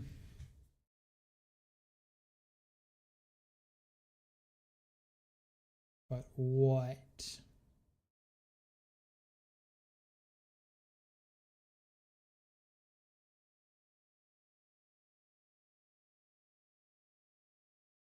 If I was freed, what would I be playing?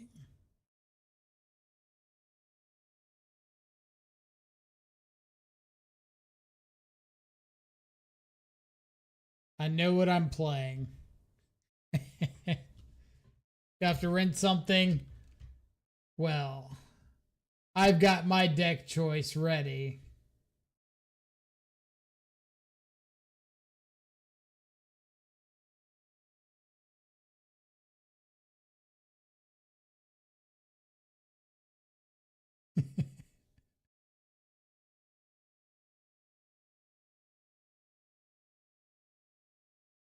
Let's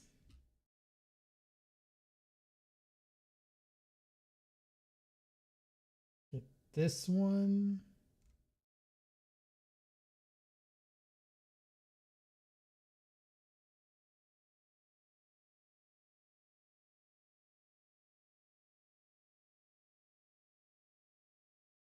Do I want to do this one?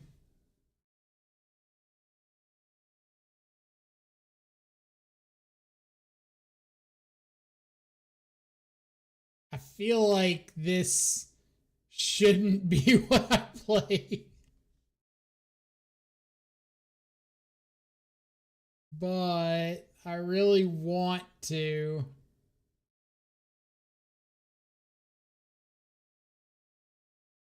All right.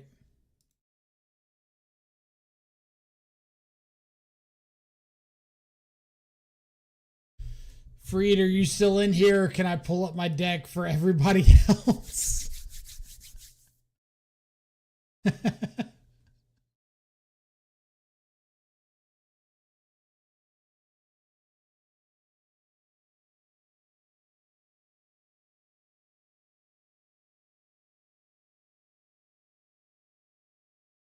Or somebody just tell Freed to look the other way.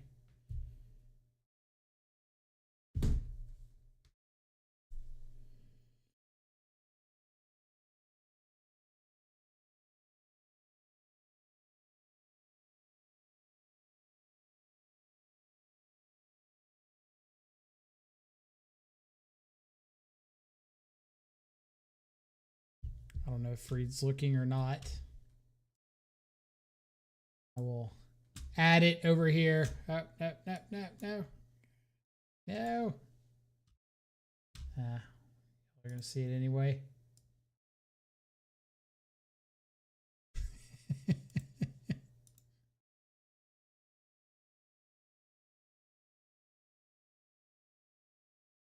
I've never played this deck. It's gonna be not good.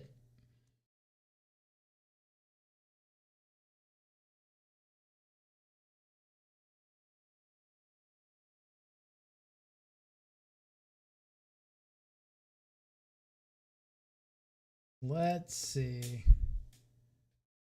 8.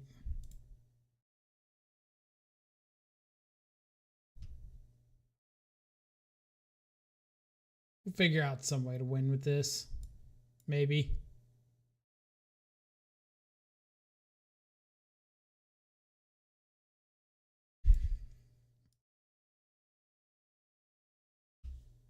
All right. I don't know if Freed got to see it or not, but we're going to hide over here in the practice lobby.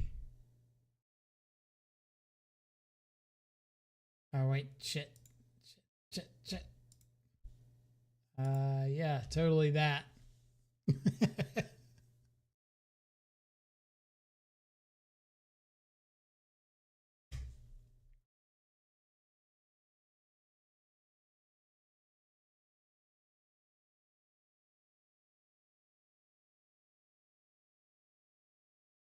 Freed, if you take too long, we're going to end up playing another match of the league.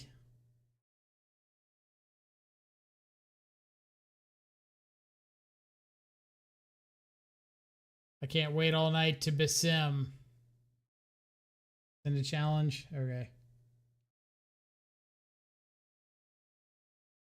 I don't have Freed on the Daybreak account.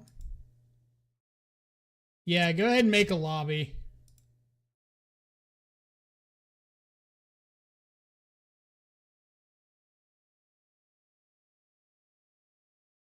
If those of you don't know, one of my favorite things to do is go to the lobbies and see like what kind of matches people do or don't want. It's like usually pretty hilarious. Like casual no Urza. Okay, this is in the modern like tournament practice lobby or the modern open play lobby. What did Urza do to hurt you? No counter spells, sure. A bunch of players don't like playing against counter spells. Slow play, scoop. I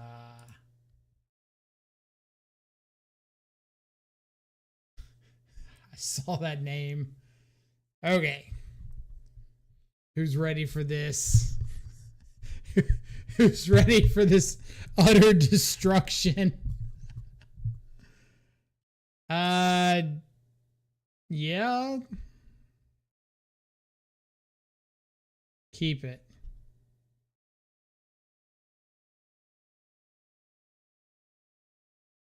It's just like a turn 2 Neo brand or turn 2 Gristle brand, whatever.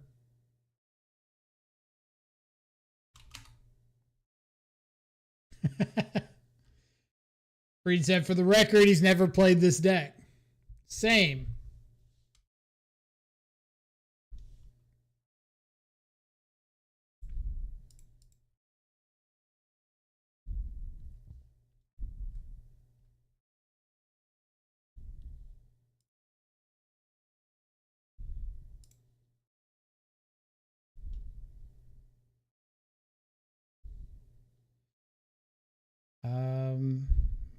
I guess I just want Chancellor since I got Shoal.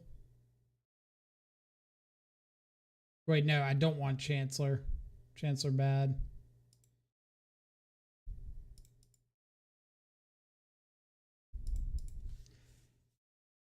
All right. Get ready. Get ready.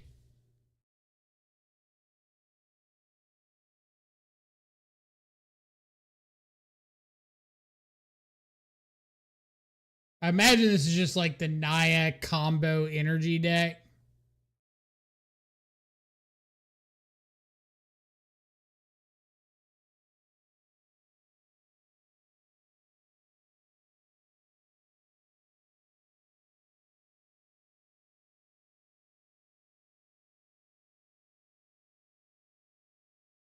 All right. So we need forest.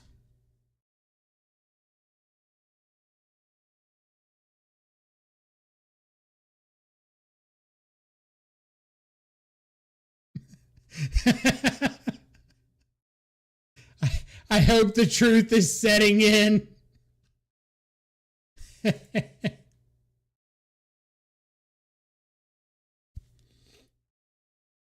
All right. Now, what do we do from here?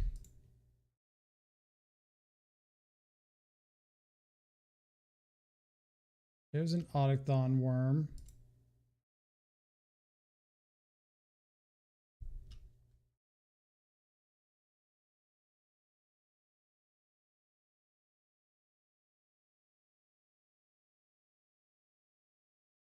I can play another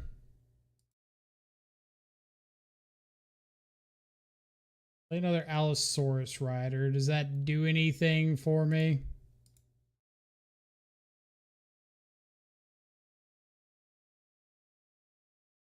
Another worm.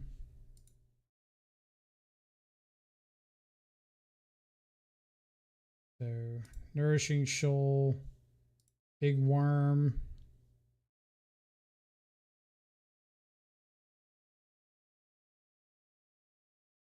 Okay. Let's figure out what we do to win from here.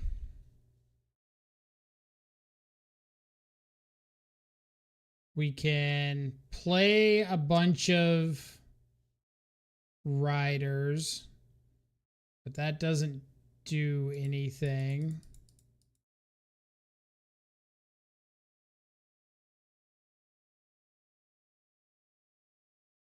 I have Pact of Negation. Again, doesn't do anything.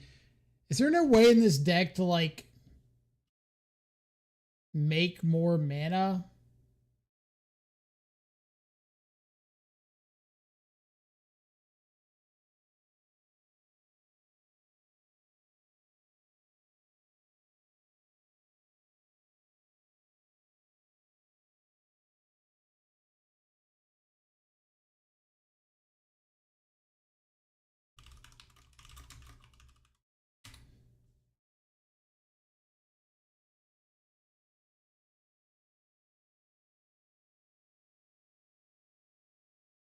Like, I can endurance myself.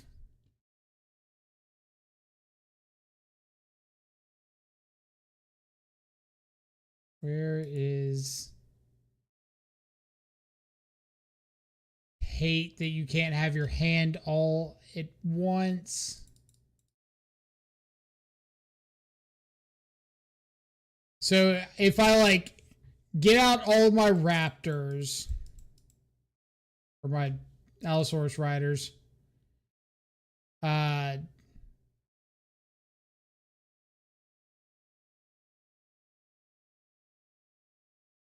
out all my riders, endurance, hold priority, endurance.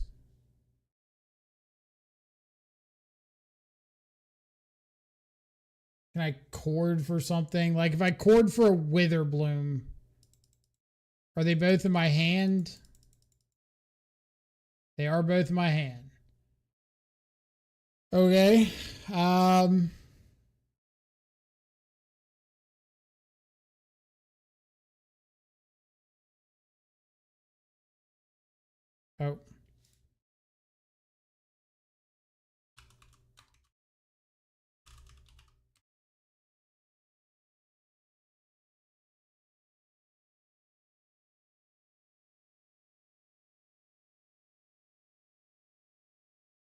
I can't draw or I lose.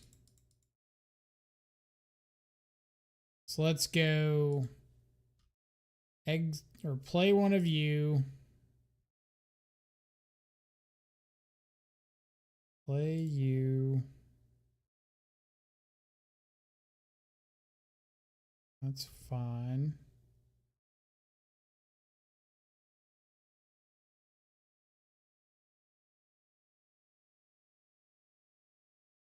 Play you.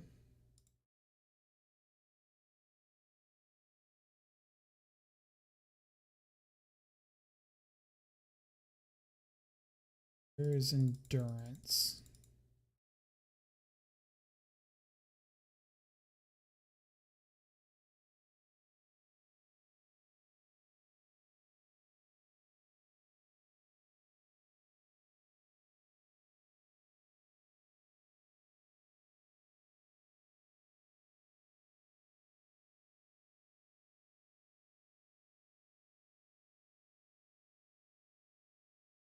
There's 7 off a Chancellor.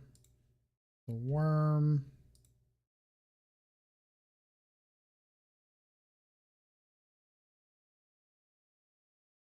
Okay. So Zurin Orb is a little extra life. Doesn't do anything. Allosaurus Rider. But I can't cord for anything. What is my actual...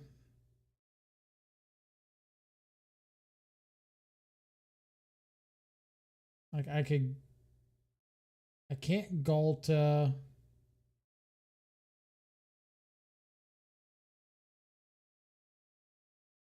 They're just actually like not a legitimate win condition with this, like not an I win button.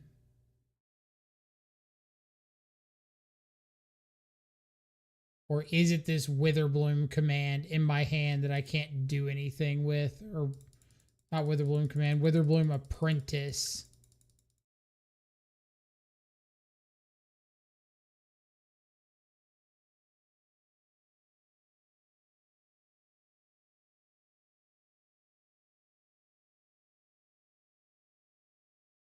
I mean, I guess I can discard them, put them back into the deck. So keep 1.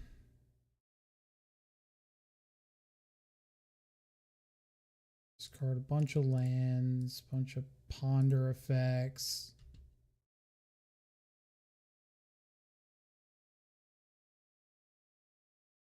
If I keep a cord, can I cord for Witherbloom command and combo like in response to them comboing?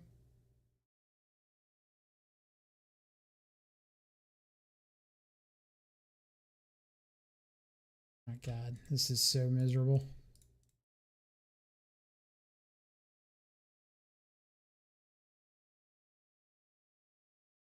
I hate this deck so much already.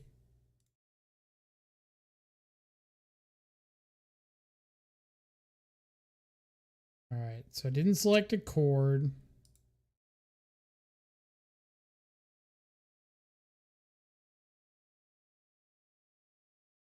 One, 2, 3, 4.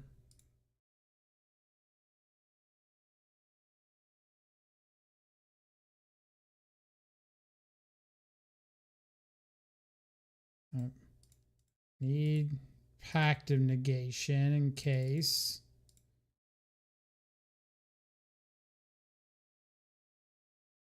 Is that everything? Jesus.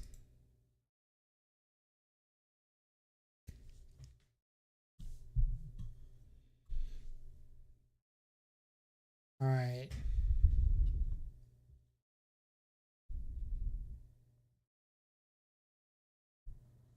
But I don't think I can combo in response to anything.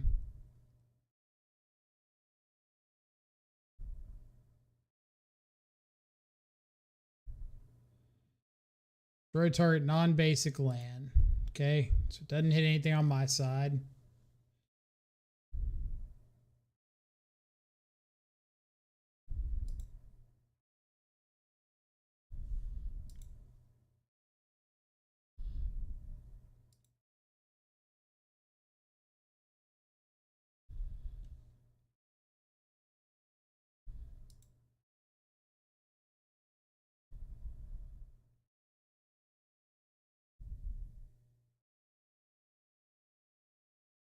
Just tell me you have the win in hand and hope he scoops.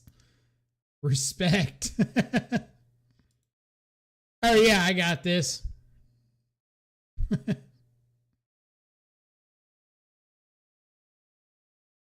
All right. So we're going to evoke endurance.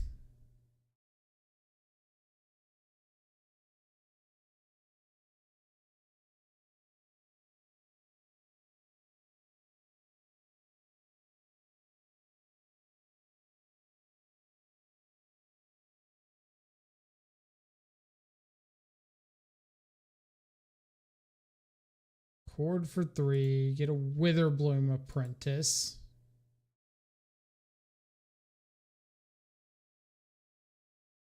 Now we should be good, right? We said optimistically.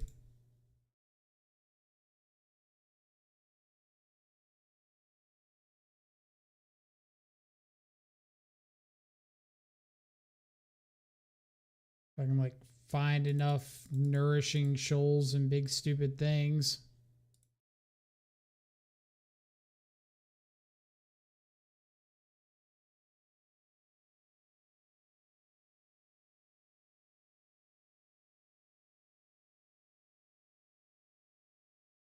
But I keep drawing these Witherbloom apprentices.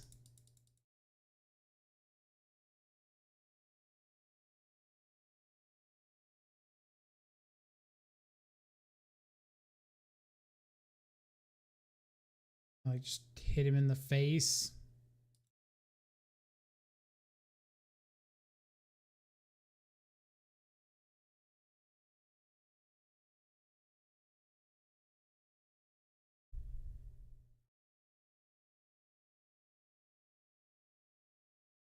We're just playing Neo Brand beats.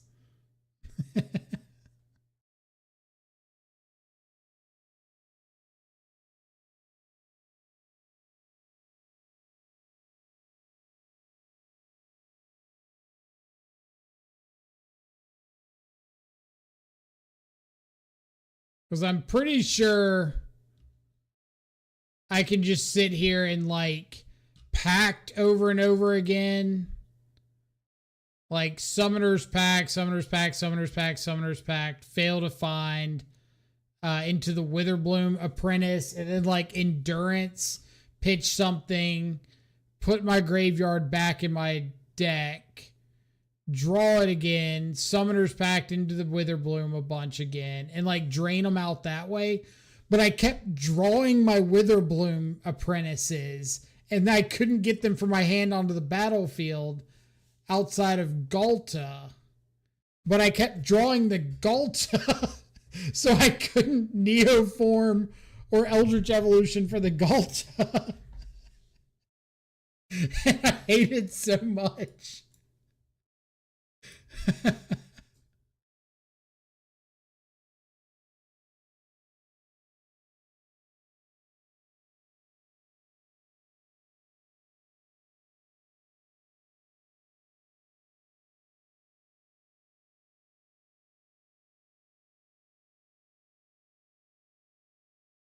I don't need Veil. Leyline. Oh, they have Goblin Bombardment. So Leyline's not bad. Maybe you need a Beseiju or 2 or 7.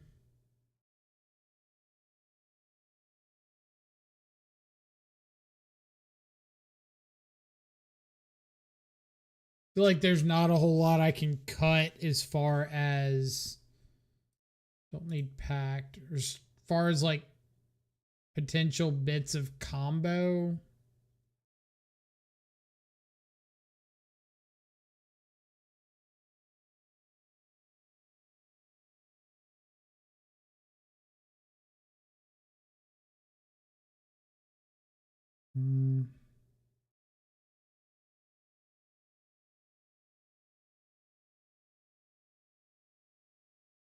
Do like that.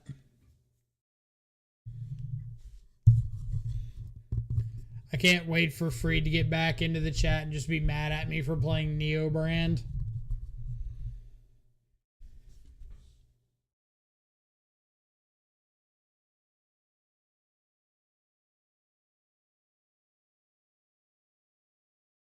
So I can't turn one Neo brand. But I think this hand's like still pretty reasonable.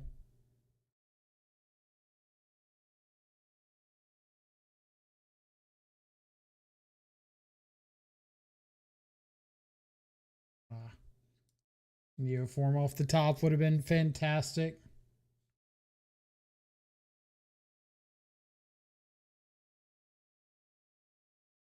No. No. Okay.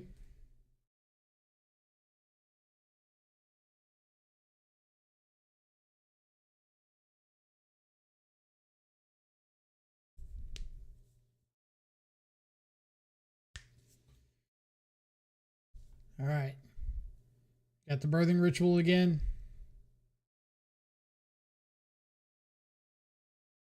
Ooh. Don't show me like a Dranith Magistrate.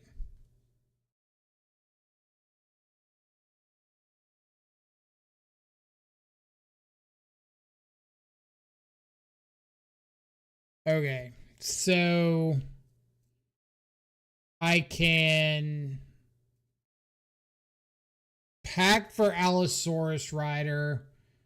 Allosaurus Rider gets neoformed into a Gristlebrand. But is there any way to win from there through a Gaddock Teague?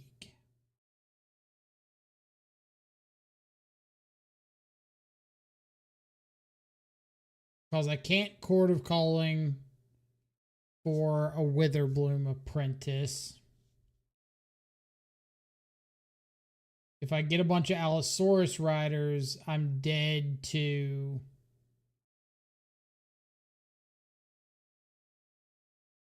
I'm dead to Summoner's Pact.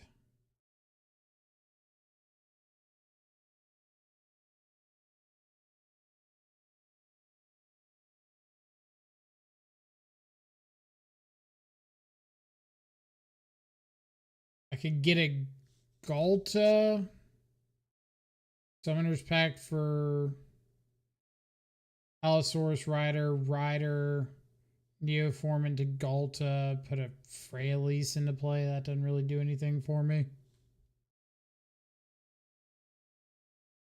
So I think I just have to get to like turn 4 where I can flood the board and pay for Pact.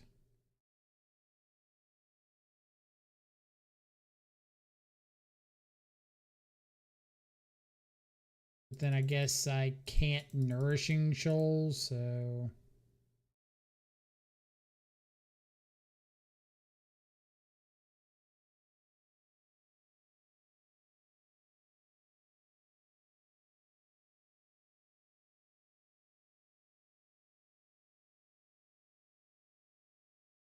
Voice into voice.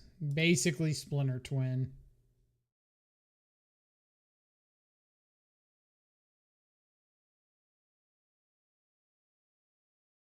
No.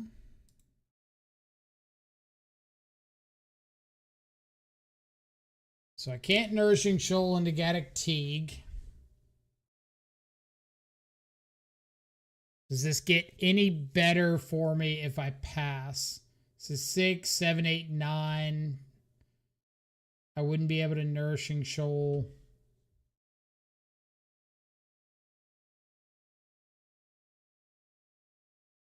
Is there really no out to Gaddock Teague in this deck?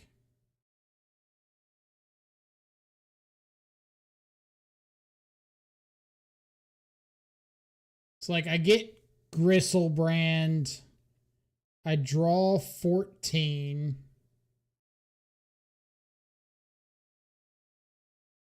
I don't have any way to gain life at that point.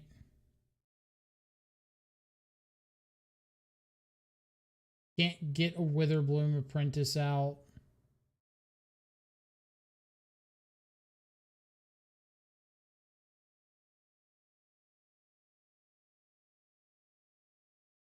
Is there anything I can do with a World Spine Worm? Don't think so.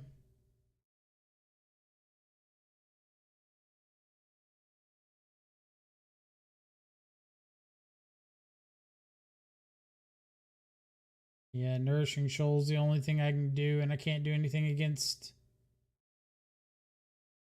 Gaddock Teague. All right, on to game 3.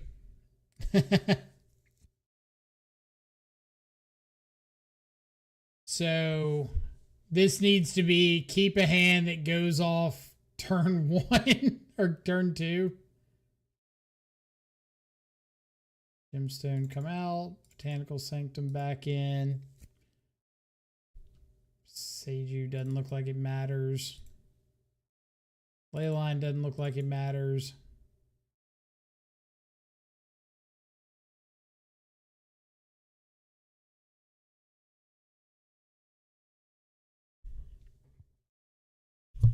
Okay. Looking for a turn 2. Nope.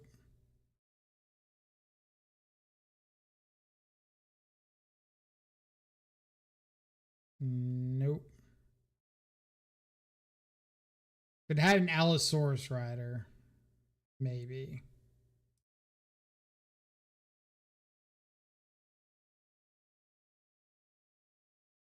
Keep.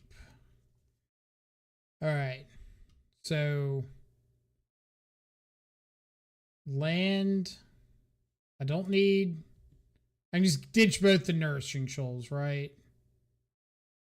Or no, ditch the Preordain. Revealed Chancellor. Summoner's Pact. All right. We got there.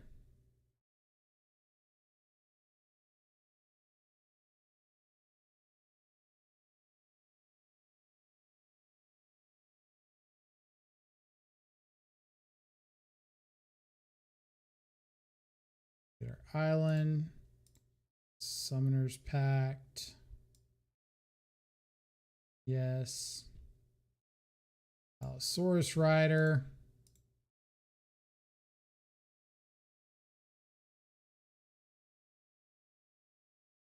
Bristlebrand. Draw. Draw.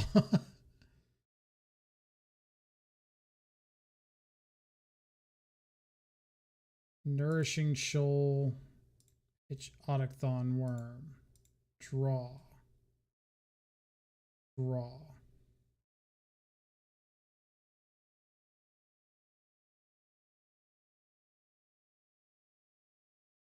Did I not hit another shoal?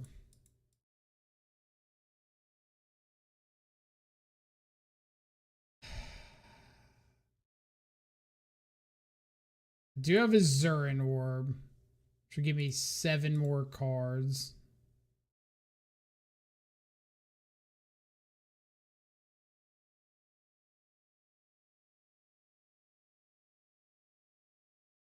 Dude, no shoals.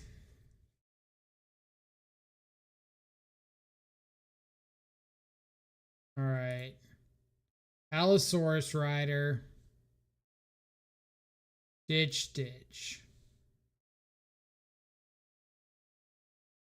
Allosaurus Rider.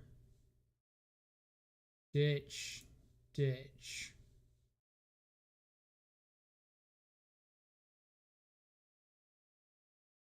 Summoner's Pact.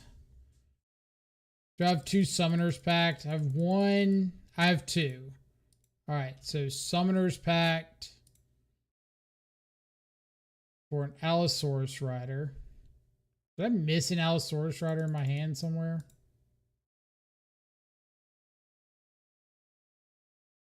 One, 2. Oh my god, I have both of these stupid apprentices in my hand again. There's an Allosaurus Rider in my graveyard. I can't draw more cards because I don't have a shoal.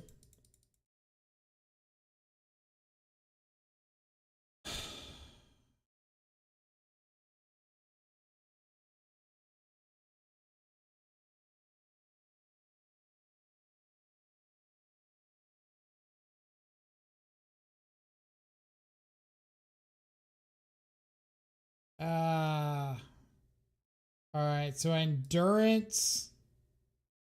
Like, even if I endurance my last Allosaurus rider and packed for it, I can't cord for the apprentice because the apprentice is in my hand.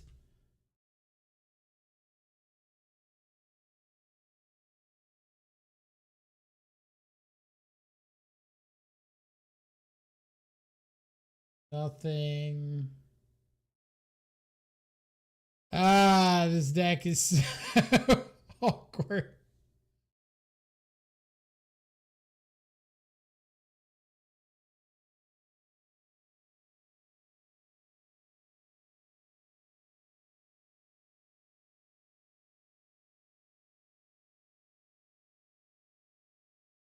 So what happens if I Summoner's Pact?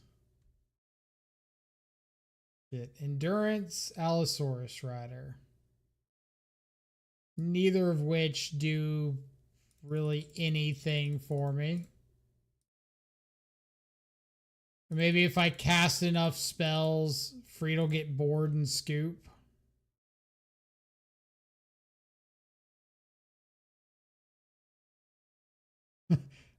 I have it. It's just going to take like 5 minutes for me to show it to you.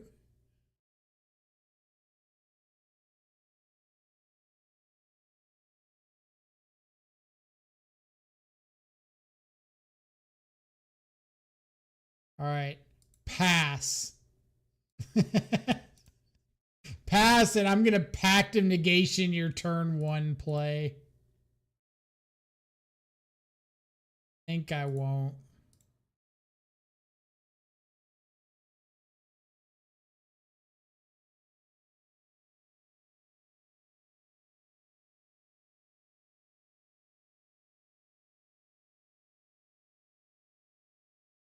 Think for a second I won't Pact of Negation your turn 1 play.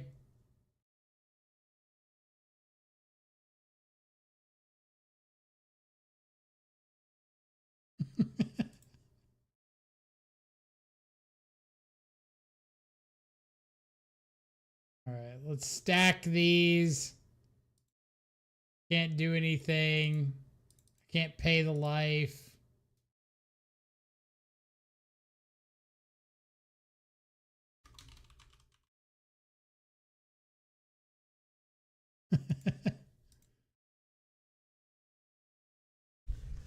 I never want to play Neo Brand again.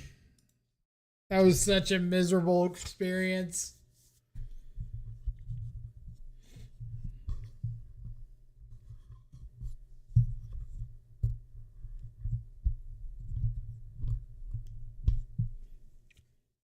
All right, Freed, where are you at?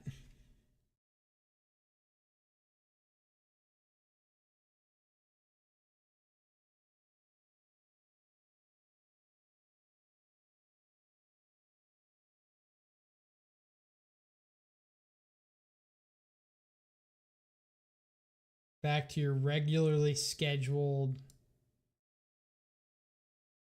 Murktide programming.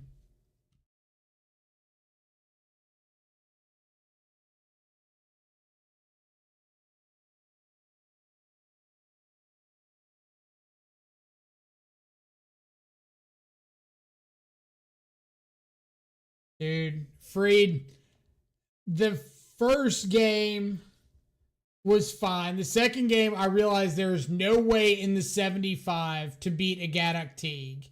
Like, literally no out to the card whatsoever in the 75.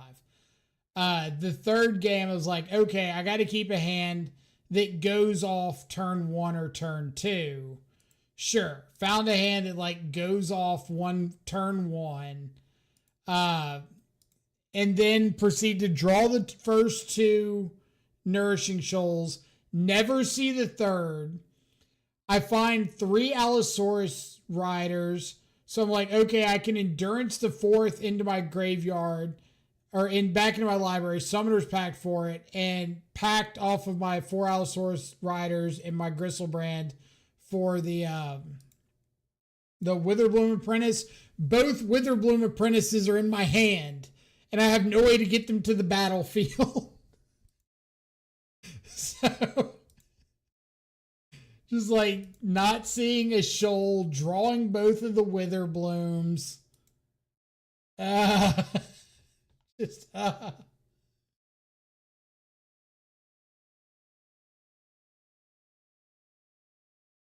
feel like the one thing the deck is supposed to do.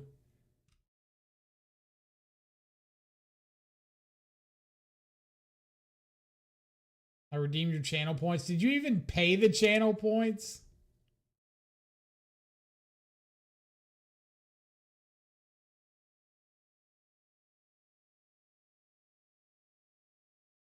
Fair enough.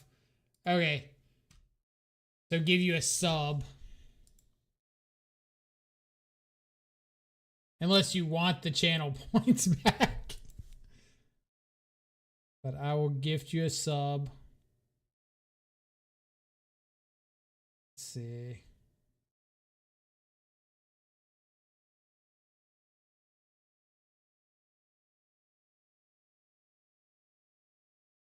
Hang tight. Bam. Gifted you 3.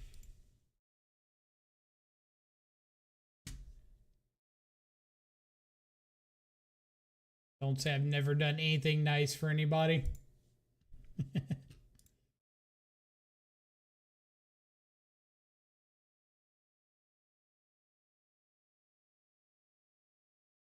Dude. I gotta go from Gristlebrand to can't thought scour over anything to save my life.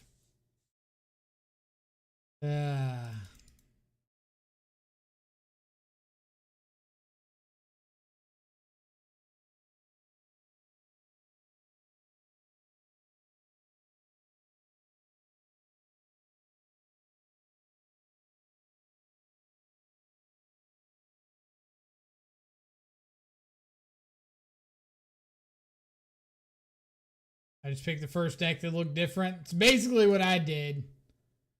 Just what looks janky and I have never played before. Oh, here. Neo brand.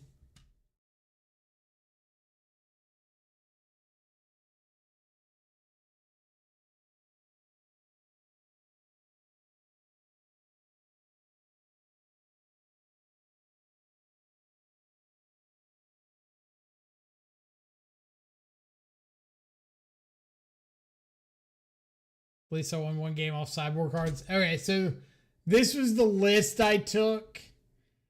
And I started going through and was like, okay, I can Gristlebrand, like I can Neoform for Gristlebrand. Sure, I can draw a bunch of cards. I can't Chord for Witherbloom Apprentice. I can't Nourishing Shoal. I didn't, like the sideboard didn't have anything for Gaddock Teague. I really expected there to be just like a copy or two of Into the Flood Maw or something. Nope. Spoiler, there was not.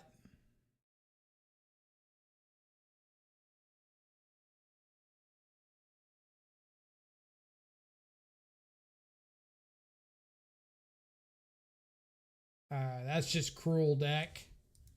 That's just cruel. You're going to show me the frog as I bend the swamp?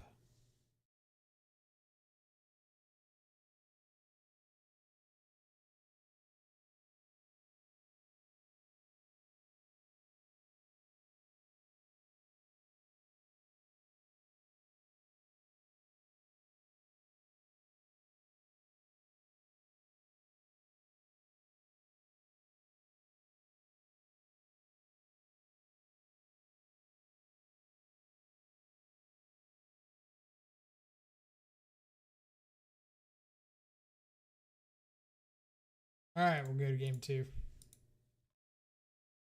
Finally found a matchup where those missing fatal pushes hurt.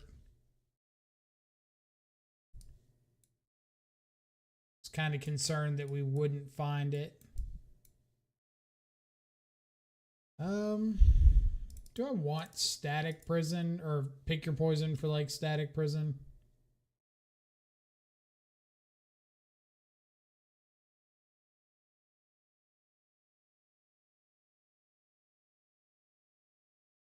Kind of seems a little meh.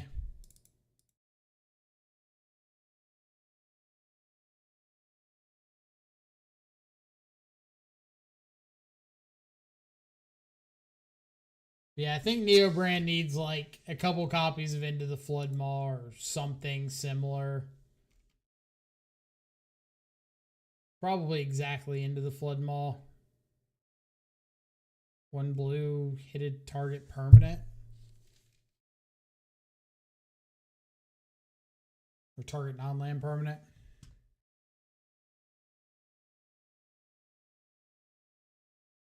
But I also feel like there's a reason that Neo Brand has not performed like any relevance.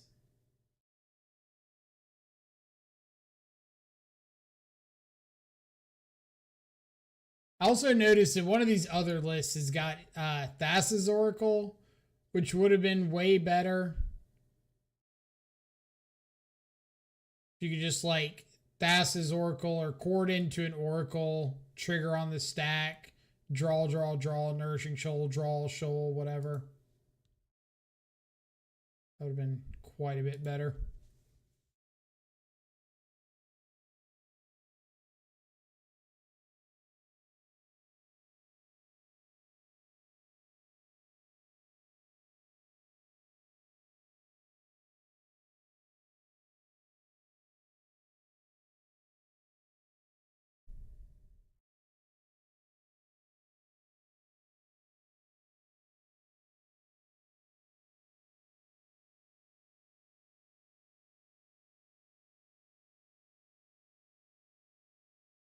Opponents should feel fortunate that they found one of our like 3 copies of removal spells.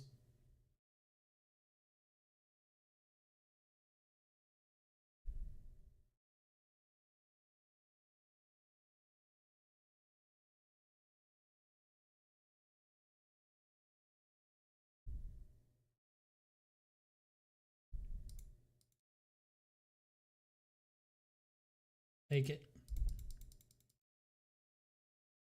Take it, take it, take it.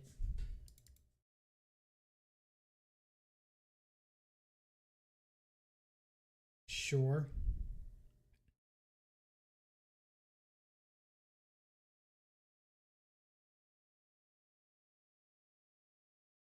Ravioli.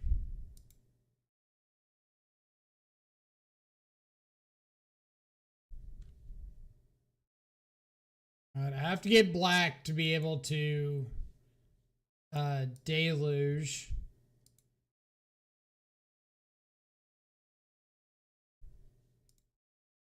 So if I just get an island here, I have to hope that they don't have a blood moon.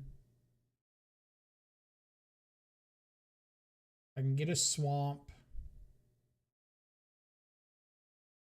I go with the swamp.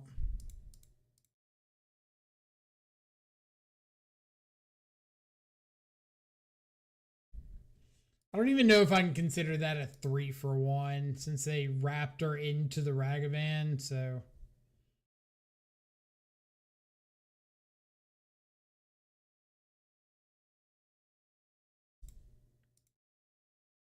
Okay, Blood Moon dodged. That's huge.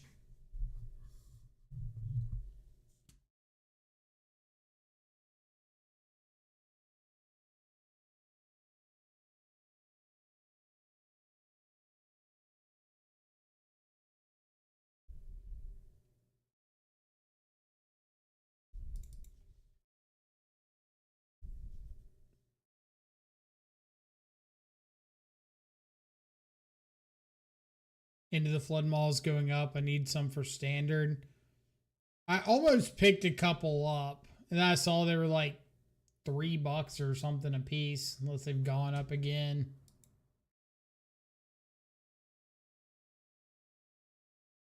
Cool card. Yeah, I'm pretty sure standard's the next season.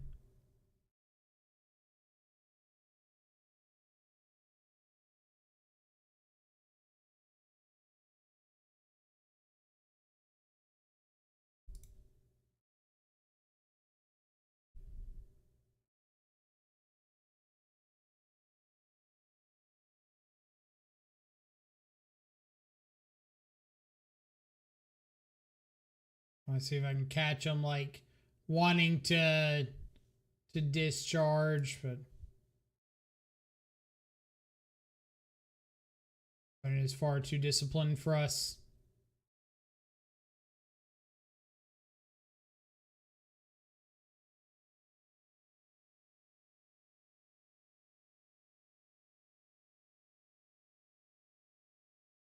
What do I think about just hard casting that? No. We're going to impending it. If I hard cast it, I kind of risk them just like having the discharge, killing it. I get a dude back, but spend my entire turn on it.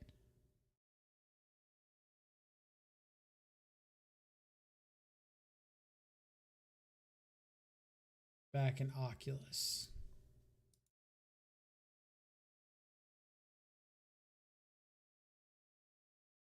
Say go. Take a hit off this cat warrior token.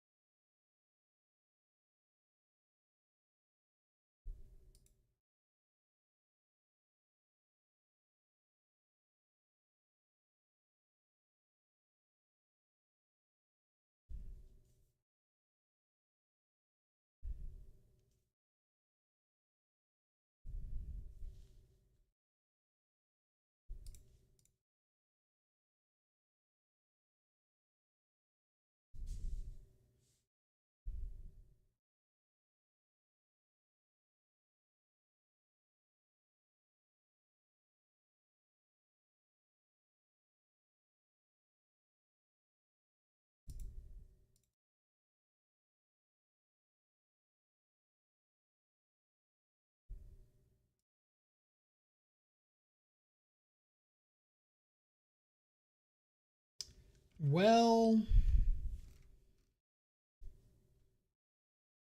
I'm positive that they have like a galvanic discharge. I can't really do anything about that.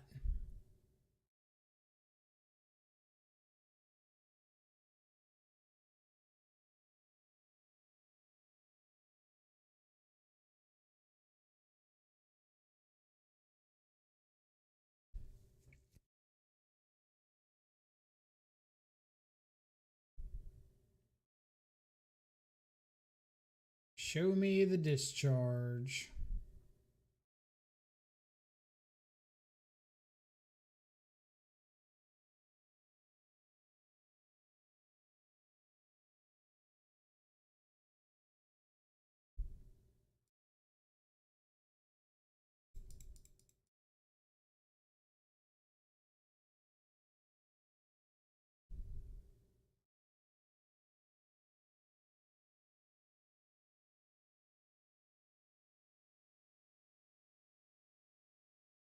They're doing a very good job of playing around with Spell Pierce.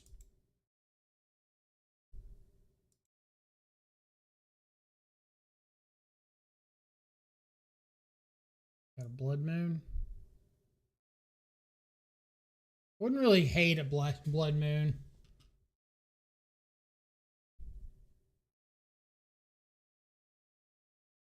Had to play that Spell Pierce confidently. Maybe they don't pay. The old over turf special.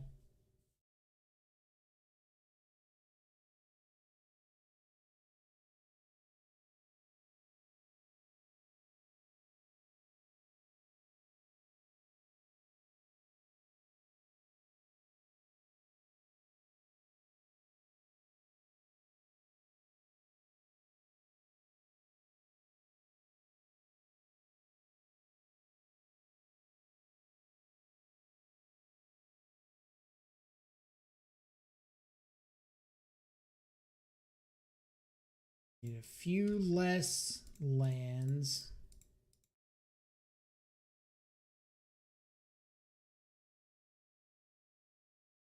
Just in case we flip into a Harbinger or something.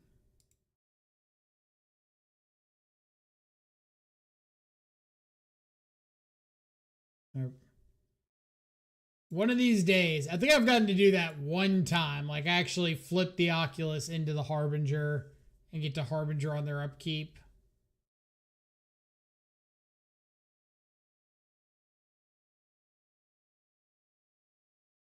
Big fancy man with the ring.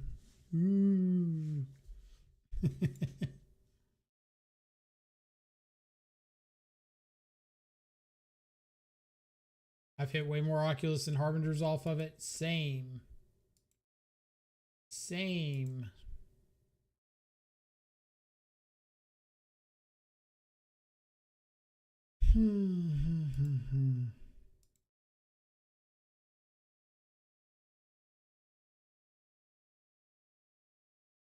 Oculus just looking so good here.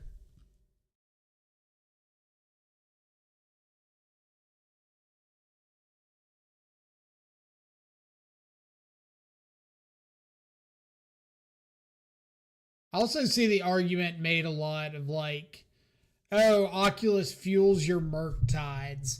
And all I can think is, how long is that game going for Oculus to like start filling up your yard again for more Oculi and Murktide and whatnot? Sure.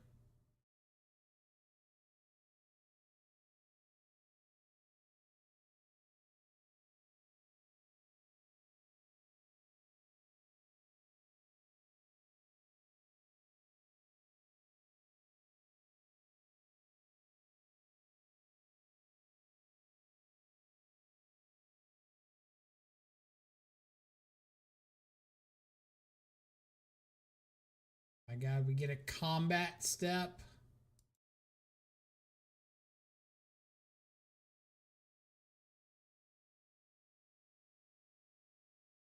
The step in the right direction, right?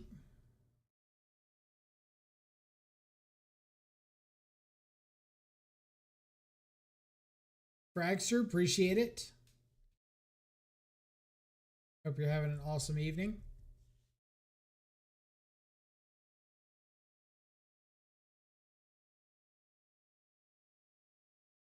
You know you want to block the counter spell.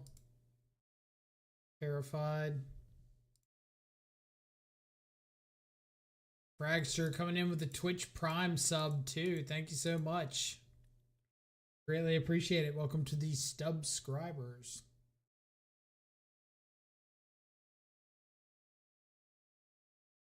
Chaos, thank you as well.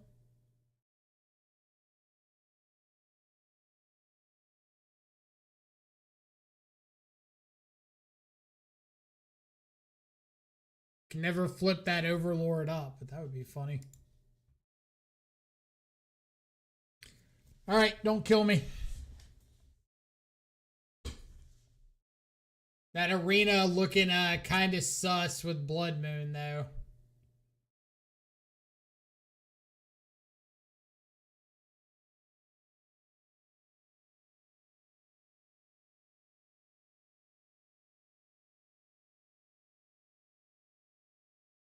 I'm F6 OP.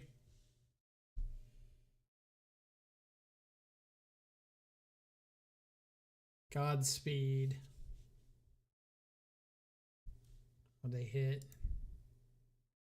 Raven Charm.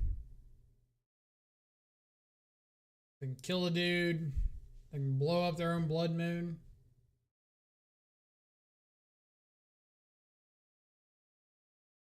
Telling you these Boros players overvalue Blood Moon.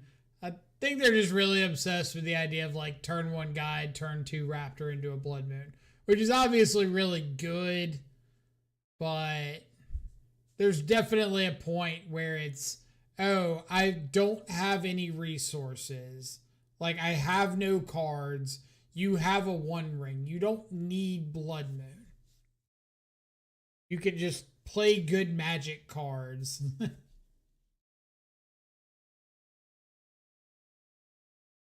Like, I promise it will be okay to just play a bunch of good Magic cards.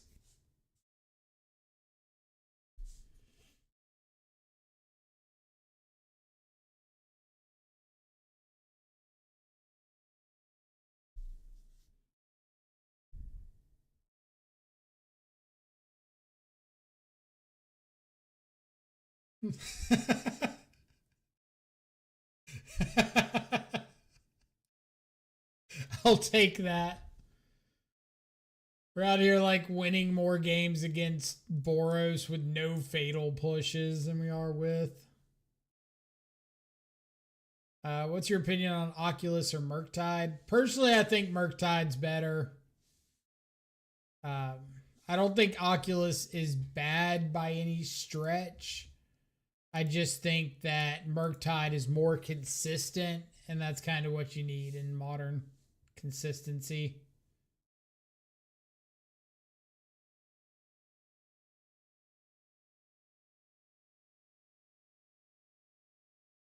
I'll keep it.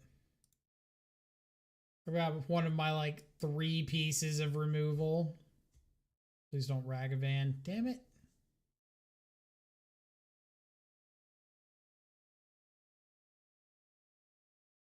What's Ragavan? I plays a lot more bad cards with Scour and Unearth. You don't even have to like quote bad. We just say they're bad cards.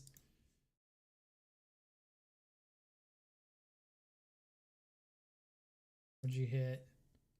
Oculus. Okay. Maybe the phrase or way to phrase it is synergy cards.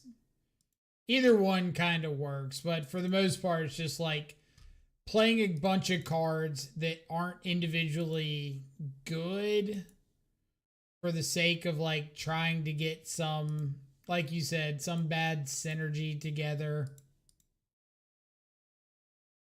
And it's usually just not worth it. You can paint a turd, it's still a turd. You're out there painting turds. That's kind of weird.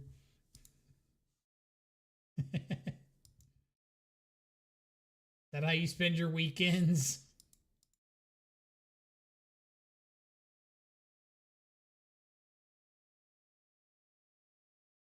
Took your old Frogtide list, swapped a couple Bowmaster for Snapcaster at 8 and 2 so far.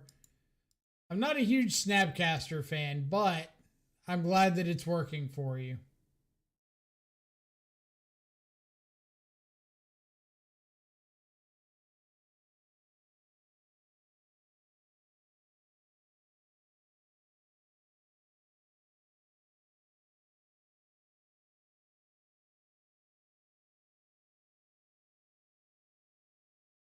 Go over this.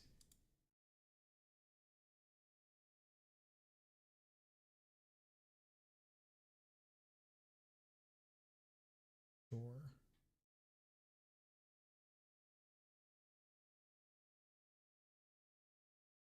Like snap and spin piles. Is that like the official name for them?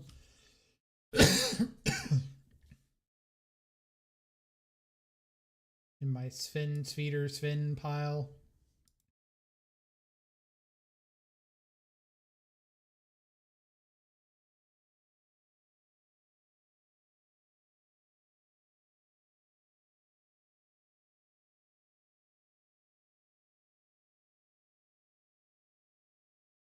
All right. Give me something to kill or counter. The Eye Unearth Scour package is just increasing variance and giving you some cheese game equity. I've had a good time with it. When you play standard Merc package, you're just 1-for-1 deck, which isn't great. The 1-for-1 plan is like still really solid if you have a plan for like what you're trying to 1-for-1.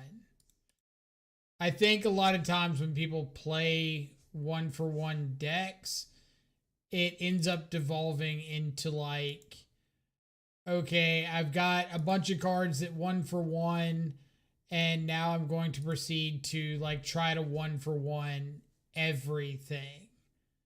Like, I'm not going to come up with a plan for what I need to interact with, how. I'm just going to say, I've got a spell, or I've got a counter, you've got a spell on the stack, I'm going to cast my counter. And that plan doesn't work out well.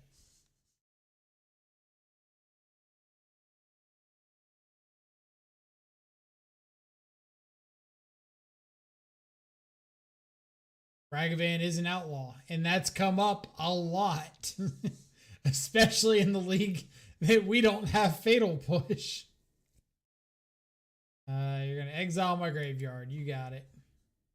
I don't have a graveyard. Graveyard is gone. No moss, graveyard.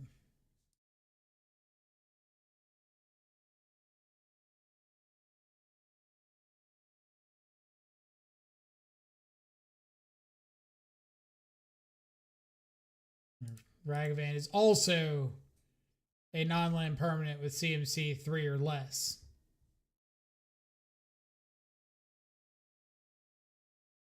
Please don't have a One Ring. Please don't have a One Ring. Please don't have a One Ring. Please don't have a One Ring. Please no One Ring. Please no One Ring. Please no One Ring. Please no One Ring.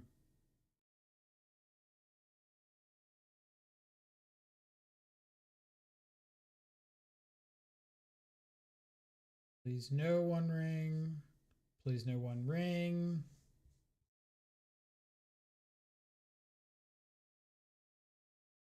Please no Uno Ringo. Deal.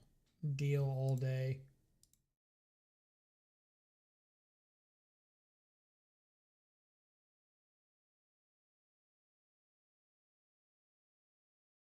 Go ahead and nuke you off the face of the earth. Silly elk.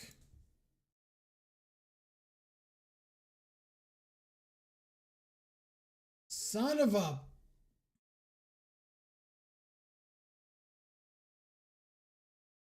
I should have responded to the ring. I'm going to feel like an idiot if I hit a force negation here.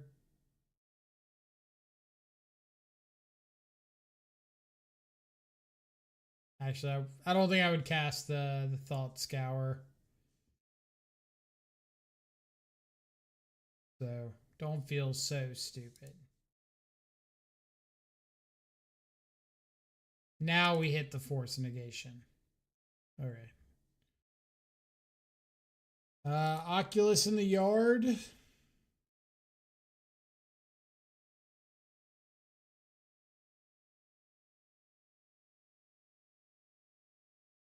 This frog is so not long for this world.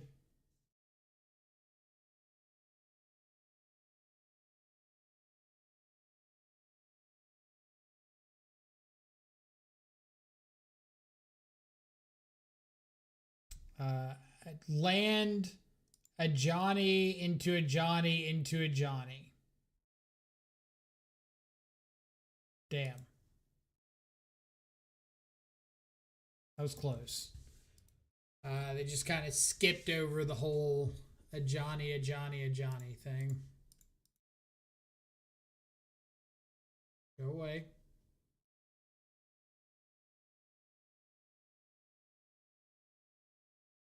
Go away.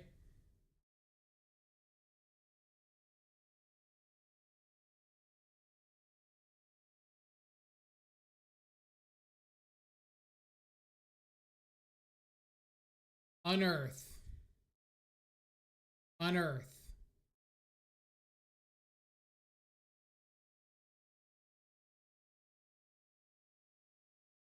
Not quite unearth, but you know.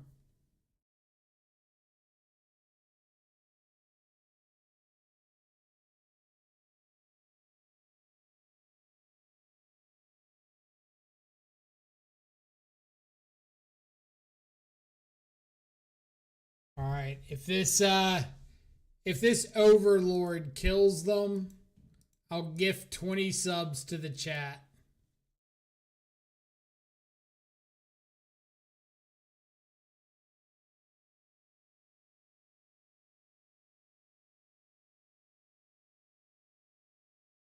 fairly confident that this Overlord is not going to. Yep. We tried. Nope.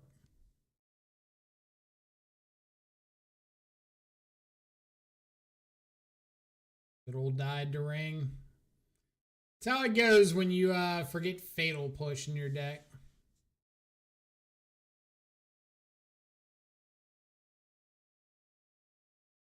No.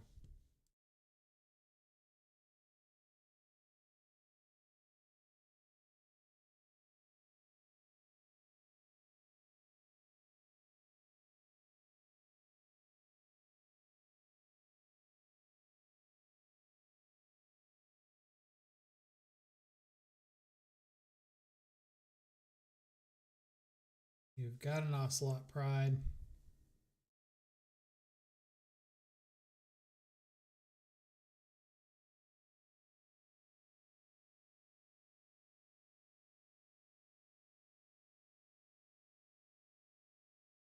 Show me a counter spell.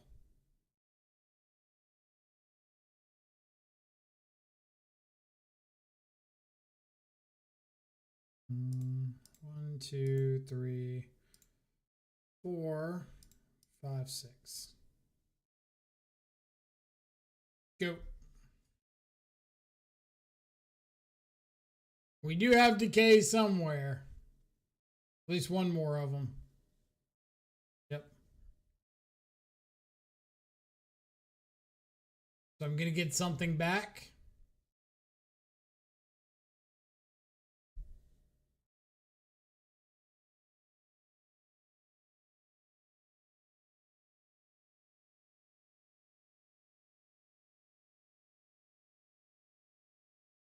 Give me that Bale Merc. Dang.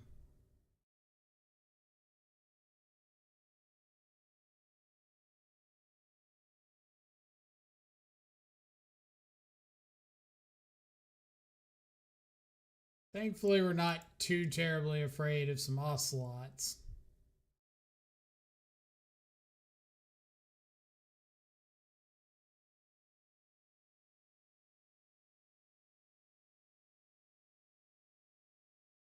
I hope you go Raptor into 3rd Ocelot, 2nd Raptor into 4th Ocelot.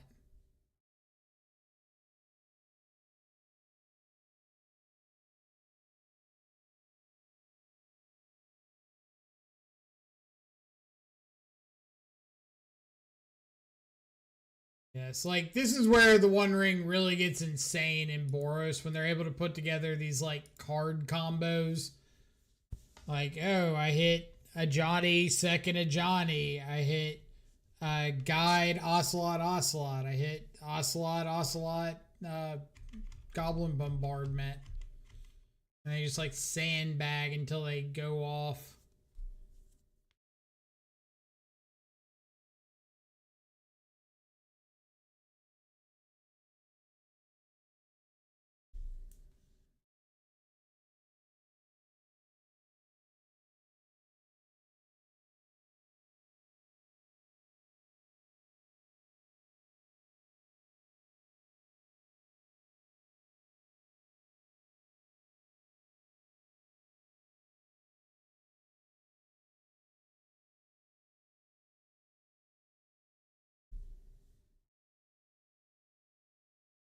Kind of tilt because without the ring, the match is so much easier. It's definitely better.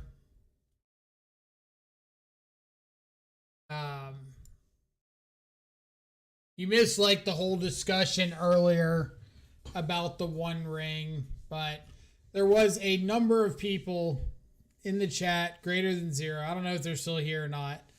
But we're saying that they think the ring makes a bunch of decks playable. And I hear that argument a lot. I still don't agree with it. I think it's a really meh argument. Because I think if you don't have the ring, there's a bunch of decks that like don't need the ring to be playable. They can just be decent decks.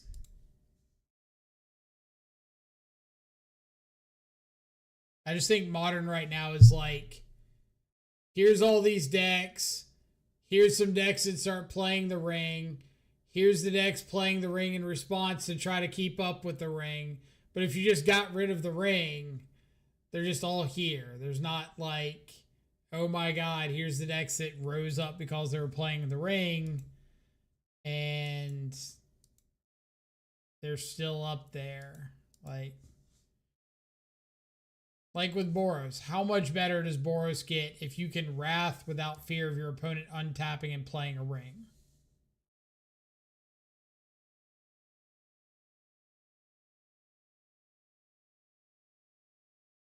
Every argument I've heard about keeping the ring is really just I want to play it. And I feel like if people just said that, it would be so much more compelling. Like, hey, don't ban the ring because I want to play the ring. Okay, well, let's talk about that then.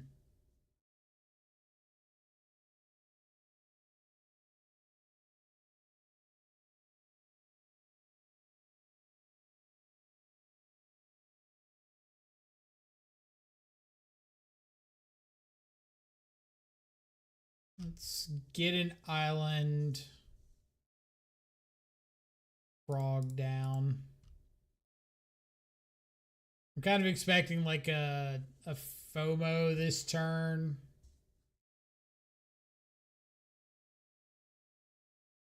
This could be a hollow one. It could be like a Spike Jund Delirium deck. It could be another Grix's Shadow. We already saw that once yesterday. I'm really not sure.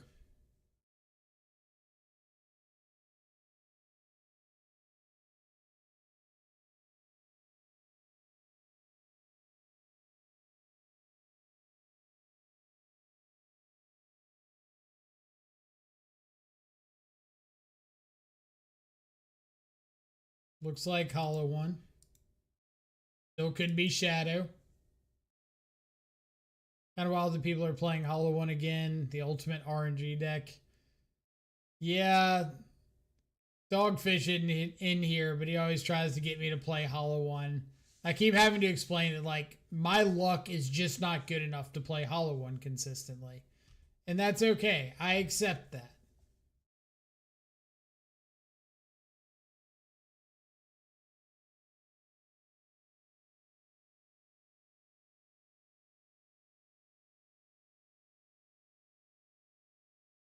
Now, if opponent plays like a fear of missing out or something and gives himself delirium and attacks with the channeler, I will absolutely discard, jump the psychic frog to block it. 100% will do that. All right, I don't know why we feel the need to slow roll a fatal push.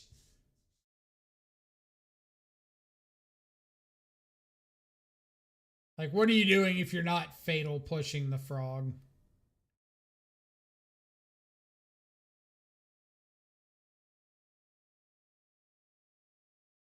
Sometimes you have 4 hollow ones in play on turn 1. Sometimes you're an unlucky player.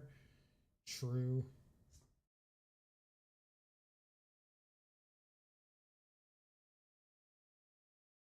Didn't someone get 3 when hollow one was like the deck? Oh, there's plenty of people that have like triple hollow one.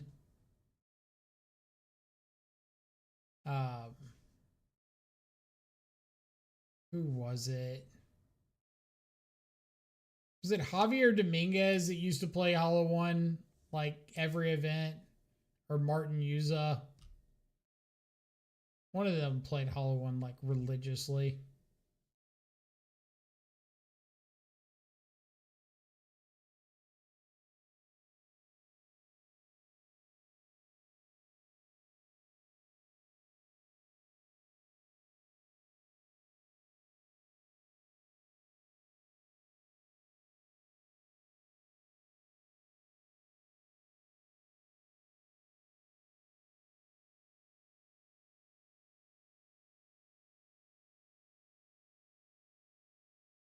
Opponent not attacking into my frog.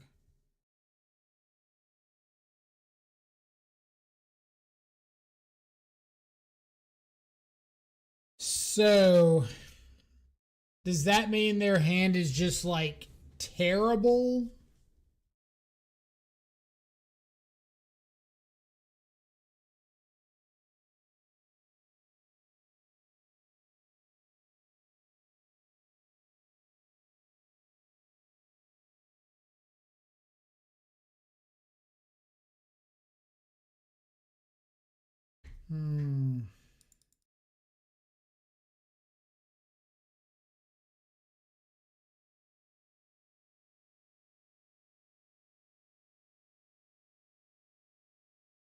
I could shoot the sheriff, attack, and just like discard something to the Phoenix. I think I'm just going to pass and hold up. Counterspell, shoot.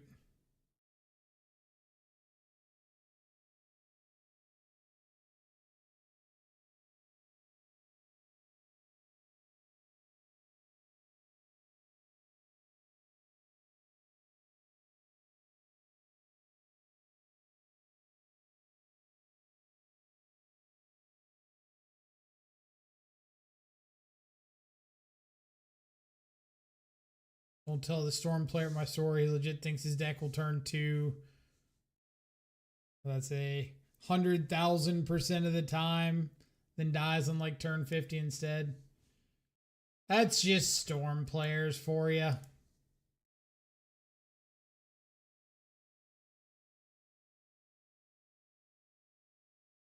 Creamsicle, thank you so much. Greatly appreciate it. We're having an awesome evening.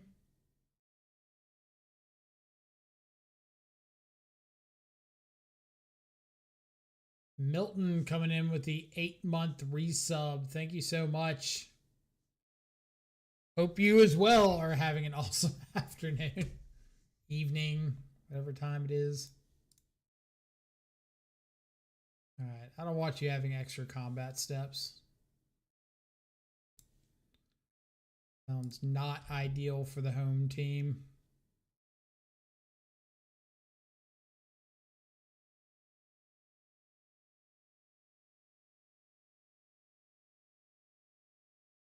I'm going to bend the spell pierce.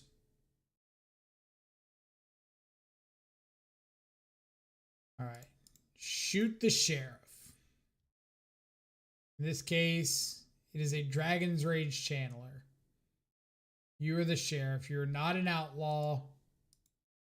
You are not a Ragavan.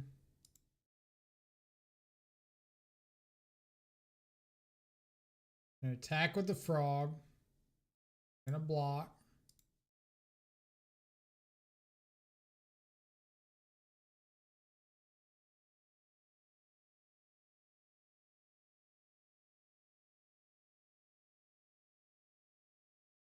You have a removal spell for the frog.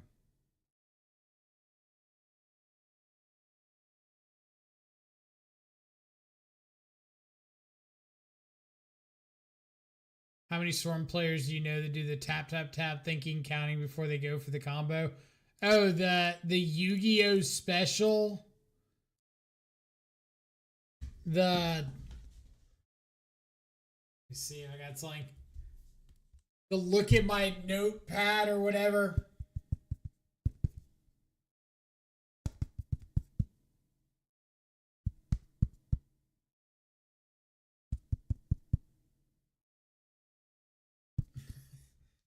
That one, yeah. Quite a few.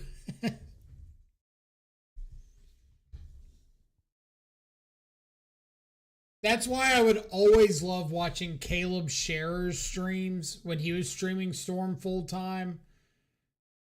Good Lord, the dude could just look at a board state, like whatever the board is, whatever his hand is, doesn't matter, draw for turn, and just be like, yeah, we got him here.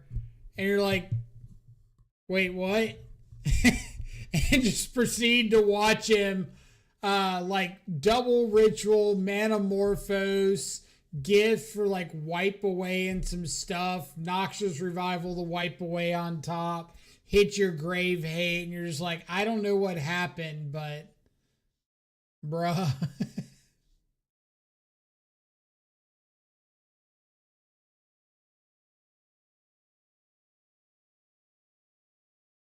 Was indeed an SCG legend. Hmm.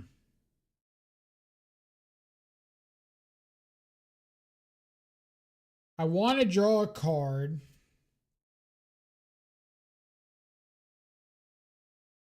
I also don't really want to die.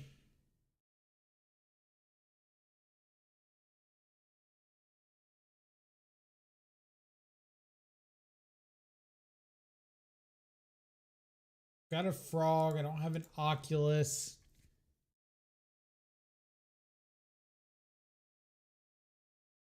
I think I'm going to fly over and try to hit Oculus. That's about all that really matters here.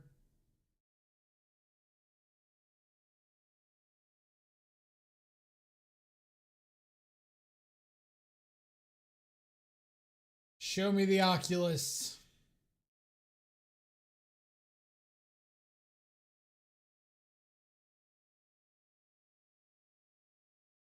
That's not Oculus.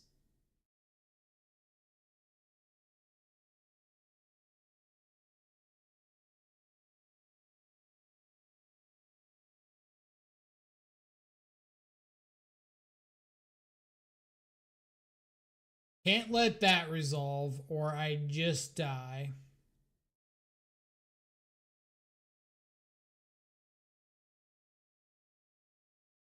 We gotta have a talk. Gotta have a talk here. Talk about all these bowmasters.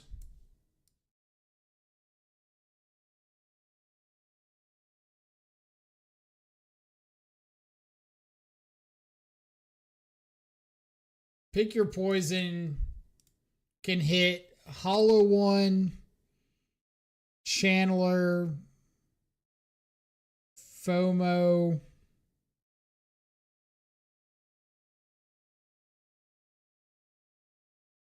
See what I got to cut.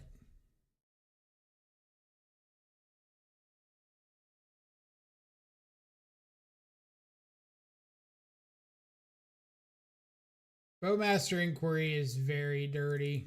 I agree. Should be banned.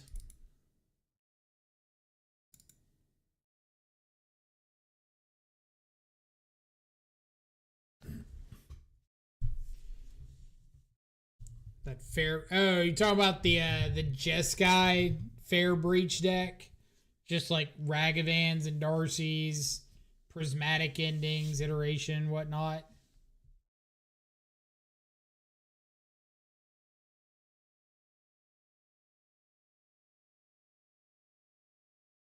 I feel like that one would show up in a random top 8 and like caught on for a couple weeks and then kind of fell off the face of the earth.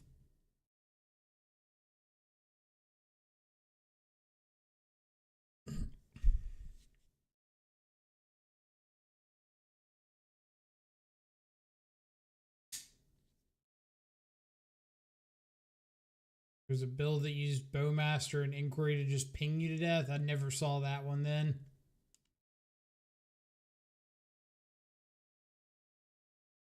The one I'm thinking of was like right after Underworld Breach started getting popularized and people weren't really doing combo stuff with it, but they were playing it in like all their Darcy bobble decks, just like, oh, you breach and bobble 7 times and find a way to win from there.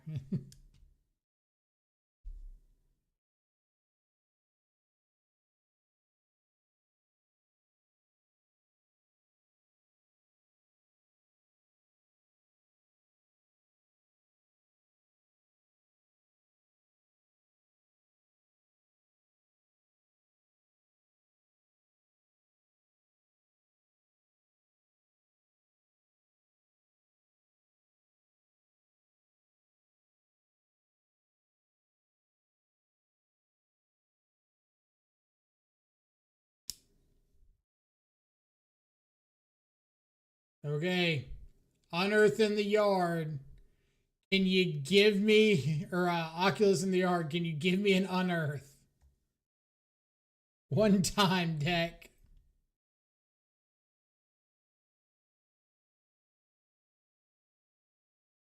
You can do it. You can do it.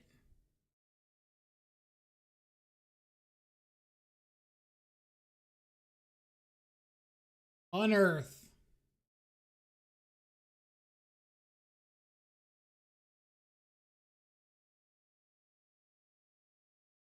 See, the deck knows. The deck was like, oh, you meant 6th land.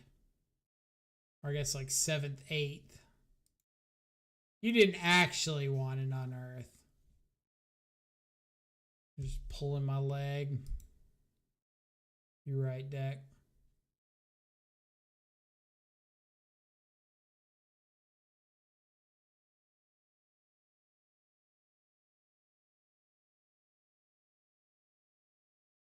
Inquiry and saveth. The inquiry giveth and the inquiry taketh away. In this case, it was the latter.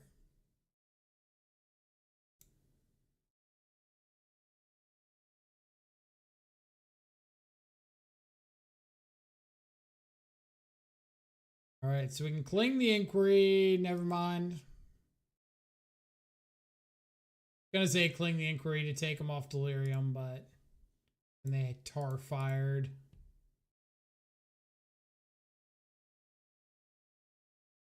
Unearth. Broseph. Bromo sapien. Brosidon, god of the Broshin. Would like an unearth. See this kind of pile. Take a look at this kind of pile.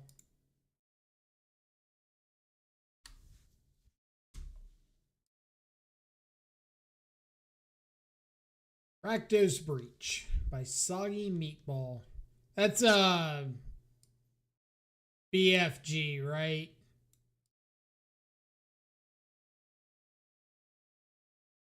Dragon's Rage, Channeler, Croxa, Masters, Spyro, Burning Inquiry, Inquisition, blah blah blah, Underworld Breach. Oh, it's a Waste Knot deck.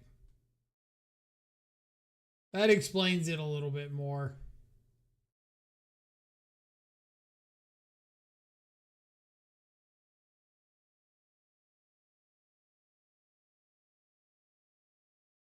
Pretty glad Waste Knot never really took off as a Magic card. It's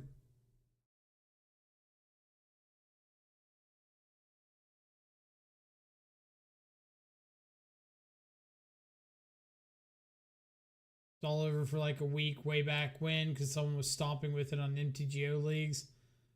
I mean, it's always cool when somebody like stomps with a deck for a bit. Most of the time, it kind of ends up with people figuring it out very quickly and saying, like, oh, I don't want to lose to that anymore. All I got to do is counter X. And in the case of Waste Knot, more often than not, it's like if you deal with the first Waste Knot, or worse yet, if the deck doesn't see a Waste Knot, it kind of falls apart.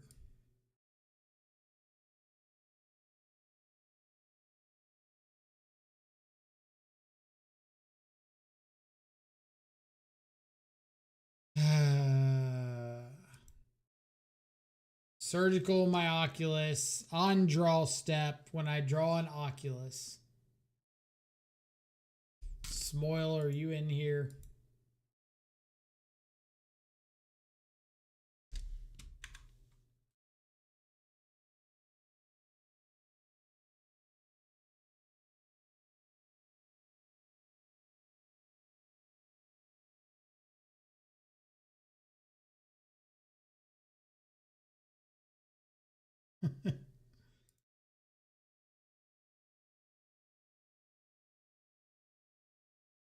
All right.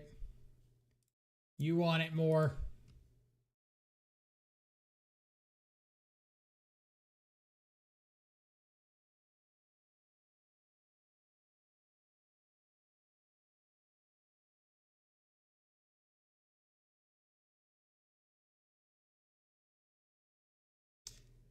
Yeah. I gotta do better about that. Like, on one part, okay, so like, here's my 2 cents about stream sniping. First off, if you feel like you gotta win that badly in a game of Magic, whatever. That's you are completely within your rights to.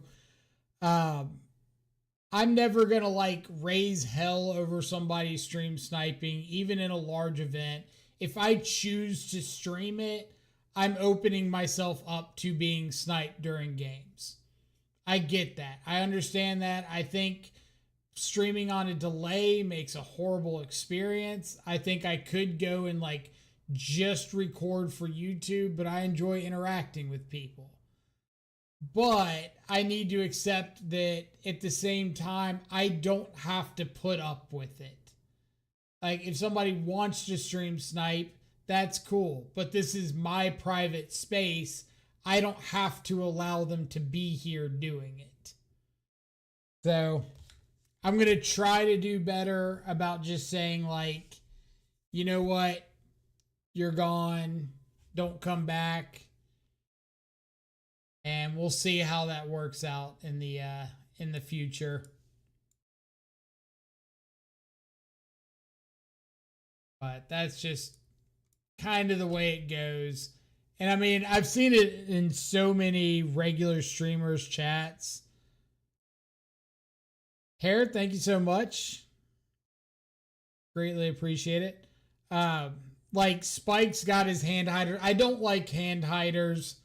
I don't like going to that extreme level. I feel like giving people that reaction just perpetuates the issue. But especially in challenges, it seems something in the last few months has really kicked stream snipers into overdrive. And they have been just absolutely everywhere. I could not begin to tell you why or what might have caused it or anything of the sort.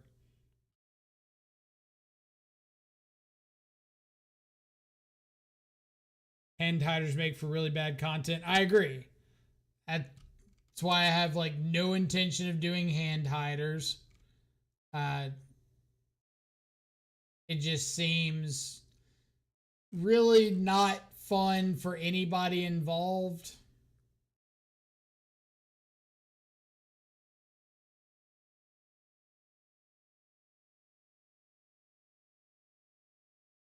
Better to play offline at that point, right? But like, I don't want to do just YouTube. I want to come chat with people. I want to come talk to you guys.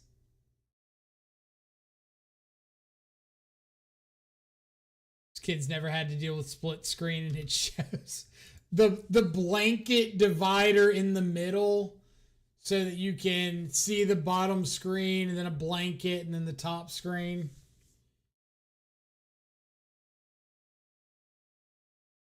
Dingo does it okay. When sus things happen or someone notices the OP in chat, he puts a hider up for that match. Yeah, like, you can do that, and I respect the people that do it. I just don't like that experience. Like, as a viewer, I don't like it. So as a streamer, I don't want to make other people have to go through that. That's just my 2 cents. But it's like 1:30 here. So I'm going to send everybody over. We're going to send everybody over to Alberto Gypsy, who's playing some Boros, I believe. So if you're wanting to check that out, feel free to stick around, share some love from the channel. As always, couple links in chat. The Twitter, in case you want to know when a live stream's happening. The Discord, if you want to come chat about anything related to Murktide, Shadow, or other decks. We got channels for basically everything. And the YouTube, if you want to check out some of our previous leagues categorized and logged for your viewing pleasure. Other than that, thank you all so much for making it a great birthday stream. As always, appreciate all y'all. Appreciate all the new and returning subscribers, the new and returning followers. Wouldn't be here without y'all. Hope y'all have a fantastic rest of your evening. Stay safe. Enjoy some good food and company. Get some birthday cake for me. I will catch y'all back live later. Adios for now.